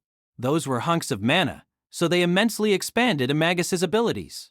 Without thinking, I grinned and said, "Right. Now, show me the power of the seventh tail." After that, the airship proceeded uneventfully. Once we had passed through the worst of it, our voyage had been surprisingly uneventful. At our briefing, I noticed Franz's complexion had improved. And, just as I was wondering if we might complete our journey without any more trouble, it came. I was in my room hanging around with Chris, when Franz dashed in. He didn't look afraid or panicked, just confused. 1,000 tricks! His Imperial Majesty requests your presence. Has something happened? I was surprised. I hadn't heard any commotion. Look outside. I'm sure you've noticed, but even after all this time, we still haven't left the storm. I turned towards the window. Outside, the sky was dark as ever. Telm Apocles looked out the window and sighed. A full day passed, yet they still hadn't escaped the storm. To think the gap between our skills is this wide.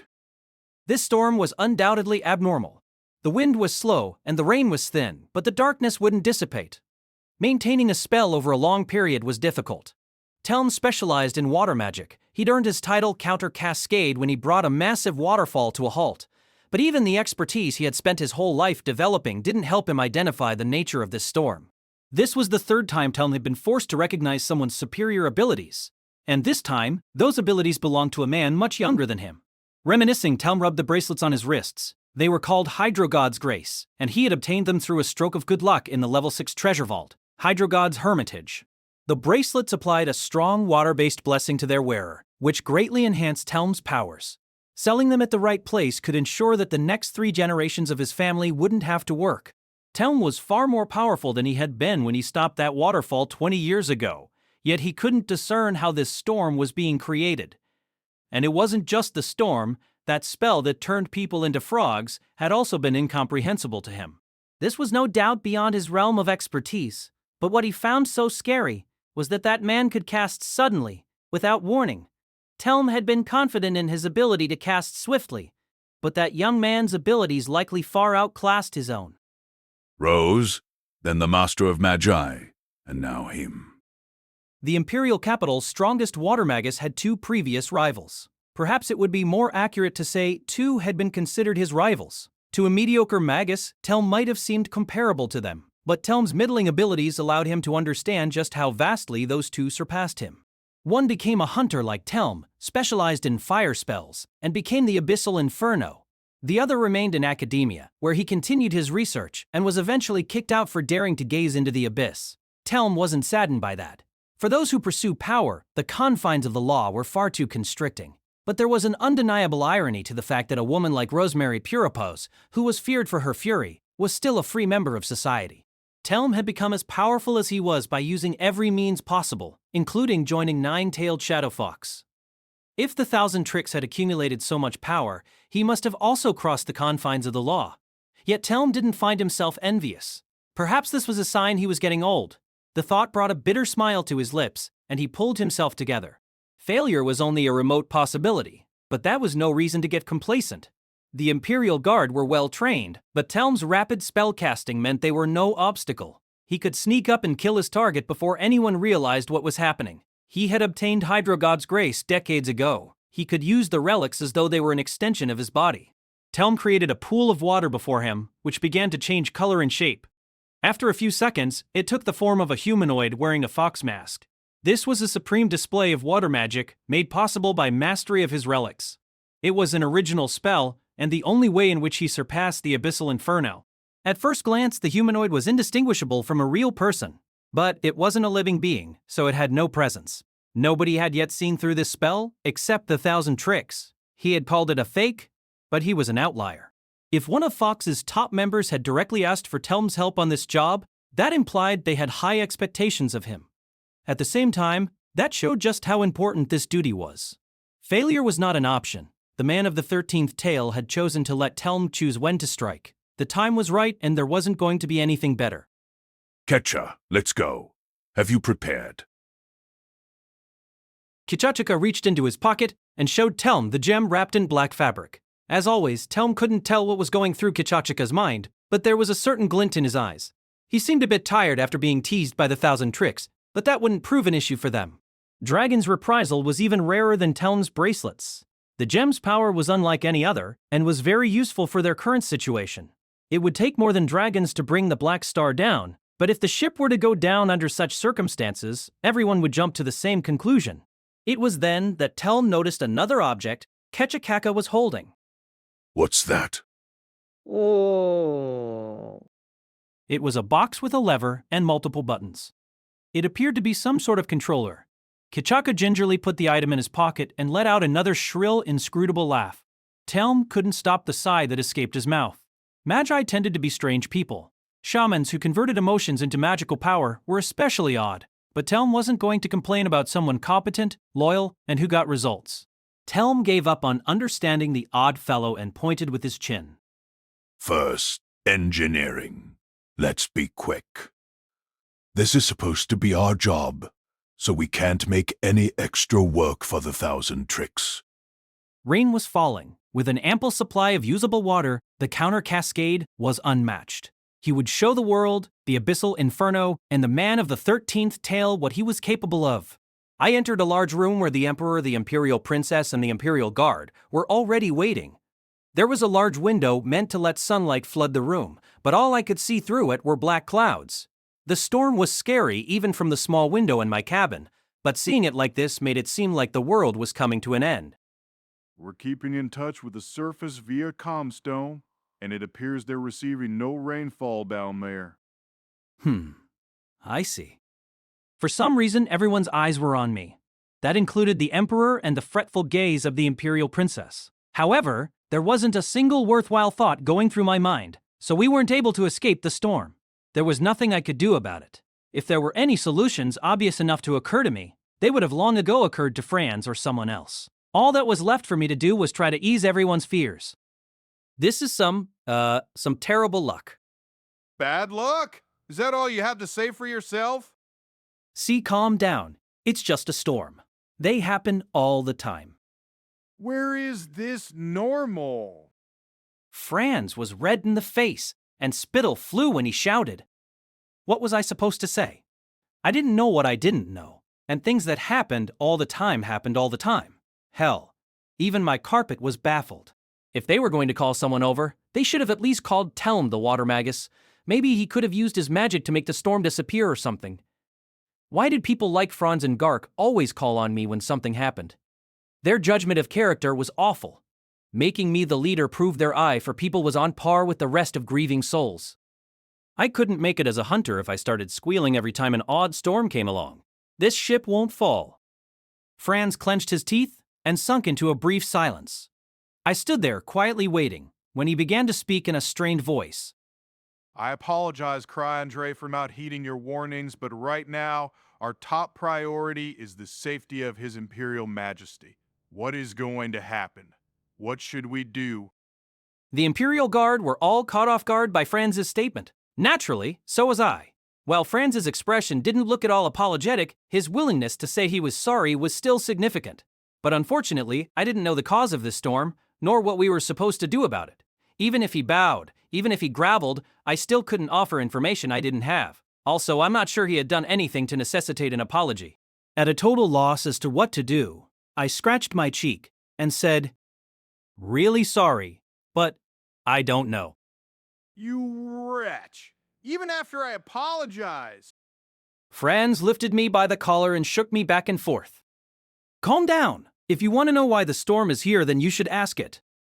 I was helpless to stop Franz's shaking, but then a slender arm came between us. My world stabilized, and I saw the arm belonged to Chris, who had been silently watching up until that point. That's enough, sir. She seemed to be in a fouler mood than usual. What? Now, isn't the time for this, sir? You're stressed, but we need our leaders to be calm more than ever, sir.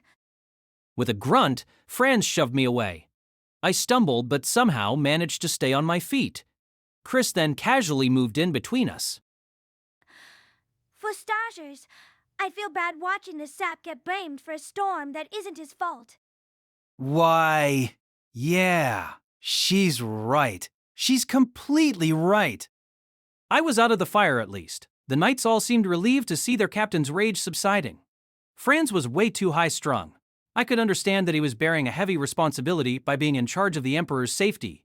But nothing good could come from getting agitated by a slightly drawn-out storm. But that man obviously knows something. He understands what's going on and he's mocking us. You heard him, didn't you? He told us not to let our guard down until we got out of the storm and that he hoped it really was just a storm. How could he think that a cutting-edge airship could crash? How do you explain that? Chris turned on me instantly, looking at me with a suspicious glare. Human weakling, are you really as ignorant as you claim? Sus. I didn't know what I didn't know. While trying to think of an excuse to buy time, I looked around and my mind went blank. Behind the Emperor, near the window, was a figure in a robe and a fox mask. Before I could say anything, Franz, Chris, and the Emperor all noticed what I was looking at and began to move. Where did he come from? He covered his daughter and moved away. The knights drew their weapons, Chris raised her staff, and Sir Killigan moved in on the foe. It was incredible synchronization. The only one not moving was me. Sir Killigan! Kill. However, even an amateur could tell that Sir Killigan's attacks lacked finesse. He's already getting hit? That's one of Citri's creations! Sir Killigan withstood the incoming blows and swung its sword down with a wretched shriek. Fox Mask dodged it with ease. Despite being surrounded by knights, and at a severe disadvantage, he didn't look concerned in the slightest. Then the door flung open. What great timing! In came the world's greatest allies, Telm and Ketchikaka. Good timing. I was waiting for you too. Telm, it's a fox. Where did it come from? Just don't let it get away. The Emperor was behind me. Franz, Chris, the Imperial Guard, and the Emperor were all looking at Fox Mask, which meant the only person who saw Telm's expression was me. His eyes widened just slightly, but then he smiled. Forgive us for the delay. This ship is quite large. What? I had no idea how it had happened, but the knights and servants surrounding Fox Mask had all collapsed. Only Franz was still conscious, but he was kneeling and his head was swaying. Fox Mask didn't flinch. Chris hadn't been affected for some reason and was frantically looking left and right. The only people unharmed were her, the Emperor, the Imperial Princess, Sir Killigan, Telm Kichichaka, and Fox Mask. What's going on? Why did they collapse? I hadn't heard or seen anything that sounded like it could cause this. And I was unharmed, and I hadn't sensed any of my safety rings activating. I just stood there, still wearing the smile I had made when Telm entered. Goodness, I hadn't expected the conclusion to be so easy. You're a series of surprises. 1,000 tricks. Ha! Why do I have to cooperate with the human weakling? Madam, he didn't even bring me a souvenir from his vacation. Noble spirits were long-lived beings. Not only did they live much longer than humans, they also aged at a slower rate. Their lives were peaceful, almost like those of plants. Humans, however, were born, reproduced, and reached their ends 3 times as fast, which was downright dizzying to noble spirits. In part, most noble spirits didn't leave their forests because they looked down on the incompetent humans, but it was also because they found the whirlwind lives of humans to be nauseating. With that in mind, noble spirits like Chris, who lived among humans of their own accord, could be considered quite lively and curious. Chris, this is a wonderful opportunity. There aren't many opportunities to work with the 1,000 tricks, as he rarely gets personally involved in matters. This is a chance to gain insight into how Lucia Rogier, the avatar of creation, got so powerful. This is an important task. You might say it concerns our future. But, Lapis, I'm not accustomed to protecting people. I might get in the way. Chris understood Lapis's reasoning. She was much more curious and ambitious than the average noble spirit.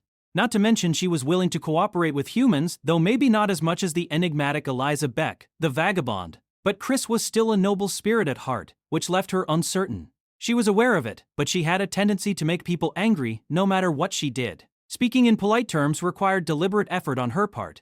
She could get by if she was dealing with a mere merchant, but there was no telling what might happen if she were to interact with a noble or even the emperor.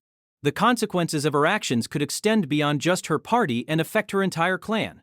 Chris couldn't begin to guess what drove that idiot human weakling to approach Lapis for this job.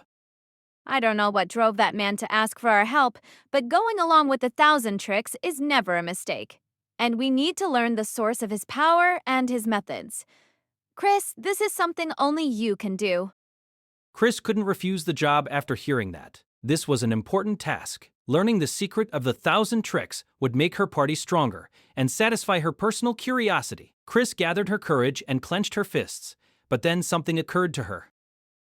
But Lapis, why me? There are definitely better options in our party. Oh, that? It appears you get along with 1,000 tricks better than any of us. Lapis was entirely off the mark. By no means did Chris get along with 1,000 tricks.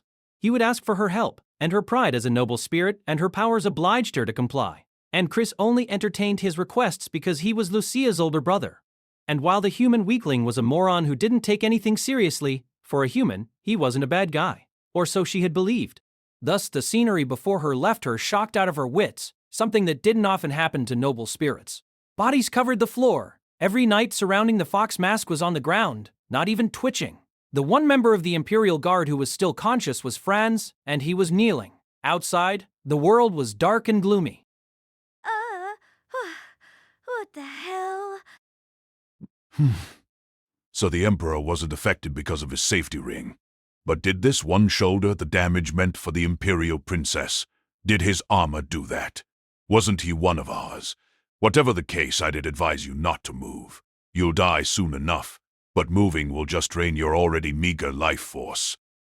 Fox mask then dissipated with only the faintest sound. Telm looked unconcerned, and next to him, the 1,000 tricks had a smile plastered to his face. Chris couldn't comprehend what she was seeing. No, it was that she didn't want to comprehend.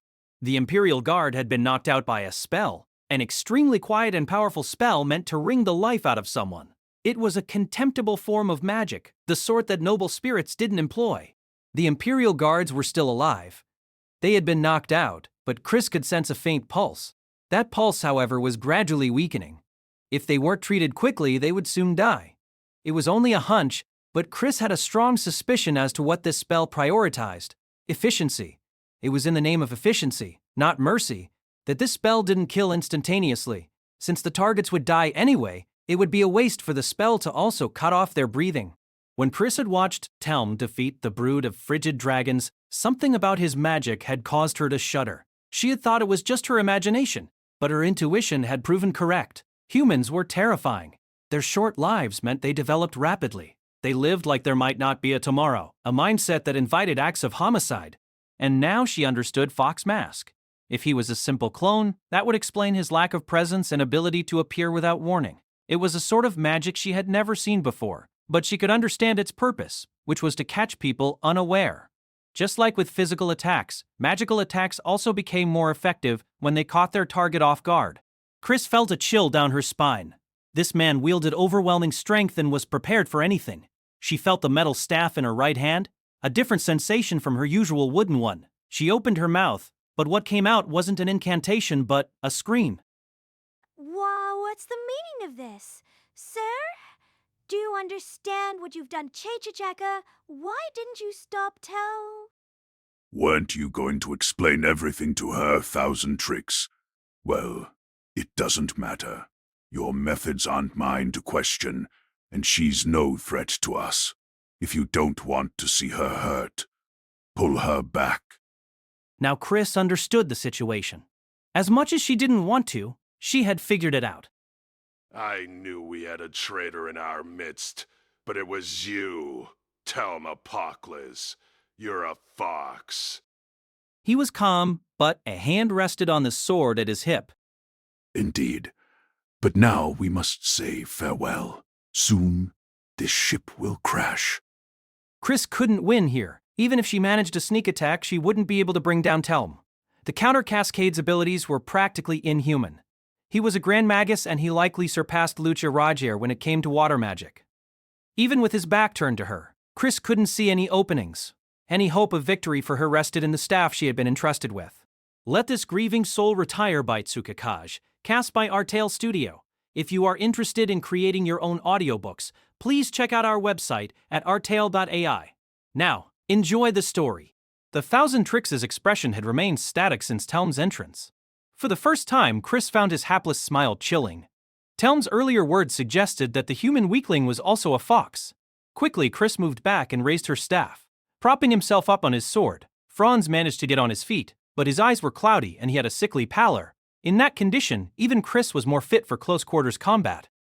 Krai Andre, you are a fox? Despite his condition, he weakly drew his weapon. The well-polished blade glimmered as it shook in his hands. I'll stop you. I was certain you couldn't be trusted. Damn it. You underestimated us, and it is that on which you can blame your defeat. Fox is omnipresent. Up here, you won't receive reinforcements.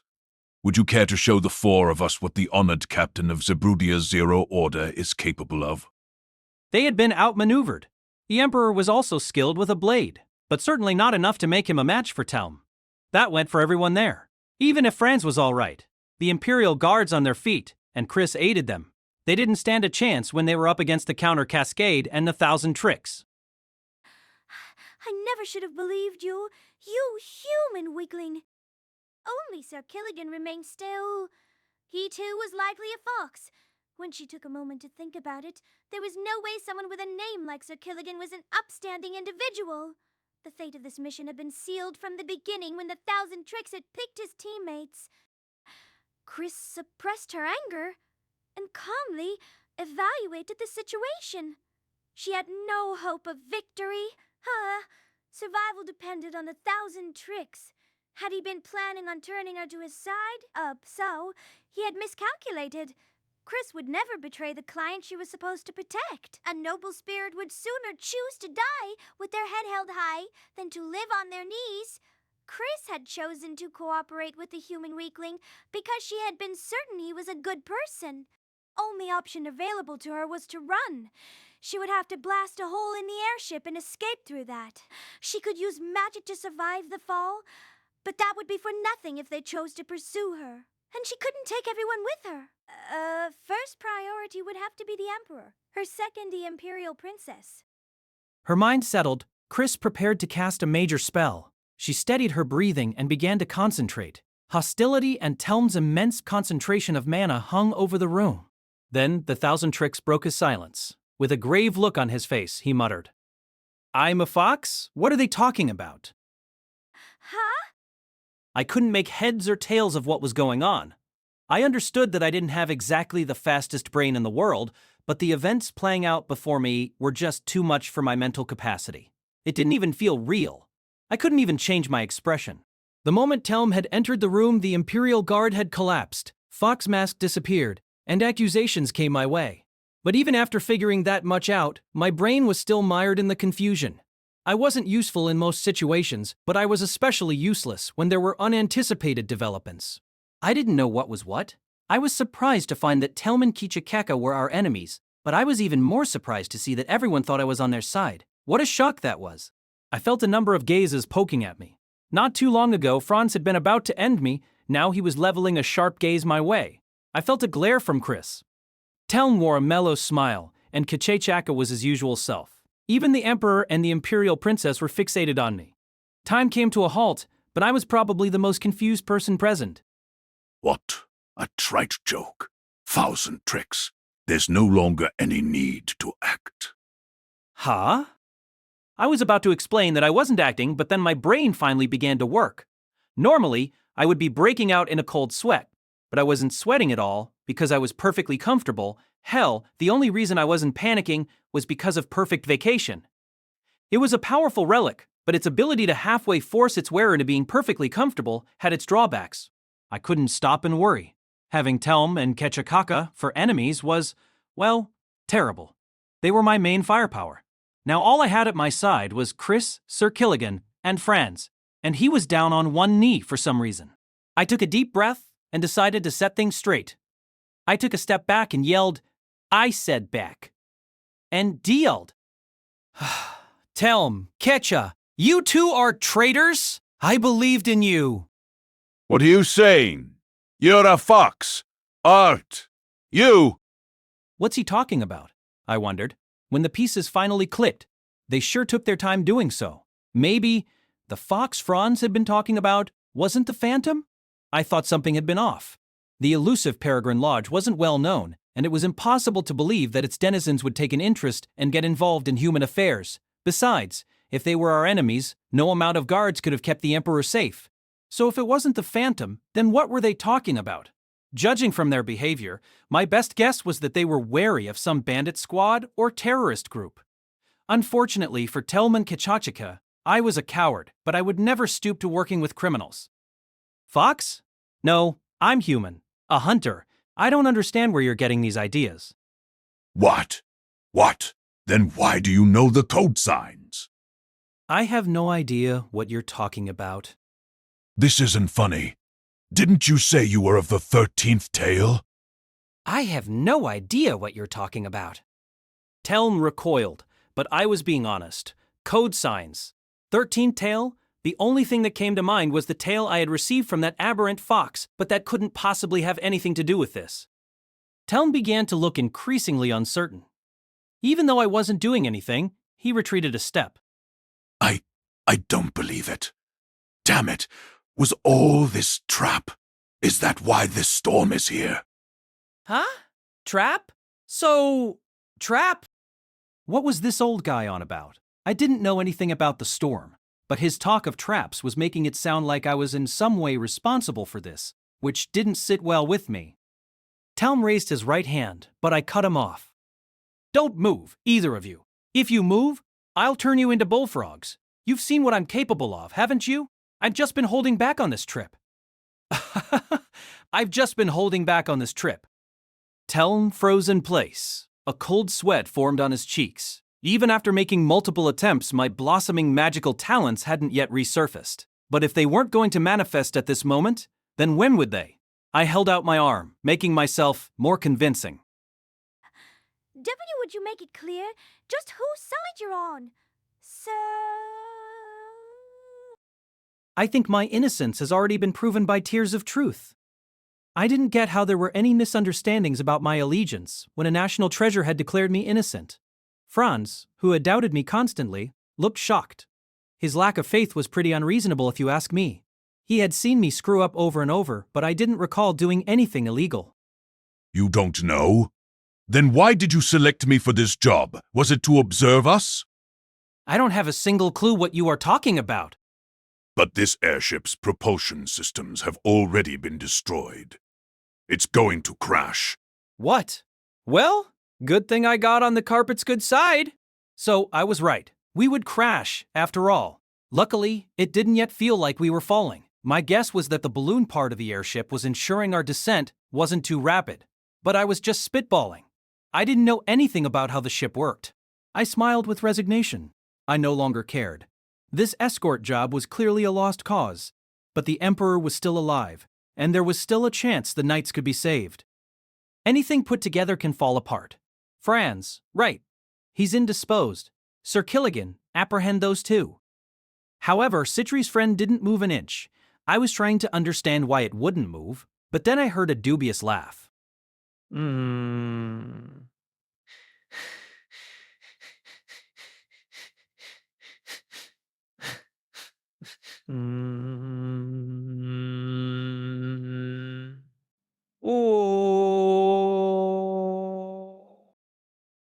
Ketcha can talk?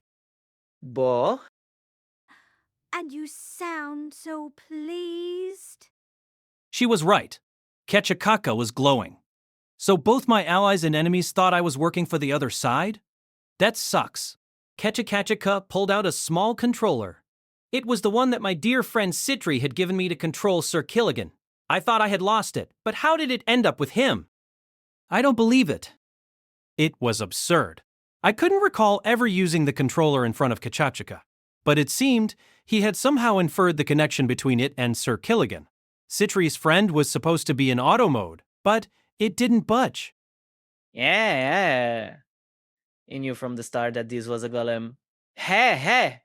Never underestimate Fox. 1,000 tricks. Now D. Kachachika pushed the joystick and pressed a large button. Sir Killigan twitched briefly, then moved its arms and legs in a stilted manner. doing a strange sort of dance. Hmm? The dance feature was a bit half-baked.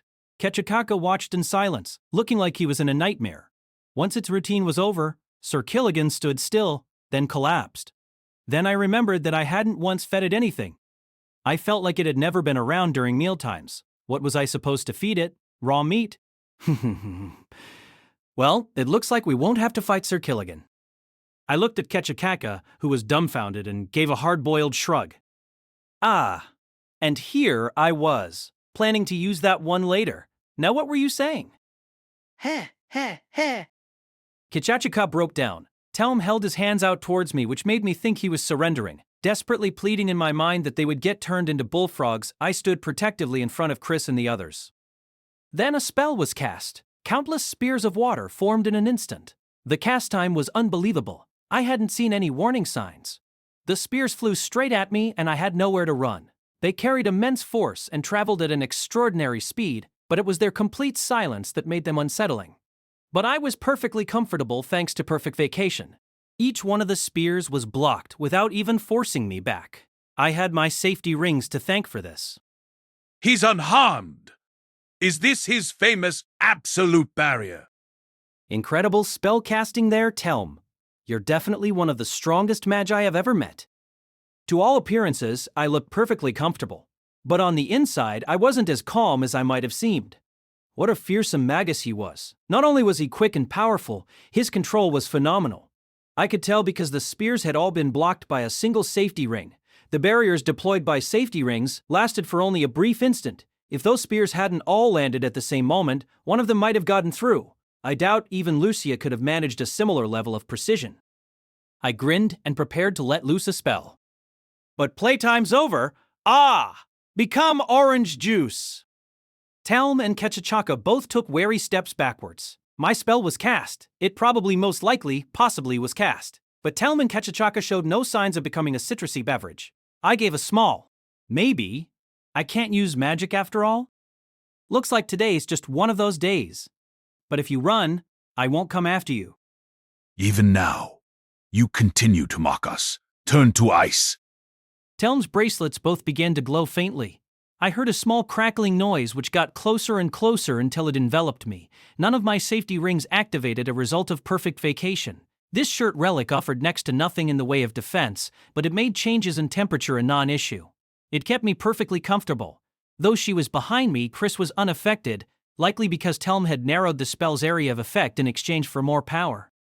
Impossible. How could this be? The cold air wasn't just blocked. It was erased. Heat and humidity have no effect on me.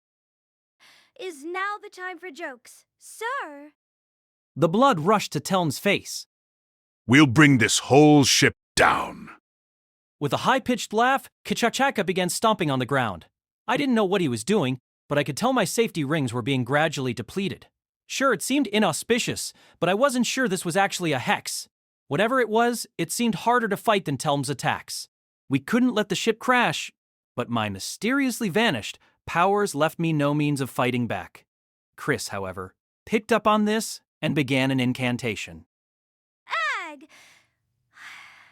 I keep telling you I'm no good with fire spells. Firestorm.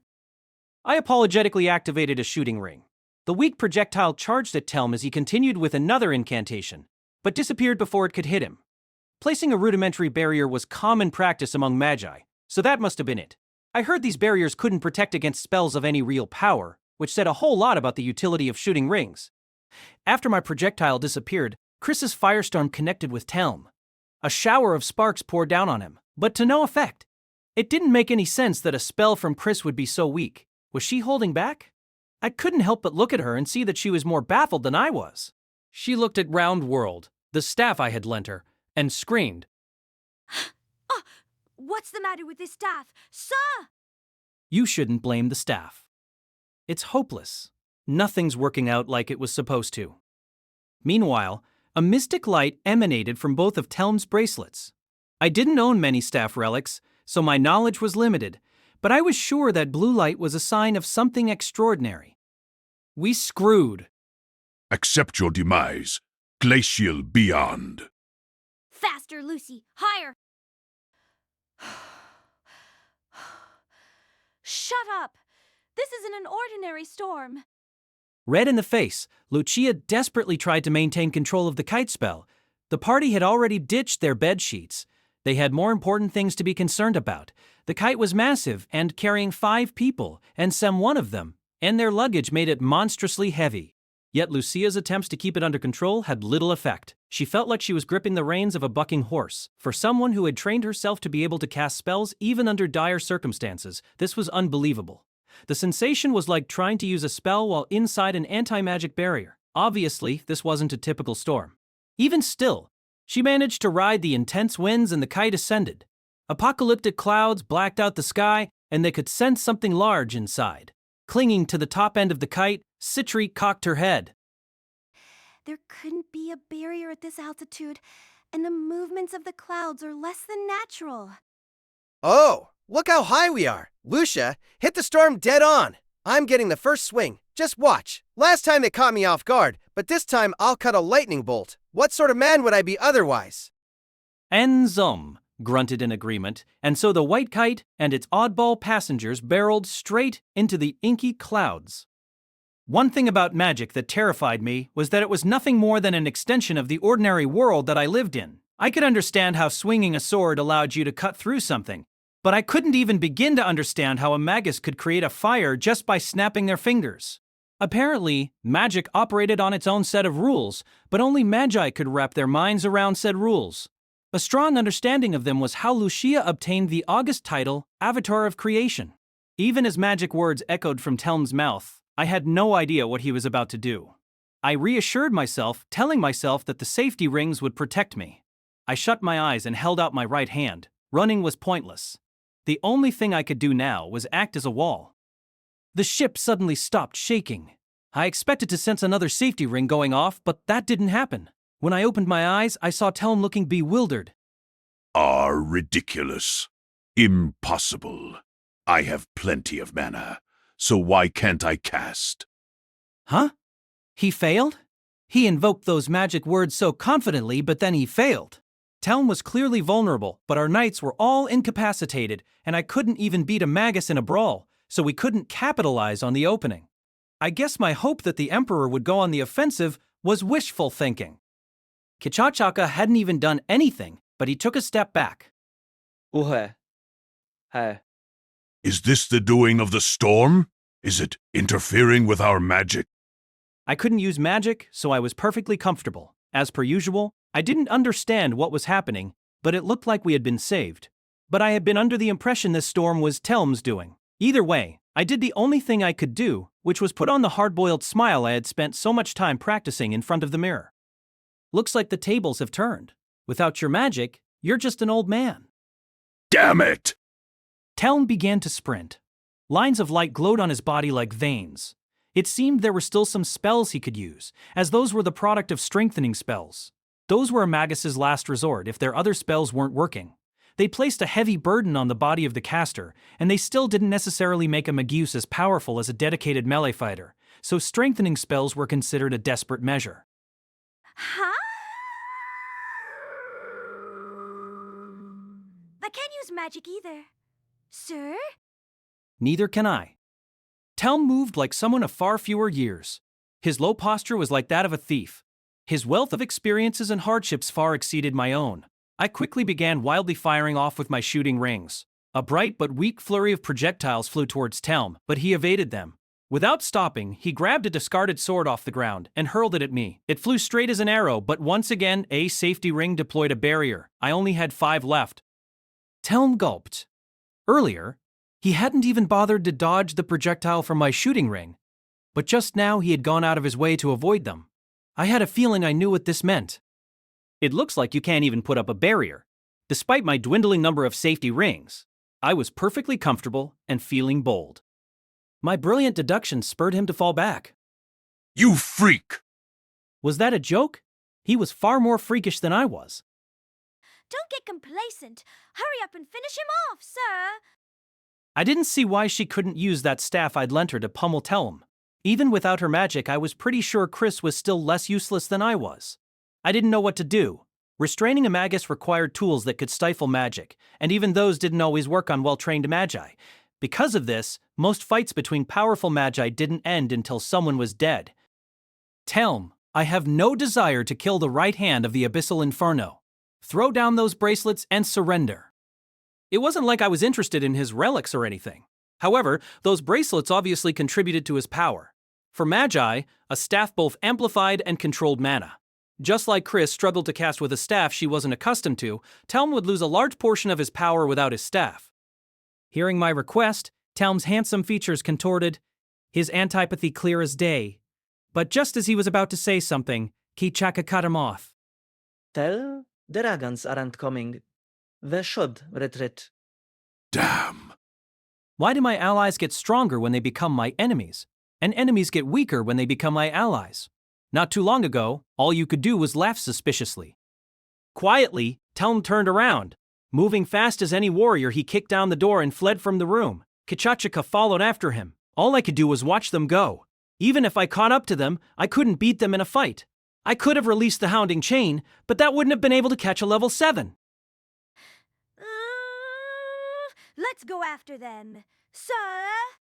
Calm down, Chris. We can forget about them for now. Our first priority should be saving lives. Franz and all these other people need healing. In a stroke of good luck, our supplies, due to their abundance, had been divided up and stored throughout the ship. While I wasn't used to healing people, Chris was able to quickly prepare potions and administer them to the collapsed knights. Even the first to fall were still alive. After receiving Citri's special potions, their complexions quickly improved and their breathing stabilized. It looks like that wasn't a simple destruction spell, sir. But I couldn't move. My strength had left me.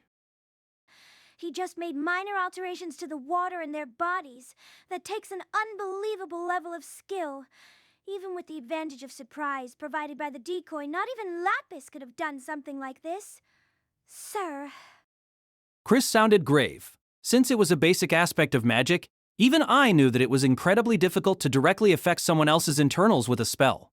To some degree or another, all human bodies were resilient to magic. That meant that Telm's powers were among the best out there if he could knock out so many people in the span of a second. An automatic barrier from a safety ring could keep you safe, but no spell could protect you from a sneak attack like that. Franz wobbled as he rose to his feet, but it seemed like the other knights still couldn't even do that. Their lives were no longer in danger, but they wouldn't be able to fight Telm and Kachakaka. Even now, the Emperor was unfazed. He sat down in his chair and asked me, "What now? Do we have any chance of victory?" Not in the slightest, sir. Don't you agree, human weakling? Her sharp gaze implored me to agree with her, but I was still perfectly comfortable. If I had to say one way or the other, I'd guess we didn't have a shot at victory. But since the ship was going down, escape should have been our priority anyway. Chris, do you know how to fly? I can, but not with a shitty staff, sir. That's because that's not a staff, that's a translation device. Excuse me? I gently looked away as Chris began bashing Roundworld on the ground.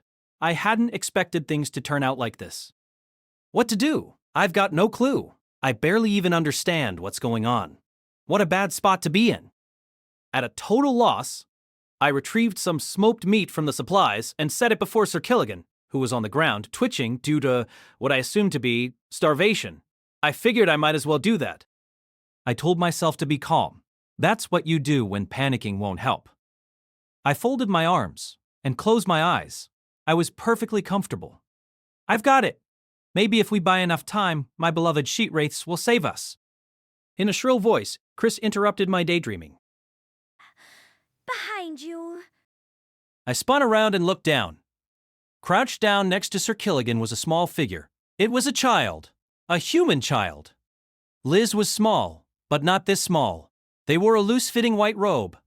Their small arms reached out, grabbed the smoked meat, brought it to their mouth, and slowly munched on it. I didn't recall there being any children about the airship. It was an eerie sight, but I wasn't unnerved. I was perfectly comfortable. But that isn't to say I wasn't surprised. The child didn't say a thing. Everyone else was pale as a ghost. The Emperor was stunned. Even the carpet seemed uneasy. The child's white hair was long, but I couldn't tell their gender. That was because a strange mask covered the top half of their face. My mind froze again, letting my mouth move on its own. A real one. It was a little late, but I finally noticed the odd air that permeated the ship. 2 smooth white ears sprung from their head. The words mysterious and supernatural both came to mind. There were stark differences between their fox mask and the one worn by Telm's friend. The one before me was a real one. The child tilted their head up at me. There were no eye holes in the mask, but I could tell they were looking at me. Before me was something that no human could win against. I should have shivered. I should have feared them as naturally as we humans fear death. But I was perfectly comfortable. I considered not wearing perfect vacation the next time I had an escort job. An old memory resurfaced. The last time I encountered one of these had also been during a strange storm. It seemed inclement weather was a companion of theirs. I hadn't heard of any sightings since our first encounter. But if they had been in the sky all this time, then that would certainly explain why. Why did this happen? Is this Telm's doing? No, it couldn't be. This was nothing more than a stroke of bad luck. They weren't something that could be steered by the hands of man. It was supposed to be impossible to meet them twice in one lifetime, but I guess I was just that unlucky. I thought my days had been fairly accident-free lately, but it turned out I had just been storing up a reservoir of bad luck. Glancing outside, I momentarily thought the storm had let up, but then I realized that was because it was no longer our world beyond the glass panes. Outside the window, it was pure white. Treasure vaults were alternate worlds recreated from mana material. Low-level vaults were based on the real world, but high-level vaults were different. These were spaces that operated on laws far removed from those of our world. Technically, they were separate worlds. This explained why our magic had stopped working. But my understanding of the situation wasn't going to improve it. I couldn't help but smile.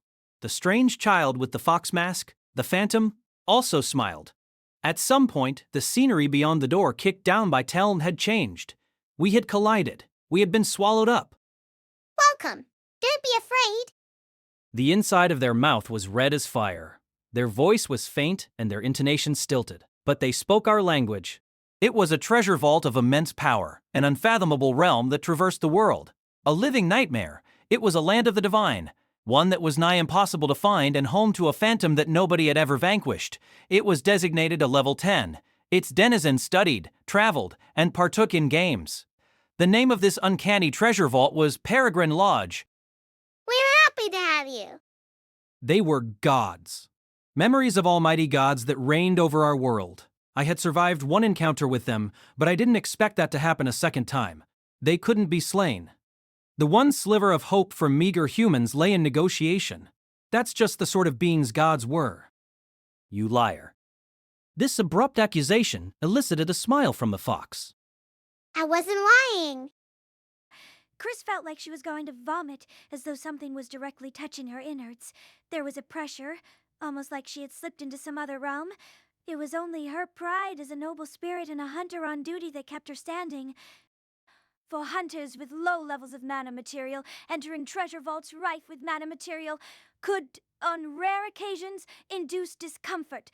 This was one of the most basic facts of hunting. However, it wasn't actually a common occurrence, so long as there was no significant gap between a hunter's level and the vaults. Chris looked out the window and saw a different world than the one she had been in. She wanted to scream with fear and confusion, but just barely kept a hold on her sanity. She was in an interworld treasure vault and feeling mana material induced nausea. Putting these two facts together, she could tell this vault was more than a level or 2 above her. Moreover, she was certain the child with the fox mask was one of this vault's phantoms. What a terrifying thing they were. They were unlike any phantom she had ever seen. Compared to the fox child, dragons looked like mere lizards. They had the form of a child, but were clearly anything but. They spoke something resembling human language, but it didn't feel right to call those words. Instincts Chris had developed to protect her forest were blaring like alarm bells. Opposing this phantom would be even more hopeless than opposing Tel. That, of course, went for both her and the Imperial Guard. However, Chris didn't give in to despair because her leader, the Thousand Tricks, hadn't lost his composure. Even a level 8 was still human, yet his demeanor hadn't been changed in the slightest by the appearance of the phantom. Chris didn't sense any strength from him. The human weakling was still just that. But if he had been able to stay calm and even casually call the phantom a liar, then he must have been just as much of a fiend as the thing before him. She had to help him, to make sure they survived, but she was still struggling to grasp the situation. Human weakling! Not now, Chris. You sometimes say the wrong things, and we don't want to agitate these guys. She wanted to object that she would never do such a thing, sir, but the tension in the air caused her to hold her tongue. I don't mind. Really? We're allowed to say rude things? Yes, you can pet me! Chris couldn't figure it out. It made no sense. Eld's words were a fable, but they emanated an aura of bloodthirst. This was an exchange between predator and prey. Phantom's words were hollow, divorced from their original meaning. It was eerie, like when a wind chime's ringing happened to sound similar to a person. Chris was astounded to see the human weakling talking so easily with the phantom. All she could do was rely on him, as he seemed to better grasp the situation. I'm hungry. I want ice cream. Ice cream? Will you let us go if we give you some? Of course. I'm gonna barf. You're a funny one. How will we retire? Human weakling chuckled when he heard this, almost like he was relaxed. But a phantom would never say things like, I want ice cream and I'm gonna barf. It defied reason, and the human weakling should have been well aware of that. Unnerved, Chris took a step back when she noticed the staff in her hands. Round world. Despite its impressive appearance, it was a defective tool that couldn't amplify mana. But what had the human weakling said about it? Right, that it wasn't a staff, it was a translation device. Chris didn't know how to use it, but she tried channeling mana into it. The gem at the top began to spin. The phantom opened their mouth, and as they spoke, the meaning of their words filtered into Chris's mind. She recoiled at the sheer anger of the phantom. I like you. As she had vaguely suspected, their exchange was only friendly on the surface. Their words had no relation to their intentions. Yeah, I'd like the chocolate too. Human weakling, if you don't understand it, then use this. Sir! But before Chris could say that, Krai cut her off again. Chris, didn't I tell you to be quiet? Leave this to me. We're just chatting right now. But if this goes well, we'll be able to negotiate our release. What's important is that we don't antagonize them. We have no hope of defeating them. Was there a reason he was playing dumb? Grinning, the child extended a slender arm towards the human weakling. At the same time, the room was filled with a sense of palpable enmity. Many of the Imperial Guards had lost consciousness. Everyone, besides Krai, was holding their breath, as though waiting for a storm to pass. What's that? You're a fan of mine? Gee, I don't know what to say. What an honor this is. Even if he couldn't understand what the foxchild was saying, the air of hostility should have been apparent to him. Yet he didn't show the slightest hesitation as he gripped the foxchild's hand, leaving Chris no chance to stop him. What a friendly phantom.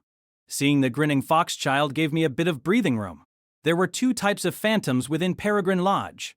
The immense aberrant fox that was the vault's core, and its numerous servants. The aberrant fox never left the vault's center, so the child in front of me must have been a servant. Even the weakest phantoms in this vault didn't go down without considerable effort. During my previous visit, I had been told that only a few servants had been slain since the vault's formation. In terms of power, I'd say they were comparable to the bosses of many high-level vaults. Even if Telm was on our side, our chances of victory would have been slim. His magic was horrifying because humans were fragile things. However, there was no guarantee it would be as effective against phantoms. I felt our best option was to do whatever we could to appease the phantoms and then escape. Pride be damned. Luckily for us, these phantoms were powerful, but they weren't bloodthirsty in the same way most typically were. Last time, I had earned their forgiveness after bowing and offering up a gift, but this time, the phantom didn't request either of those things. They just spoke fragmented words without making any particular demands. They were so genial, I thought they might be willing to let us go for free. I had to wonder if this Peregrine Lodge was a different lodge than the one I had been to before. Maybe they hadn't been lying when they said they were happy to have us. But I didn't want to be greeted, I wanted to be let free. I'm actually a fan of yours. Please, shake my hand. What cultural shift made me known among phantoms? But the child held out their hand, so I took it. And that's when it happened. I heard Chris let out a shriek. I had no idea what the fox child had done. There was no sound or color or anything. All I could tell was that my oh-so-expensive safety ring had activated. I frantically looked around. Chris's eyes were wide as saucers. I still didn't get it. I blinked a few times, then, still holding the phantom's hand, I said, "Wow, what did you do?" That was fun. Ha! The phantom began to disappear. Starting at their feet, they turned to dust as though rotting away. My hand gripped nothing but the air. I heard a clatter and saw that the only thing remaining was the child's fox mask. The next moment, I was caught off guard by a loud retching. Franz was on his hands and knees, vomiting profusely. The Emperor wasn't at that point, but the blood had left his complexion. So that's how the phantoms of this vault are defeated, sir. How strange. Chris took a step back. I noticed she was looking at the mask on the ground. Was that a condition? They can't lie. They died because their next attack didn't kill. How can you stand this dense nanomaterial, sir? That? Oh, I'm perfectly comfortable. The vault's mana material seemed like the cause of everyone's poor condition. I had never experienced it because I had almost no ability to absorb or retain mana material, but hunters with strong absorption powers sometimes became sick if they took on too much. It was akin to muscle fatigue. Come to think of it, everyone in my party had the same nausea the last time we entered this vault.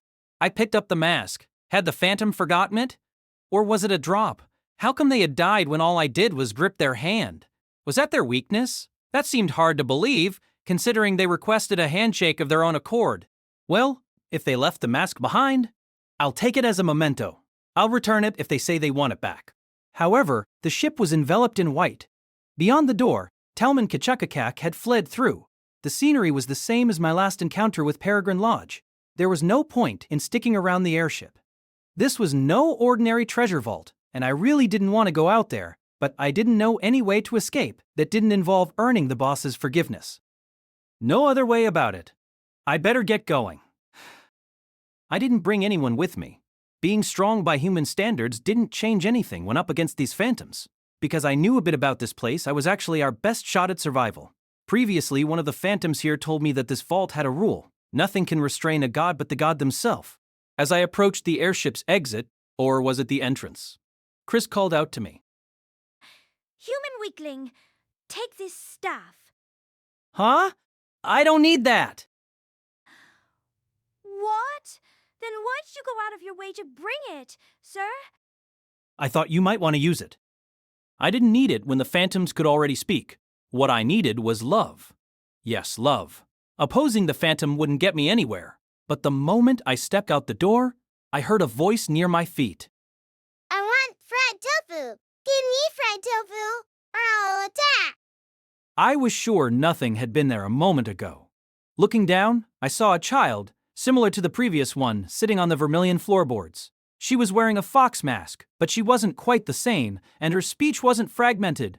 This one was a girl, her hair a light gold. She wore a short white kimono and was pointing a thin finger at me.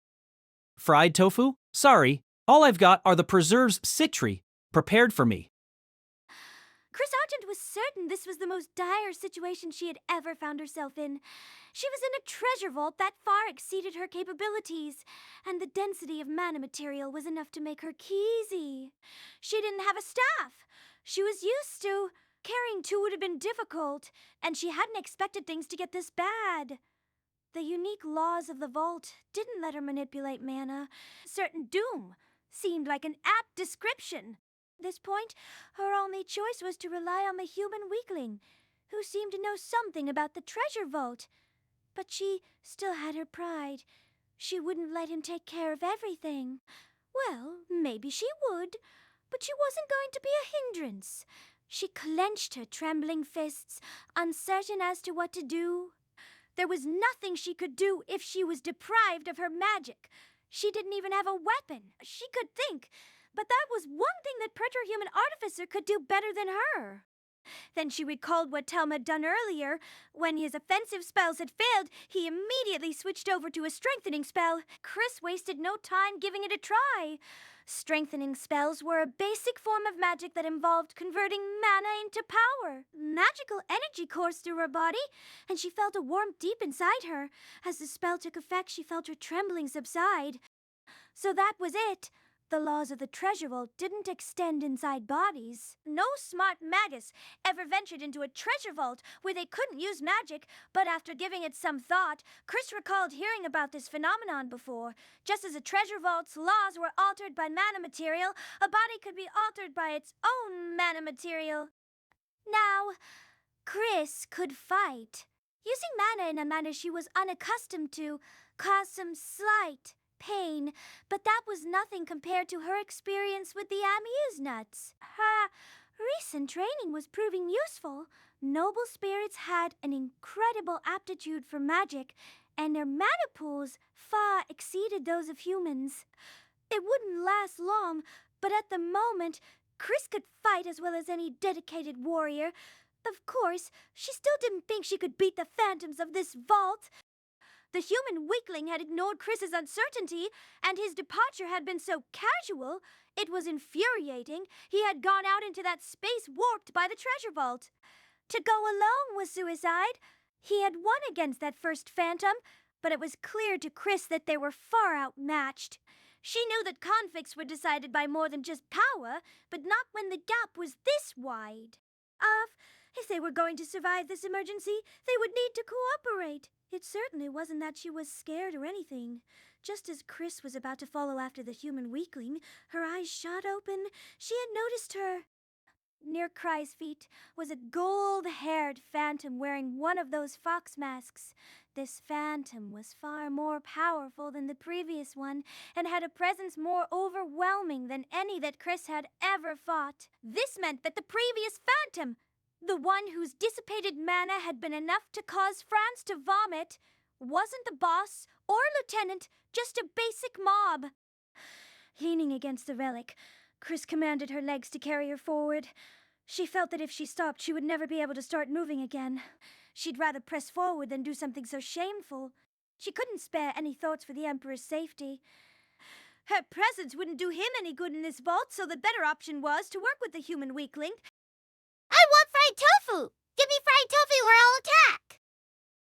It sounded like a joke, but the relic in Chris's hands told her that, unlike the previous phantom, this one meant what she was saying. She didn't know why this phantom wanted fried tofu, but she naturally didn't have any. However, she thought it wouldn't be strange if the human weakling had some. After all, he had packed the ship with food and remained undaunted by the vault. Krai had been silent, but he broke into a smile when the phantom made its request. Sorry, I don't have any. Are you shitting me? Before Chris could add on a sir, it was all over. A gale blew over her. She felt a rush of pain throughout her body and let out a groan. She realized she had been slammed up against the wall. She ached, but her magic strengthening had prevented the damage from being too severe. What Chris had felt was just a shock wave. The phantom had swung its small arm at Krai. No magic had been used. It had been nothing more than a simple movement of a limb. But the phantoms of high-level treasure vaults commanded enough might to obliterate an experienced hunter just by scratching them. Chris coughed violently as she stood up. She saw the human weakling was completely unchanged and the phantom was on the ground. Wah! She couldn't believe her eyes. The last thing she had seen before the rush of wind was the phantom attacking. She could accept the attack not having any effect, but she couldn't see how the masked girl had been knocked over. A trickle of blood ran from the phantom's lips and a patch of red spread across her white kimono. Her body of mana material convulsed. Her arms spread out and her fingers shook. What did you do, sir? I didn't do anything. There wasn't a drop of blood on his hands. The abilities of the 1,000 tricks were unknown even to his fellow clan members, and veiled in mystery. But this went beyond that. He had done something right before Chris's eyes, and she failed to comprehend it. Don't hide it from me, sir. What? No, I'm not hiding anything. He sounded serious. He didn't look like he was lying. And so it dawned on Chris Argent. He wasn't hiding anything. He kept nothing under wraps, but his abilities defied understanding, just like the work of an advanced magus could boggle the mind of a novice. There's a lot I want to ask you, but for now I just want you to be clear about one thing. Sir, can you defeat this vault's boss? He knelt down and touched the twitching phantom. No, that's impossible. I had given up on making sense of this. Any hope of comprehension was so far out of sight that I was actually starting to enjoy myself. Chris seemed concerned, but my ignorance left me in no position to address those concerns. The phantom had just gone and coughed up blood on its own. That's how I'd explain it anyway. None of my safety rings had activated at any rate. These phantoms were so tough my friends had been helpless against them during my last visit to this vault. Even if I caught one unaware, I probably wouldn't have been able to leave so much as a scratch on what was essentially a higher being. I knelt down next to the twitching phantom. She appeared to be incapacitated. She wasn't dead, but clearly unable to move. Her face was angled up at me, her mask slightly misaligned. Looking at her, I realized I had seen this phantom before. We met them during my previous visit here. Back then, she had been a bit smaller and had simply demanded something delicious instead of fried tofu specifically. But there was no mistaking the style and color of her hair. Back then, I had handed her some fried tofu. Actually, it was an inari bento that I happened to have on me. It was just something I had picked up in a town we had been staying in not too long prior, but the phantom took quite a liking to it. She had asked for multiple helpings, so I'm not surprised it asked for it again. Oh, I get it now. You forgot our promise, didn't you? Right, our promise. Last time, I had made her promise that if I gave it fried tofu, it would never attack me or my friends ever again. She had agreed to the terms, and then assured me in concrete terms that the phantoms of Peregrine Lodge never lied. The gold-haired phantom's fingers twitched slightly, as though in response to my question. Does this happen a lot? They would collapse if they told a lie. What a tricky bunch of phantoms! Still, they lived up to their promises. The phantom seemed to still be alive. We didn't have any means of killing it, but doing so would probably just invite the wrath of the others. Gods were full of wrath and contempt. Their exchanges were violent. During my previous visit, a phantom had told me that this place was a mirror.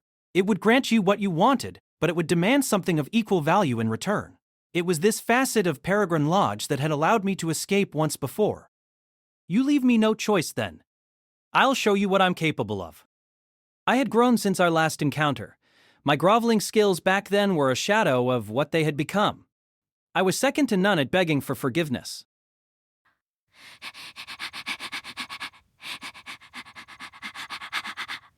Weakling. Her voice brought me back to my senses. I looked around and saw that a swarm of masked phantoms had surrounded me. Not only were they on the floor, they were on the ceiling as well. There were easily more than 100 of them. Our door was cut off, leaving us no way to escape. When I stood up, Chris wavered and leaned against me, our backs pressed together. I let out a small. Being perfectly comfortable, I was afforded the ability to let out a wry grin. We're trapped. Were there always this many?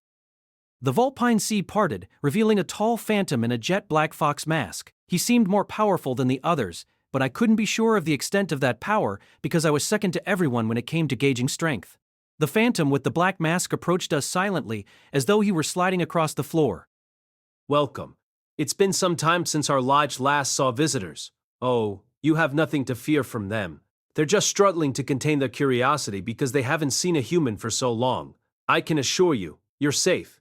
But in exchange, I'll be taking that which you value most. That which I value most. I couldn't stop my brow from furrowing when I heard this mandate. I noted the phantom's thin smile. They hadn't made any demands like this last time. It seemed the phantoms had evolved. I felt Chris's heart pounding, but my relic kept me perfectly comfortable. As for what I valued most, that was the lives of my childhood friends. No contest. However, they weren't here with us.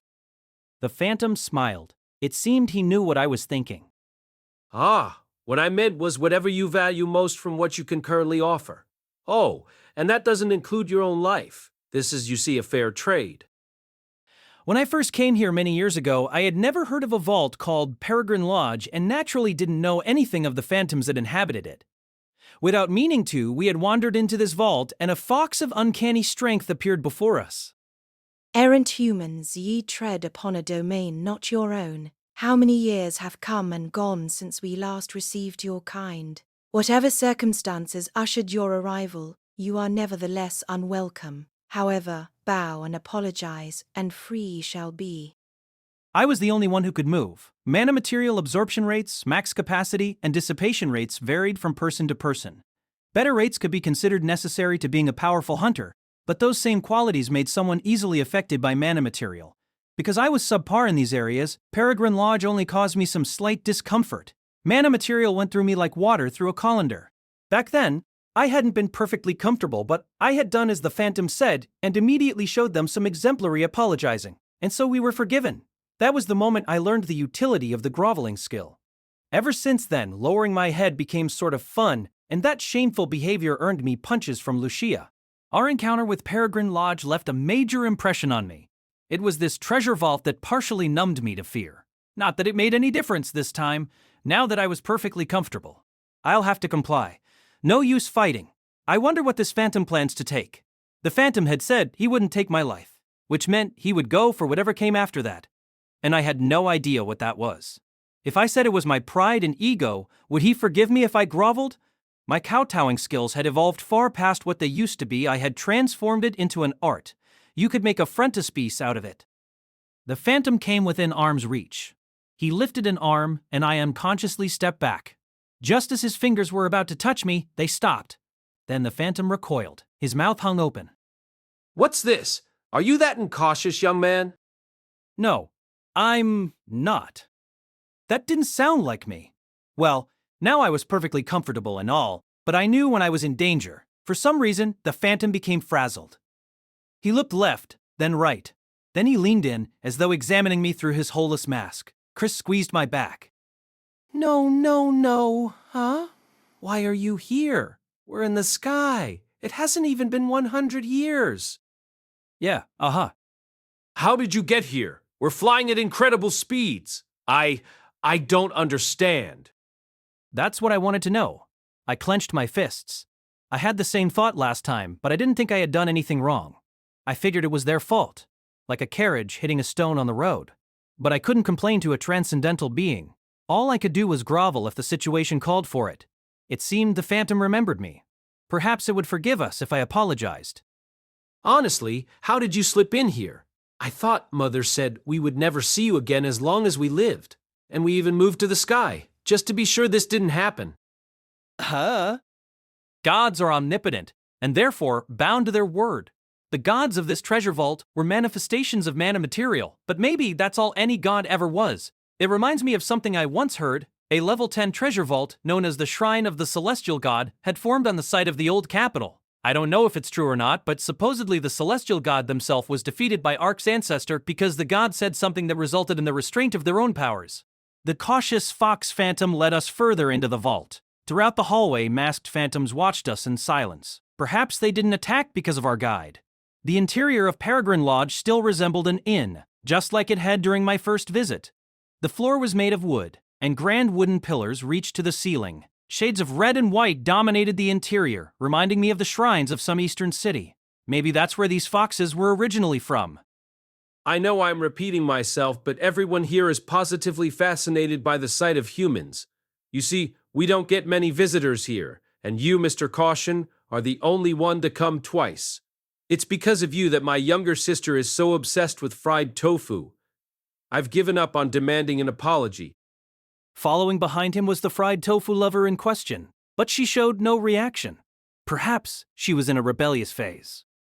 We're fair and proper. You won't die unless you request it. We won't attack without warning. That greenhorn you killed didn't yet understand our ways. I imagine they didn't understand human speech. I was beginning to feel like I didn't understand human speech. Hold on, they died? Could this be the first time I've ever killed a phantom? I felt a bit bad about it, but since the Phantom brought in on themselves, I hope you'll forgive me. We reached a large vermilion door. The lodge's layout appeared to have remained unchanged. Chris let out a wail and sat down. She had the complexion of someone about to die. This is normal. What's going on in that head of yours, Mr. Caution? Hey, I at least realized something's up. I was perfectly comfortable, but perfect vacation didn't hinder my brain functions or anything. I was ready to grovel at any moment. Also, I really wanted him to stop calling me Mr. Caution, but I wasn't in any position to protest. Chris, you wait out here. I'll settle this. Powerful phantoms were composed of incredible amounts of mana material. If standing in front of the door was this hard on her, I was afraid of what might happen if she actually met the phantom face to face. Chris looked up at me. She was breathing short, rapid breaths, and tears were pooling in her eyes like she might vomit at any moment. Don't worry, we're just gonna have a little talk. It'll be fine. And look, I'm perfectly comfortable. At this point, I was close to giving up. These phantoms could blow me away with a mere breath, so I just had to do what I could. If I was lacking a sense of caution, it was because they had stolen it from me. I just want to lay down. In fact, if I make it home alive, that's exactly what I'm going to do. The phantom opened the door. I took a deep breath and began to approach the aberrant god. At that moment, Chris experienced her death. The mana material that flooded from the door was overwhelming, like nothing she'd ever experienced. They were up against a god, the very realm they had entered. Her body refused to move, her instincts accepted defeat, and yet the human weakling was unfazed. Chris was certain he was as feeble as he seemed.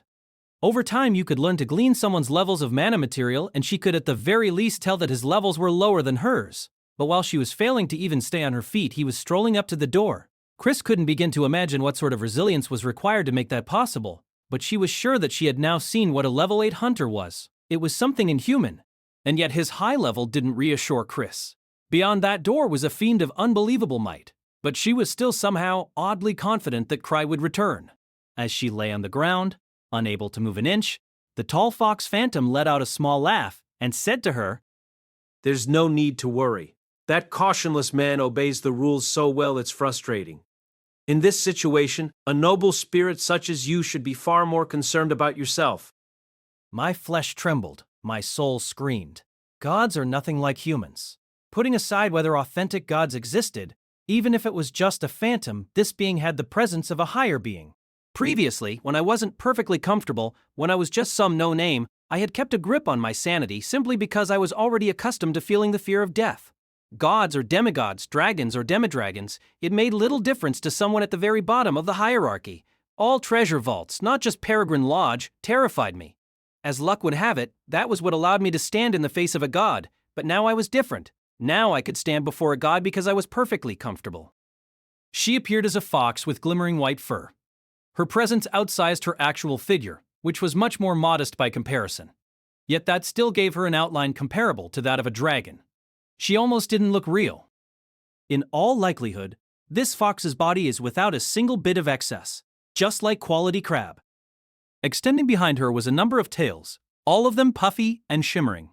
She was a beast, but a god nonetheless. Even if I had my friends with me, defeating her simply wasn't an option. This wasn't anything a human could vanquish. Ooh, the insatiate human. Hast thou come to challenge me once more? I wondered if safety rings worked even against higher beings.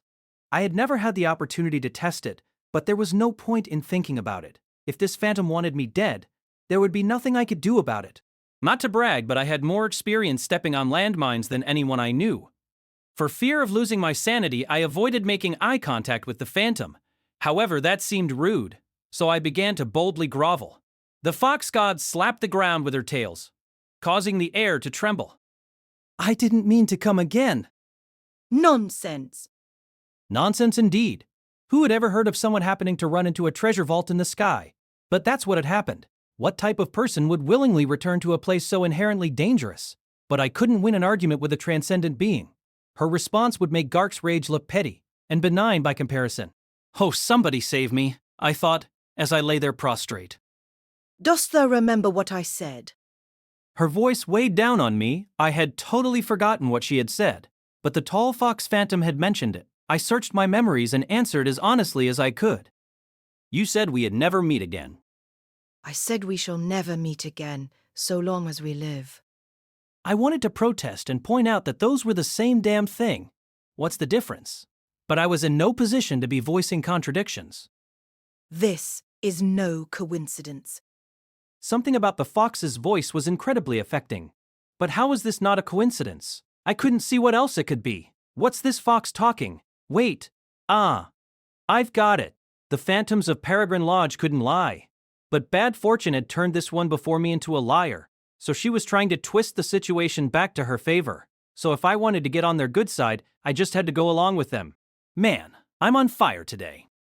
I put on a friendly smile and told them bluntly, "You've got that right. This isn't a coincidence. I came here to see you." Perfect, right? No better way to show I had no animosity or intent to harm. Yet, I received a very dramatic reaction. B.A., do not insult me. I need no pity from a lowly human. My body was rocked by a roar that nearly uprooted my soul from my body. My hair stood on end, and my heart pounded. It was a miracle that I had survived it at all. I probably wouldn't have if I hadn't been perfectly comfortable. As I stood there, too shocked to move, the fox continued. Never has a human insulted me as much as thee. Not once do I ever wish to see thy visage again, to compare me to quality crab. The temerity? So, she had been reading my mind. She seemed pretty mad, but I could hardly blame her for that. But hear me out. Good crab is delicious. It would be even better if it was easier to eat. Of course, my friends always remove the shells for me, which I feel a bit bad about.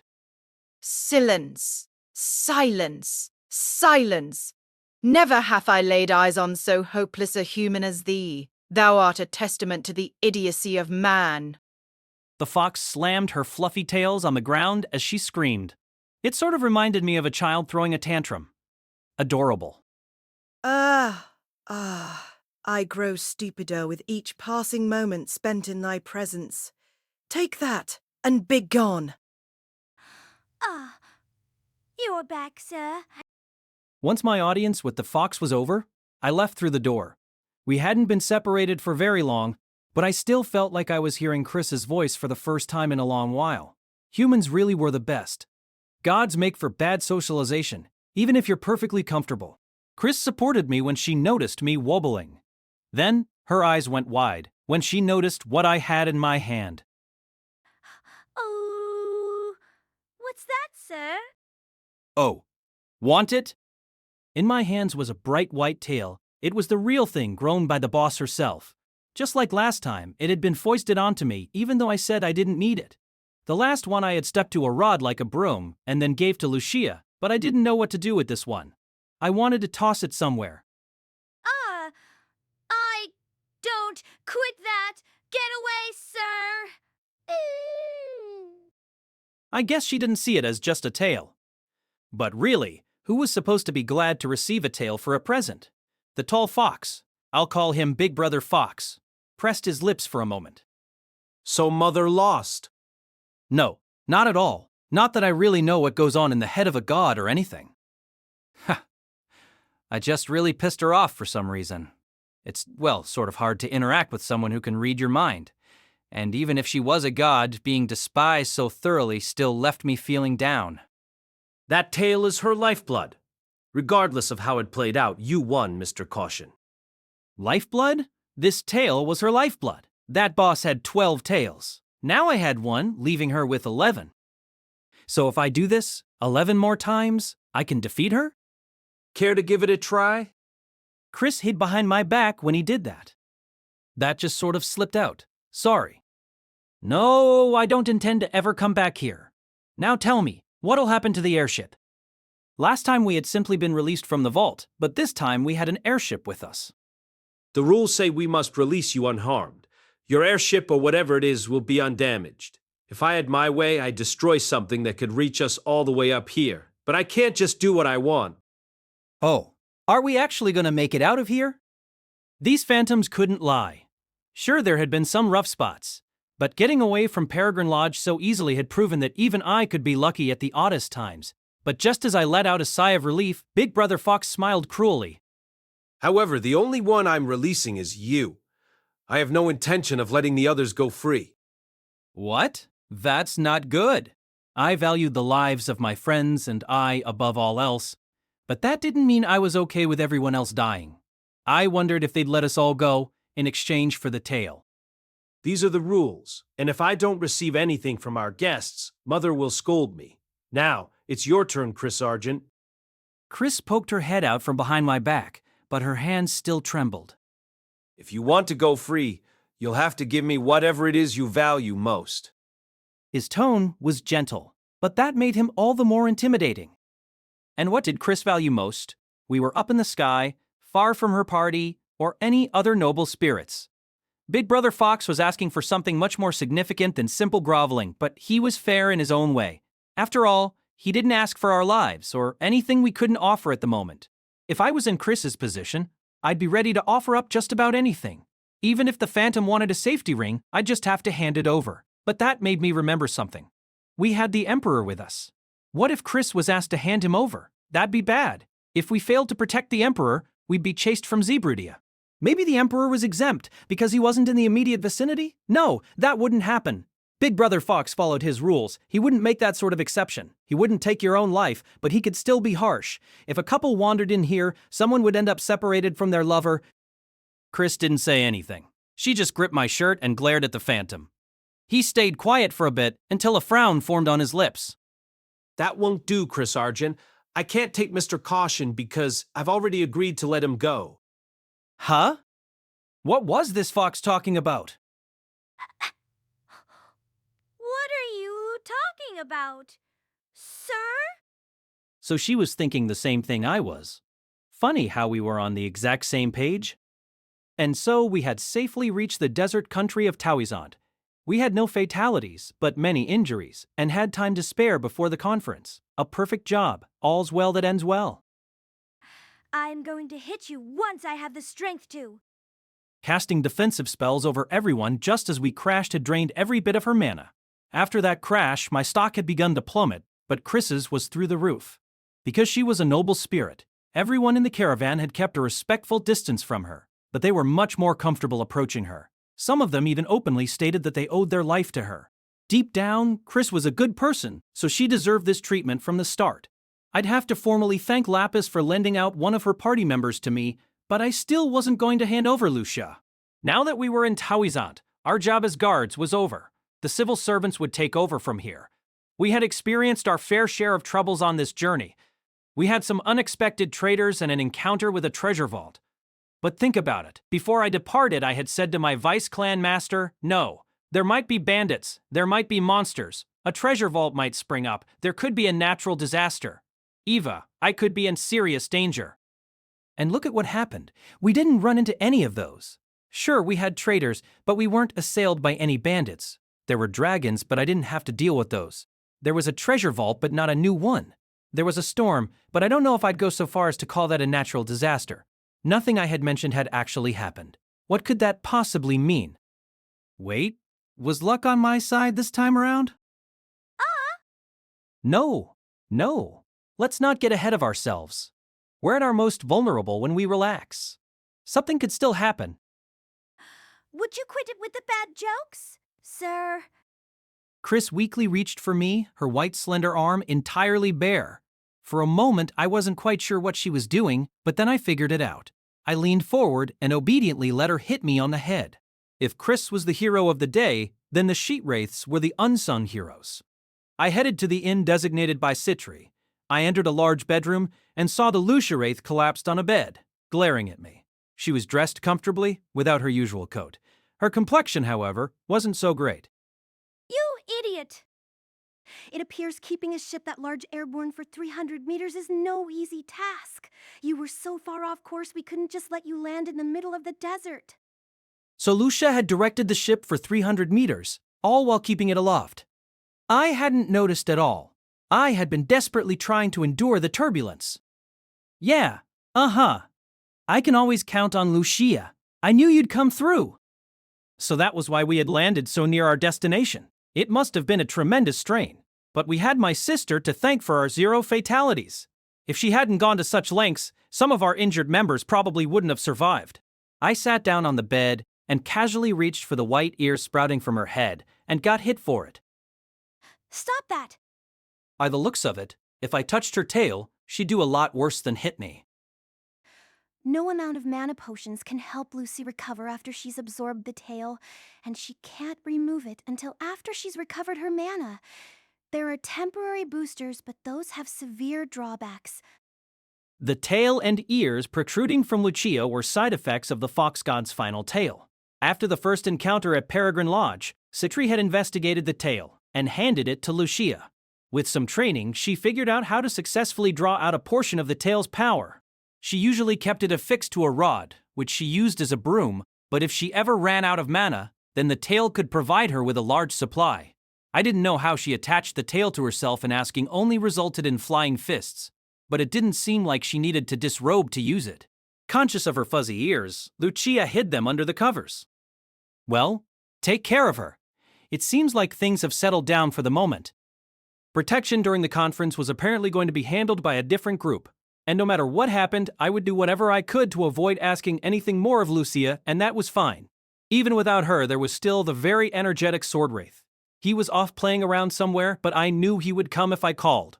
We were a party. My friends would be there when I needed them. You can count on me. This was a very beneficial journey for us as well. Leaving Killiam in your care has made him smarter and stronger. I still hadn't recovered from the shock of seeing a gaunt Killiam emerge from Sir Killigan's armor. Oh, I just remembered. I've got a present for you, Lucia. The magic wraith squirmed under her blanket, her ears twitching. Here you go. Now you'll have 2 tails. I nodded to myself, then pulled the new tail out from the bag I had brought. Wait, hear me out. The carpet lunged forward and walloped me. As I lay on my back, she punched me over and over again, but being socked by a textile is a painless thing. If anything, it was sort of fun. Being straddled by a carpet was a far crazier experience than the inverse. I said I was sorry. There wasn't anything else I could have done back there. I don't like it any more than you do. It seemed the delinquent carpet resented my decision to give her girlfriend or boyfriend to the fox, but I didn't have any other options. Anyone would have done the same thing in my position. I had a duty to protect the Emperor. And what did you do, besides hide in the back? My protests fell on deaf ears. I didn't even know where a carpet's ears were. She whacked me on the cheek. How tragic that this had to happen just as we had begun to get along. But I was at fault here, so I let the carpet have her way. As I lay on my side, being beaten by a relic, the door opened and Chris came in. She wasn't in her usual robe, but instead in some thin pajamas. I raised my arms, fending off the carpet. Chris looked briefly shocked before a stern look formed on her face. Human weakling, what are you doing, sir? You're feeling better? Oh, that's good. I asked you a question, sir. I think you should be asking the carpet. The frilly edges of the carpet were whacking against my face.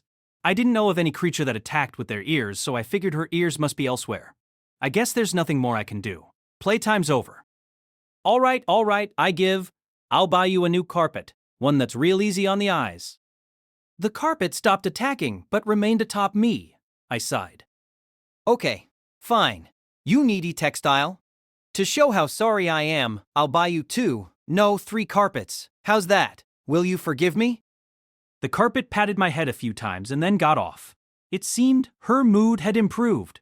Honestly, she could be really demanding for someone the size of a welcome mat. Please, quit horsing around, sir. I know how it looks, but I'm not horsing around. Chris knit her brow and let out a sigh, dispensing with her previous dark expression. I noticed her pale limbs protruding from her pajamas. I thought about how being a forest noble gave her pale skin, but in the desert, there were noble spirits with tan skin. Hell, I knew one Eliza. If Chris spent enough time in the desert, would she get a tan? Listen to me, human weakling. I'm not your ally, but I've got my orders from Lapis. Anything that sullies your name will do collateral damage to our honor as well, sir. Very diligent of you, Chris. If all noble spirits were like her, then maybe it was inevitable that they looked down on humans. We just had a close call, sir.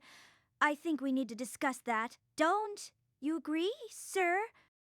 I don't think it was a particularly close call. We made it here just fine. It was close. You brought 2 traitors into our ranks, sir. That was, an oversight. I'm going to hit you, sir. If you've got a good idea to prevent this sort of stuff, I'd love to hear it. Now, do you, sir? Nope. You know, now that you mention it, I forgot all about Telm and Ketchikaka. They hadn't been aboard the airship after we left. The most likely possibility was that they were still inside the treasure vault. I blinked and tilted my head. Rubbing her temples, Chris sighed with an expression that reminded me a lot of Lucia. Where are we? Telm had a long history as a treasure hunter. Once he had become a magus, he'd immediately become a hunter and stayed on that path. After that, he became a fox, which further expanded his wealth of experiences, but something this unnerving was a first for him. He was certain they had jumped from the airship. They had intended to retreat so they could regroup. But when they stepped out that door, they saw something unexpected. The dense presence of mana material made it immediately apparent to Telm that they were in a treasure vault. Not only that, it surpassed any of the level 8 vaults he had entered. He was certain this was no illusion. Even someone as enigmatic as 1,000 Tricks needed time to conjure up an illusion capable of fooling Telm. This also explained why his spells hadn't been working. Entering the treasure vault had made them subject to new laws. They were in dangerous territory, but staying put wasn't an option. Fortunately for Telm, his strengthening spells were still an option. Taking extreme caution, the two of them investigated the building. It was wide, with a high ceiling. They found it unsettling. This was clearly a space designed for humanoids, but they didn't detect any signs of life. Stay sharp. There should be an exit somewhere. Kichikaka chuckled in response. The hallway seemed to go on forever and was certainly wider than the airship they had just been on. The space around them was most likely being warped, which wasn't a rare occurrence among high-level treasure vaults. Something strange caught Telm's eye. It was a picture. Decorating the wall was an abstract painting. Telm slowly approached it and took a good look. At first, he didn't understand what all the crisscrossing streaks of yellow were. He narrowed his eyes. A fox? Hearing Kichaka's warning, Telm turned and moved away from the painting. Further down the hall, he could see a small human outline. It was a child in a white kimono. It was a phantom. Their face was hidden by a polished white mask modeled after a fox, and the mana material emanating from their body was extraordinary. When Telm realized what he was looking at, an indescribable chill ran through him. Impossible. Could this really be? Nine-tailed Shadow Fox, the name of the secret organization Telm belonged to, was derived from a treasure vault. Said vault was host to a vulpine god. Misfortune had brought the organization's founder before something that was once divine. They survived the encounter and went on to name their organization after the being whose might and bearing had enraptured them. They made fox masks their signature item. The mask the founder had brought back from the vault was still used to prove who stood at the organization's top. Kichaka looked nervous, suggesting that he had reached the same conclusion as Telm. It didn't seem possible that they could be here. The vault's location wasn't just uncertain, its very existence was disputed. Telm had heard that the founder had never managed to come across the Vulpine God's domain a second time. Luck alone wasn't enough to bring someone here. Fate had to play a hand. This encounter was the mandate of destiny. Telm hadn't looked away for a moment, yet the fox child had still disappeared without him realizing it. Then he heard a voice behind him. Welcome, visitors. What? There's no need to be so wary. We are aware of your circumstances, Telmapoclis, Ketchikaka monk, you pitiful humans, cast aside by Mr. Caution. He had no presence. A young man in a fox mask was standing behind them, almost as if he had always been there. One glance was all it took for the two hunters to understand that they couldn't win here. This was a being far beyond them. Telmus' instincts urged him to step back, and he only barely managed to resist that urge. Let This Grieving Soul Retire by Tsukakage, cast by Artale Studio. If you are interested in creating your own audiobooks, please check out our website at artale.ai. Now, enjoy the story. It was too soon to abandon hope. A word of advice left by the founder regarding dealing with this treasure vault was to never give up. If there were people who had survived and brought back a mask as proof, there was no reason Telm the Counter Cascade couldn't do the same. Are you a god? He could touch it. Many phantoms that looked human also resembled humans on the inside. If that were true here, there should be water inside this phantom. If Telm could directly touch that water, he could manipulate this phantom. This should be well within the realm of possibility for a man who had mastered the control of water. There was nothing else he could do. You can relax. We're fair here. I'll guarantee your safety, but I'd like to be compensated for it. Compensation?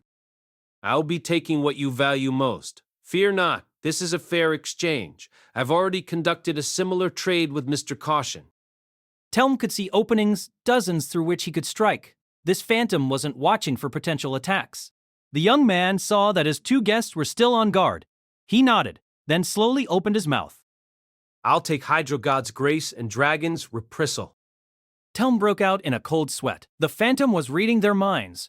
Those relics were central to Telm and Kichachaka's operations, and no known replacements existed for either item. If they were taken, then Telm and Kichachaka would lose any chance of beating these phantoms. What shall it be? Suppose I refused. Telm could reach for the Phantom's internal water. If he could just manage that, he could control the Phantom, and that would settle this. All it took was one finger. Telm's provocative question brought a simple laugh from the Phantom. Indeed, you certainly have that right. After all, we're very fair. I received permission to search the airship's crash site for Telm and Kichachaka. The omnipotent Citri Wraith and Killiam Smart, now half its original size, accompanied me. With the conference approaching, Toizant was getting lively. I was seeing more and more knights and magi that appeared to be from other countries. I could feel an undercurrent of tension amid all the excitement. Toizant was a vast country, but not so prosperous. I didn't know much about their history, but I had heard this had once been a land of ceaseless conflict. It was like a slice of hell. Most of the land was a desert climate, with very little rain. What little food the region produced was fought over, and powerful monsters, unique to this region, could be found everywhere. Those days had been brought to an end by the golden age of treasure hunting. Toizant wasn't an optimal land for human habitation, but that climate brought about treasure vaults unlike any other, and the mana material that ran along the ley lines provided a nearly limitless source of energy, giving this land an almost infinite resource, so long as someone was around to extract it.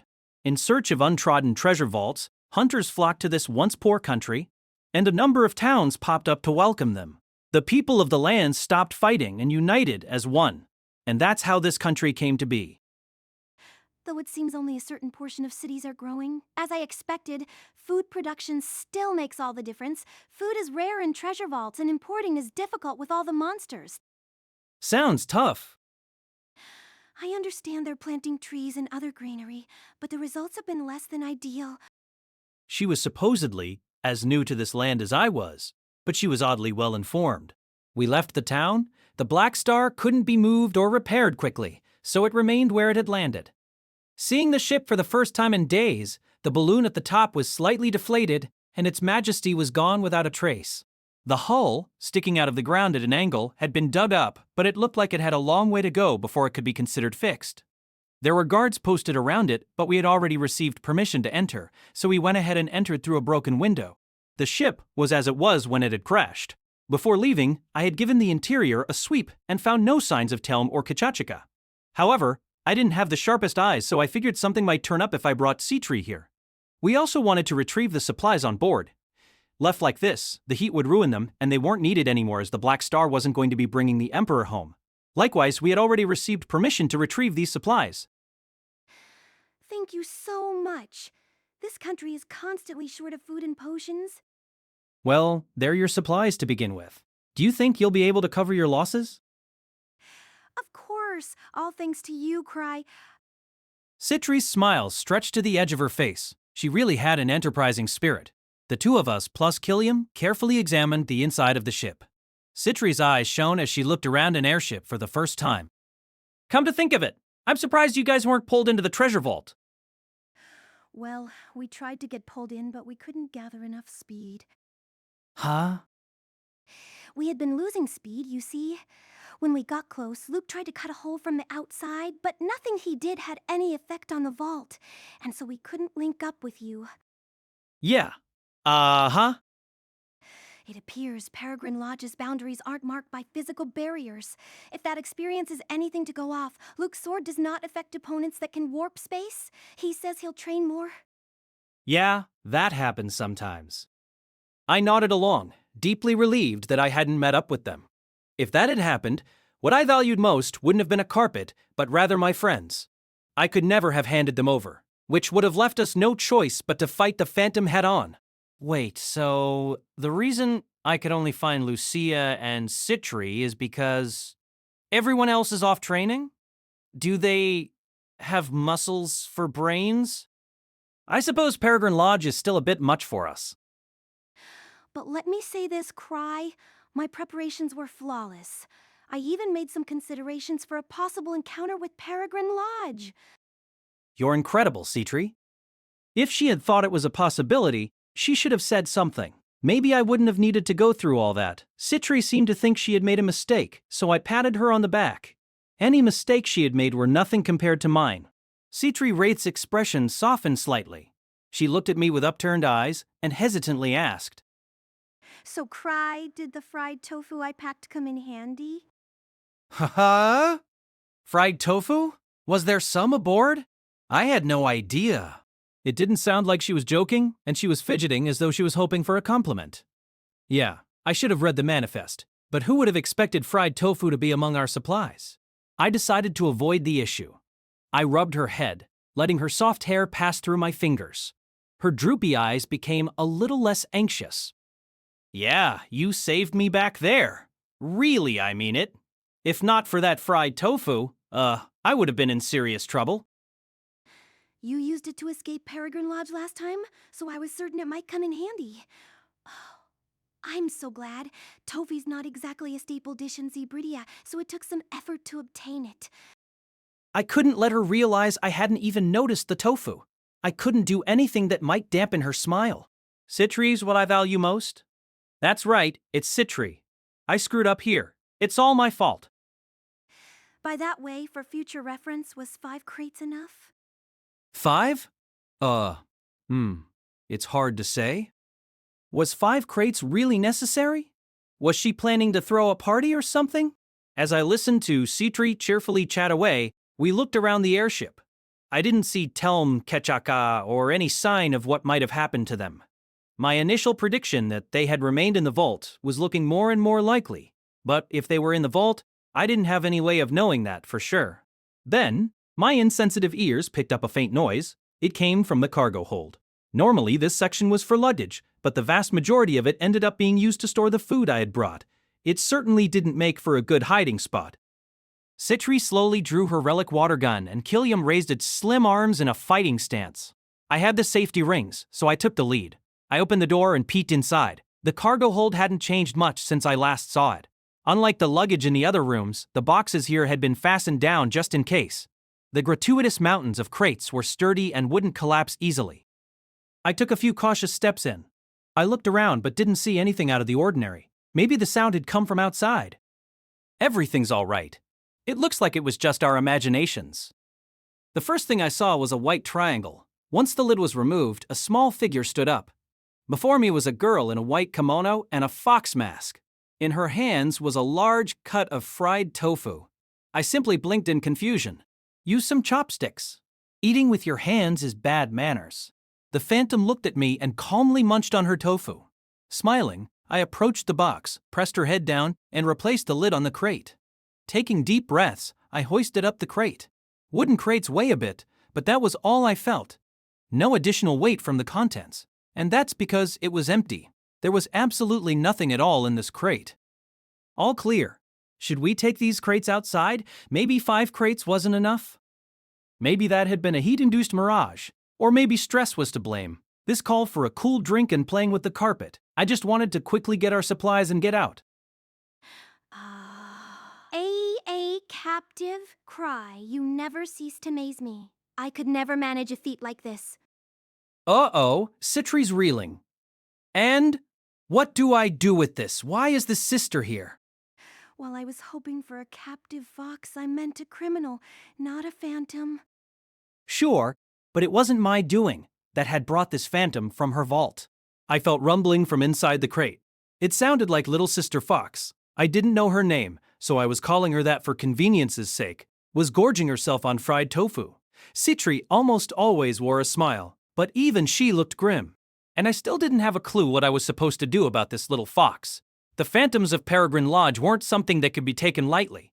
Most phantoms didn't leave their vaults because they couldn't survive long on the outside, but that sort of common sense apparently had nothing to do with this fox girl.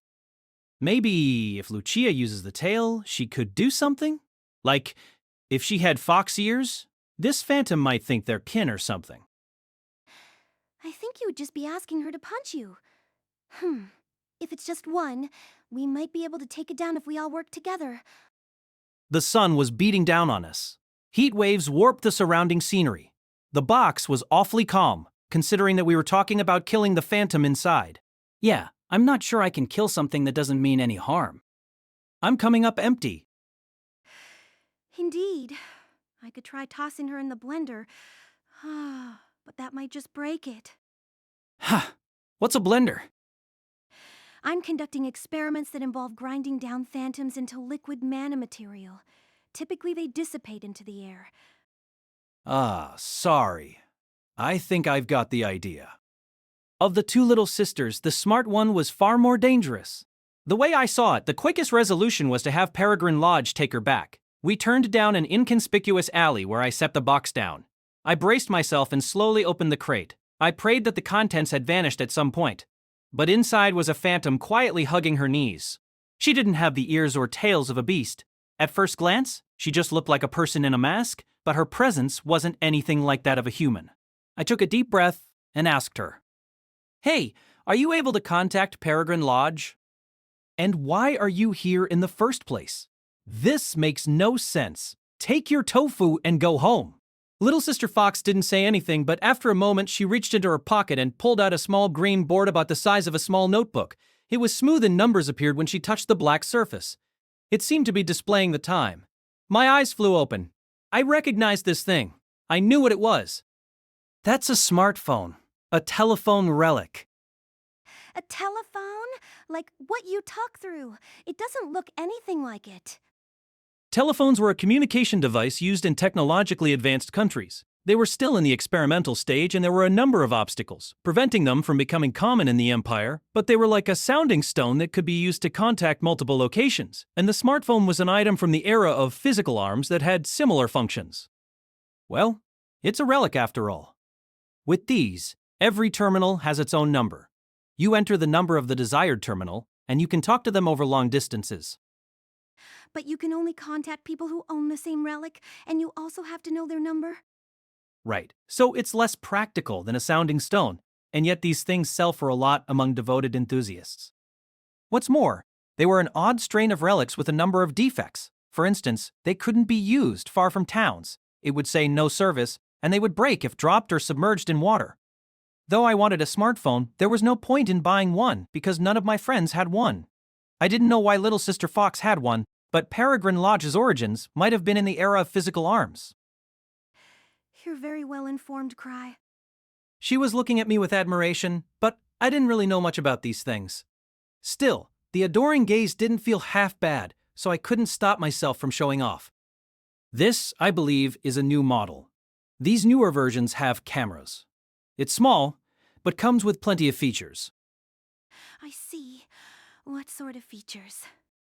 They were only rumors, but I had heard that there were a variety of smartphones that didn't all do the same things. But I had heard they could do most things, like a magic staff. The cameras can shoot magic beams that mow down monsters, and, they can also keep food cold. The people of the era of physical arms used their smartphones to protect themselves, making them very useful in their daily lives. They're really a versatile relic. They can do anything. What about, say, something like marriage? Yeah, probably. Little Sister Fox suddenly moved, snatching the relic from my hands. She silently tapped at the screen and then handed it back to me. Calling, it said on the screen. Her movements had been so efficient that it was almost beautiful. It was cool. Whoa. Are you a smartphone pro or something? You've got the better of me here. I'll have to get my own sometime soon. You hick! How embarrassing! Her voice was flat, but her neck was flushed and her body trembling. Darn, it sounds like he's not coming to get you. When I told Little Sister Fox the outcome of my conversation with Big Brother Fox, she didn't seem bothered in the slightest. It seemed Big Brother Fox was very busy at the moment. When he heard my voice, he said, He had sounded incredibly upbeat when he told me that he finally had some proper intruders. Those intruders were Telm and Kichichaka. By the sound of it, those two weren't doing so well. That gave me one less thing to worry about. I guess he prefers a hands-off approach. Maybe phantoms and humans have different sensibilities. He didn't even ask me to look after his sister or anything. He said the matter of the carpet was his loss, but he didn't come off as angry about it. Yeah, I was pretty sure phantoms saw the world differently from us. While I was worrying about all this, The little phantom casually opened a bag and removed some fried tofu. The inside of the crate was filled with discarded paper wrappers. She danced to her own unfathomable, otherworldly tune. Oh, is fried tofu even common in the Empire? It's not. Little Sister Fox froze, a partially eaten block of tofu falling from her hands. Of course it wasn't common. Citri seemed to have managed to find some, but I couldn't think of many countries where it was a common dish. I began to wonder what would happen to this phantom once she ran out of tofu. And why don't you just go home already? You can fly, can't you? If you can't, then I've got it. Lucia didn't want the new tail, so maybe you can fly if you use that. It'll be 2 birds with 1 stone. I was just tired and I felt like an idiot worrying about this. Just as I was thinking I was ready to pack my bags and go home, I felt a tug on my shirt. I turned and saw Little Sister Fox holding on to me. She wasn't saying anything, but her pitiful state was obvious enough. Not that that made me any more suited for looking after a phantom. What sort of phantom has a weakness for fried tofu? Go find the fried tofu kingdom or something.